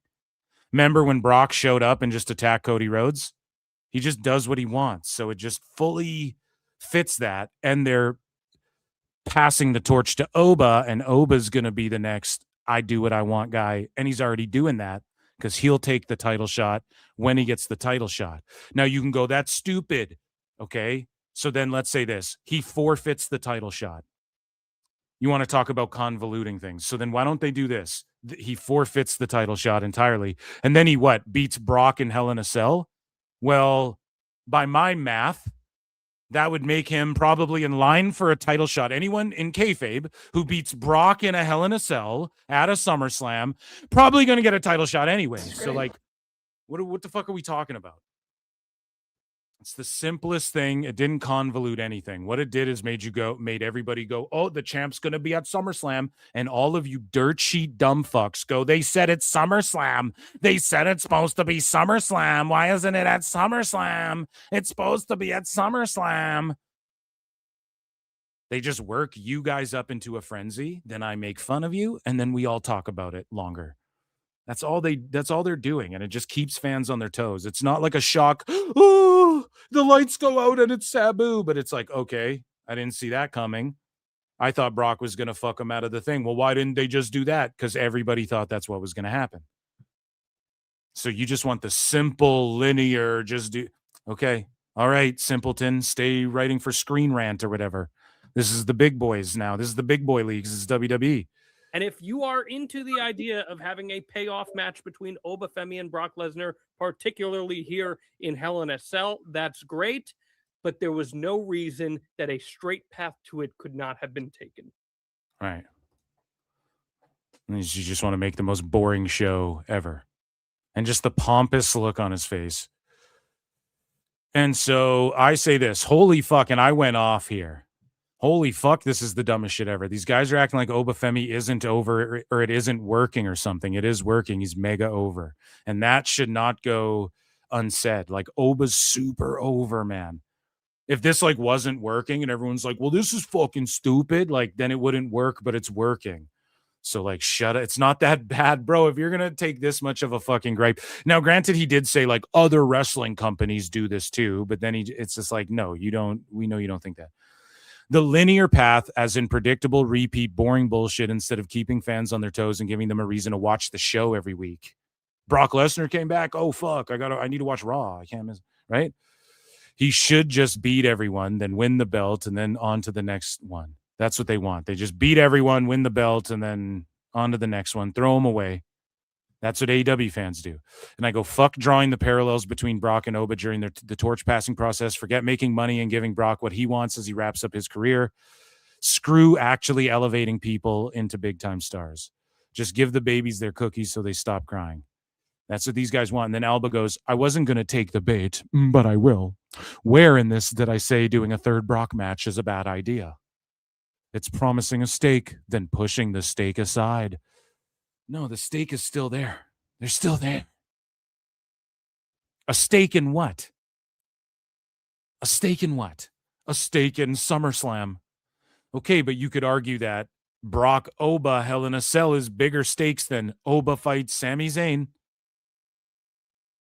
You know what I'm saying? If the plan was never for him to have the match at SummerSlam, why make King of the Ring for a SummerSlam title match? That's semantics. Which I get it. Semantics, you need them to argue your position, but that's just semantics. Like, okay, I don't know. Why did Cena win the Rumble, then fight at No Way Out for the belt? That's like the least important thing. You're trying to get hung up on, well, they said SummerSlam. Okay, but they also say cards subject to change in fine print. Like, what are you crying about? Fuck you crying about? They also said El Hijo would be fighting for the Cruiserweight title on NXT, and he got hurt and had to fucking show up on SmackDown. Allegedly. So like, what are you going to cry about that too? Like, who cares? That's like that's besides the point. It's about what are they offering and how are we getting there? Is it ass? Does it not make sense? No, it all makes sense. It's pretty digestible. It makes a lot of sense actually, you know? And so I go, funny how you and JD from, I say people genuinely thought Jey Uso was going to beat Oba. Funny how you and JD from NY are saying the exact same thing, but you'll label him a grifter, by the way. And then Alba goes, imagine if he had won the Royal Rumble and then said, never mind, I don't want the title match. I want to face blank instead. But that's not what Oba did. Brock challenged him. Oba accepted. And then the GM, and then Oba said, the title match will still be there. And then the GM said, yep, it will be. You can take care of business. They explain it. It is the same idea. Okay, so what Cena did, he fought Orton at No Way Out instead of WrestleMania. Don't promise something and then deliver something else entirely. Why should anyone care about that stake going forward? Why should anyone care about, hey, the title shot's going to be at this show, and then once in a while, and then there's an exception to the rule? Like, what are you crying about? So every now and then they deviate and there's an exception to the rule, like Cena fighting Orton at No Way Out. And why should anybody care? Why do you care then? Cena did shit like this 10 years ago and you still care. You're crying about this right now. You tell me. You're the one who cares so much about it, John. Holy fuck. I just go, no, it isn't. It's not the Royal Rumble. And I can imagine that because John Cena literally did that and fought Orton for the title at No Way Out instead of WrestleMania before. And I wrote, if you want to be spoon-fed and handheld through everything, that's fine. But if it's mind-boggling to you, that's the words he used, that's just a personal comprehension issue or something. And he actually tweeted twice. He actually responded twice. I think I have it bookmarked. But he actually did like 2 responses before I even got in my one as well. And I was like, yo, chill the fuck out. No, it wasn't bad. He's not like spurging, and I was being real tough on him. But I did that because my defenses were up because I went at Paul Walter Hauser, but I was being like in very good taste, and then he just low blowed. He went low blow, and I was like, I ain't gonna let Alba do that shit to me, you know? Because like I was kind to Paul Walter Hauser, then it blew up in my face. Let me just see. No, this is what he said. The point is going over your head. And then he said that other thing before I could even respond once. That's facts. So he goes, the point is going over your head.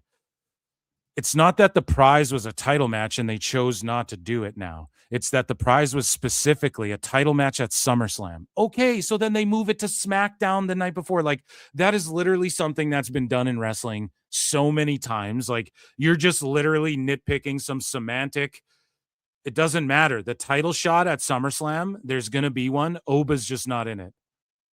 There's still a title match. Oba's still wrestling, and you could argue bigger stakes because Brock's career's on the line in a fucking Hell in a Cell. So now the stakes are even bigger. And Oba will get his title match down the line, so the stakes of the King of the Ring were the same. Holy fuck, bud. And then they say, never mind. Like, see, this is just a guy being a baby. Then they go, never mind. Nope, take it away. No. We're still getting all of the same things. It's just more epic now. If it had just been future title match, there's no conversation. Okay, John. And I go, it's not going over anyone's head but yours. And he tapped out, by the way. I say, Oba still gets his title shot regardless. He just has to deal with Brock first, who's historically inserted himself and changed the trajectory of the world title numerous times. Like the Royal Rumble he decided to enter in as champion, for instance. And I wrote this. This is a great example. Thanos wasn't never mind, quote unquote, just because the Avengers had to beat Ebony Maw's ass first. They had 3 hours of movie to fill. You need to keep Oba away from the title and from squashing everyone because you're not trying to hotshot book him and blow your wad too early, especially in this day and age. And again, what does Alba want? Give it to me now, and then what? Oba becomes champ, and then what? And then what? It's clearly about getting as much longevity and drawing as many parallels between Oba and Brock as possible during this torch passing process. Again, so SummerSlam is a big event for Brock. The next big thing, the Hell in a Cell, because Undertaker put over Brock in that gruesome Hell in a Cell in 02-03 No Mercy. And Brock is going to do the same for Oba. There's just so many parallels. I've drawn them ad nauseum this week. Alba's felt it. He gets destroyed. So, Dave Meltzer says Great American Bash did 394K. You can't say I didn't warn them over and over. Nobody listens to you, Dave, so you didn't warn anybody. Jon Alba goes, I just don't see the upside in continuing to do this. Putting it head to head with these big AEW shows for the sake of it is a big disservice to a lot of the NXT talent. John, Will Cruz, or whatever his name is, Mason Rook, evil fucking, or he wasn't on the PLE, but Kendall Gray and Lola Vice, they were seen by 400,000 people on TV and then Netflix international views. How is that a disservice? The fact that Ospreay and Moxley and all of these fucking guys, the Bucks and Kenny Omega in your company, the fact that they get compared to fucking Lola Vice and Kendall Gray and who else? Name these new guys, Keanu Carver and fucking Shaquan and Tavion Heights. That's who you're crying about. And it's hurting them. They're developmental. If you spend 1 millisecond even seriously comparing that to AEW, then you clearly are being disingenuous if you believe that AEW is a fucking challenger brand in any form or fashion. Like, clearly AEW is not nowhere near as hot as everybody fucking says it is, if that's the case. So he goes, putting it head to head with these big AEW shows for the sake of it is no. Nobody watched FCW that was on the same nights as fucking pay-per-views and shit. Nobody watched OVW when it was on as the same nights as WWE pay-per-views even. Like, what are we talking about? NXT is in front of more people than developmental even should be, in my opinion.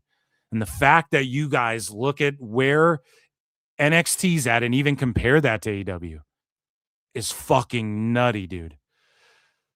That main event deserved more live eyes. There's so many days of the week and time slots to choose from. Yeah, like Tuesday at 10 when I have free time and I'll stream it then. Fuck your live eyes, dude. Holy fuck. Like, see, he's just a dummy dumb.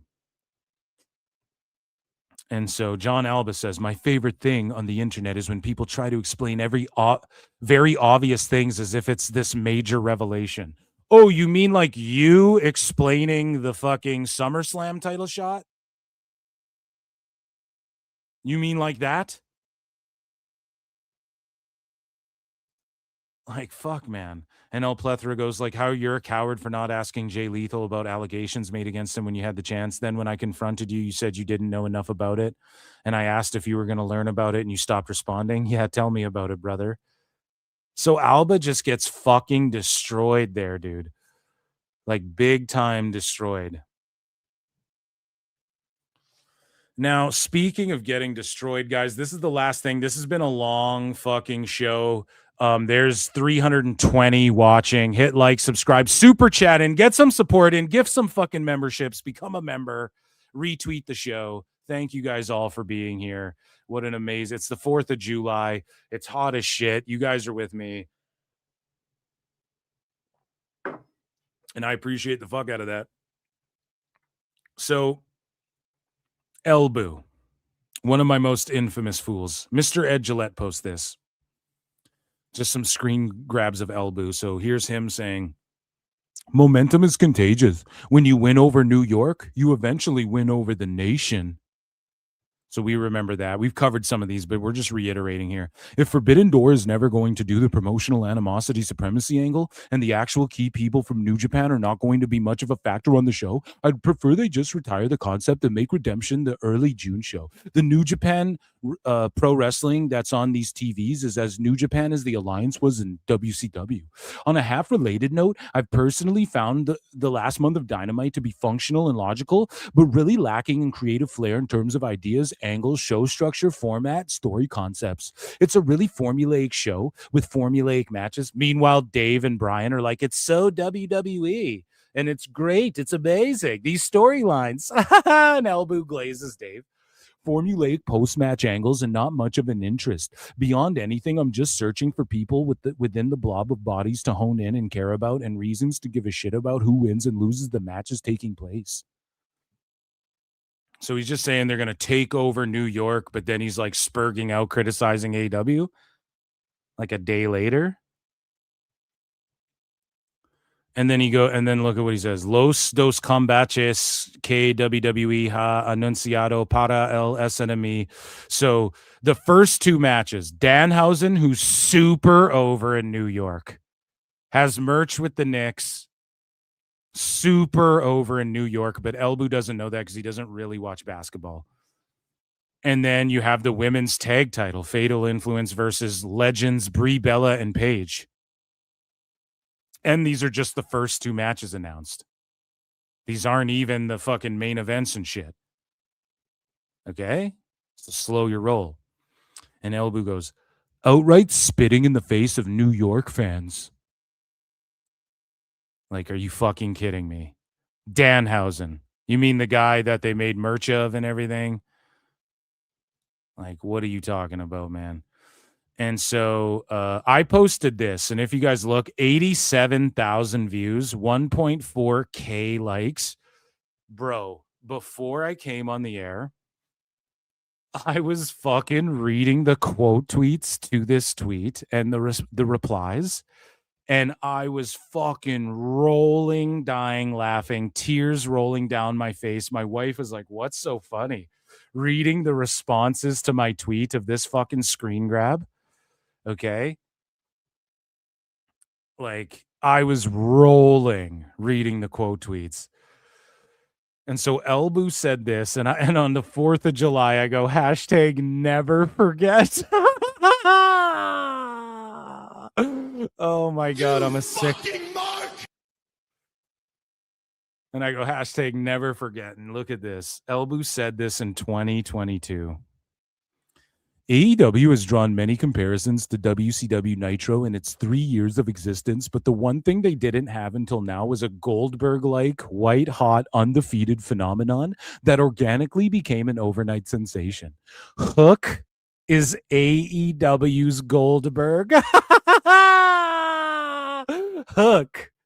And, like, I don't want to knock Hook, but, like, bro, he's just in fucking Ring of Honor doing nothing, still developing, gets moved down to developmental Ring of Honor because he ain't shit now. And that's no knock on Hook, dude. That's a knock on AEW. You can't progress, right? And then the cherry on top is hashtag AEW Rampage. You fucking mark. It doesn't even exist. Epic fail. Failure. Oh my God. And the IWC just went nuts with this. Like, read some of these replies. I was just liking everyone's shit.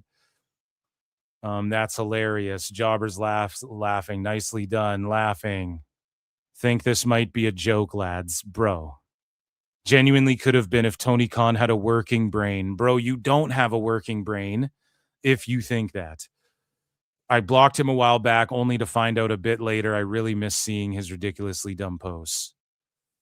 God, what a terrible take. Poor Hook. What a fucking moron. Hook didn't deliver the arena's pack chanting for him. I don't know, man. It's just, they just flopped Hook. And for him to say that, like, it's the same thing with Wheeler and Yuta being Austin and The Rock and shit. Like, look at them. They're just fucking J-Brones. So Ed Gillette posts this. You got to admire that level of confidence without having any knowledge of credibility. So here's Elbu in 24. The big takeaway coming out of Collision is Wheeler Yuta is in position to turn heads and be a relevant player on the shows again for the first time since 22.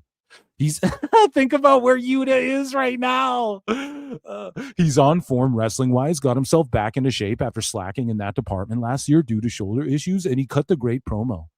I'm not sure what the ceiling is for even the best possible version of Wheeler Yuta, but again, he's poised to make noise.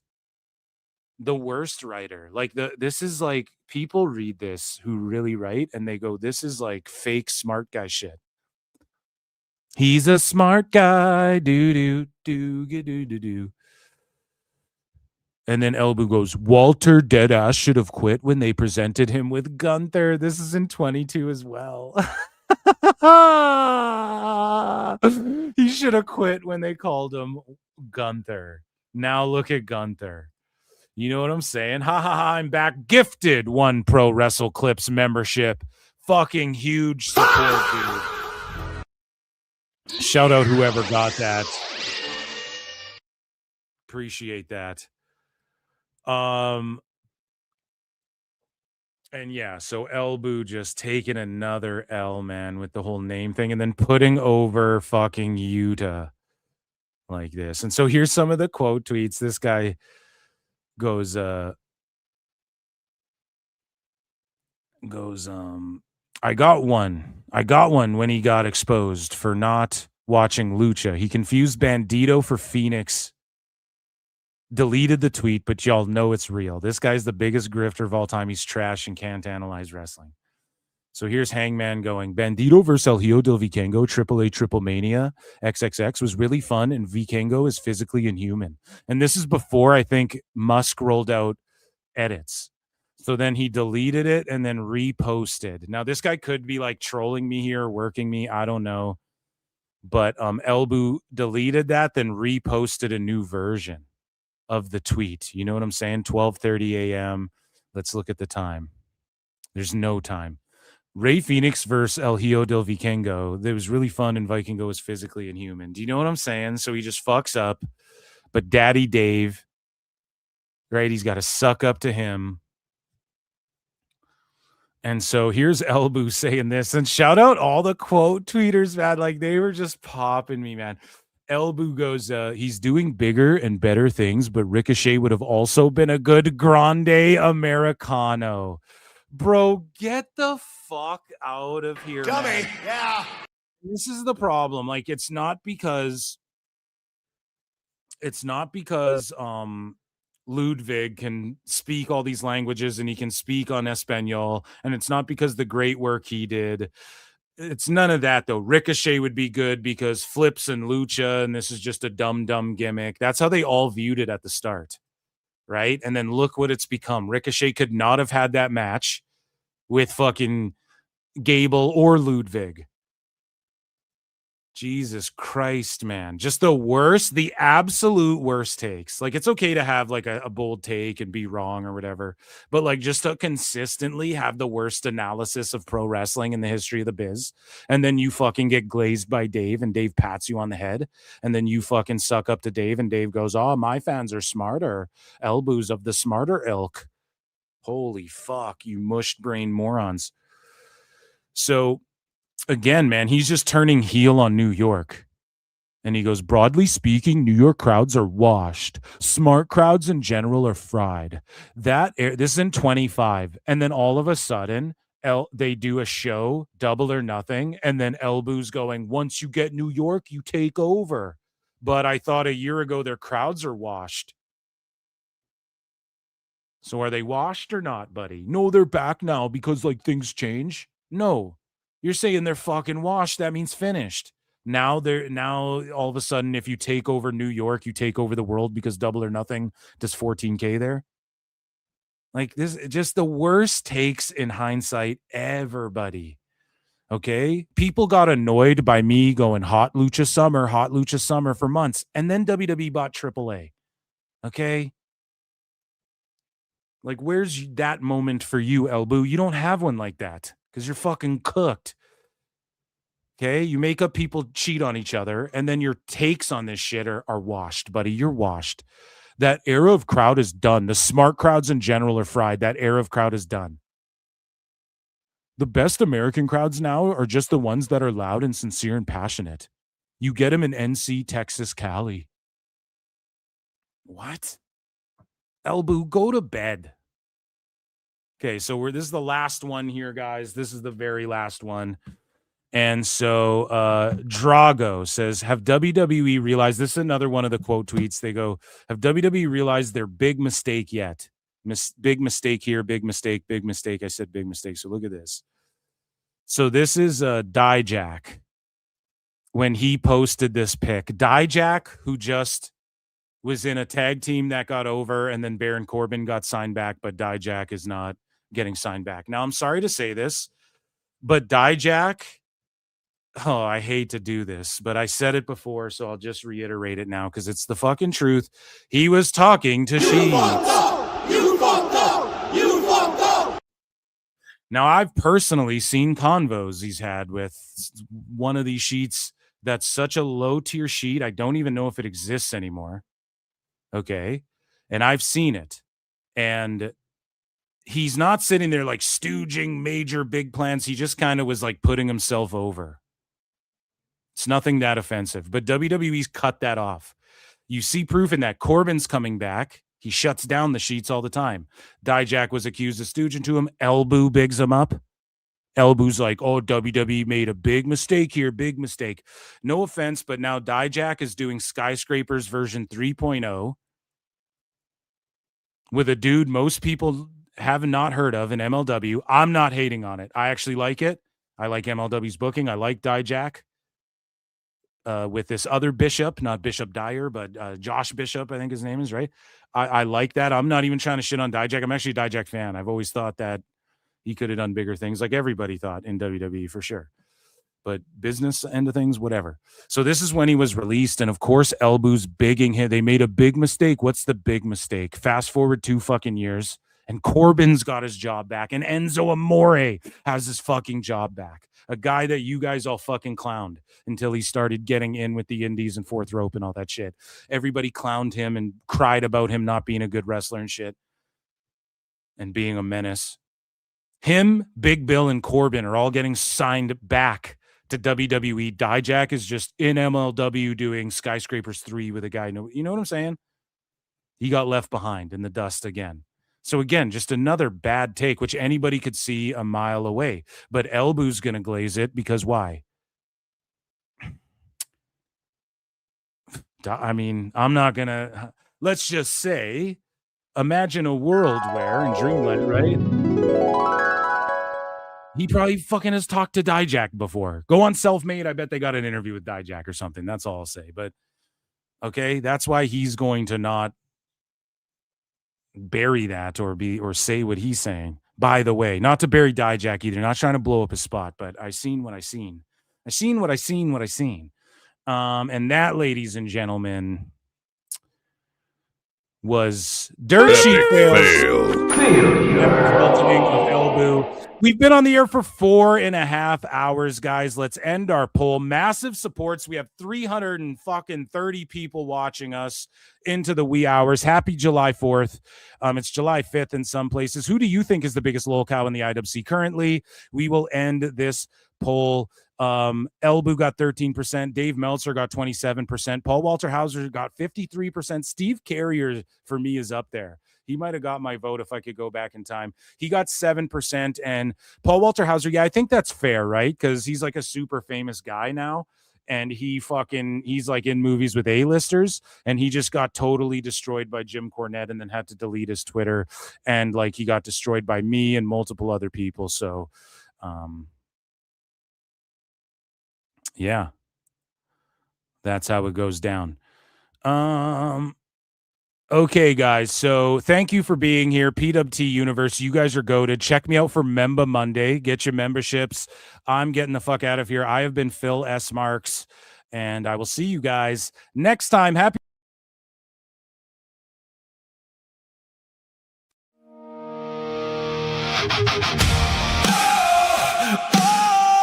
Tony Khan is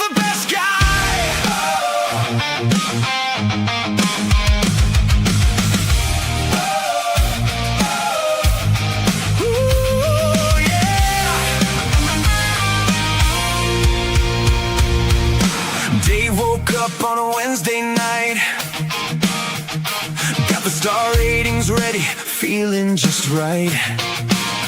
Tone booked a ladder match, 12 flips in a row. Dave said 6 stars, brother, let's go. The ratings dipped a little, but that's okay. There's always a reason by the end of the day. When the message boards crumble and wonder why, Dave just smiles and starts to type. Maybe you just don't understand the art. That's the line before he plays his part. Tony Khan is the best guy, never wrong and he'll tell you why. If Tone books it, it's certified. Tony Khan is the best guy. Tony Khan is the best guy. Dave's got another defense to write. Every match is a masterpiece tonight. Tony Khan is the best guy. Tony Khan is the best guy. Tone made another huge announcement again. The biggest announcement since 10 announcements ago then. Dave got excited before it was said.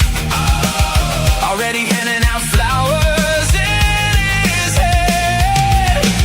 The forums laughed, the podcast cried, the tribal wars burned all night. But Dave was there with a brand new take, explaining every questionable mistake. The critics yell from far and wide, but Dave is always by Tone's side. Tony Khan is the best guy, never wrong and I'll tell you why. If Tone books it, it's certified. Tony Khan is the best guy. Tony Khan is the best guy. Dave's got another defense to write. Every match is a masterpiece tonight. Tony Khan is the best guy.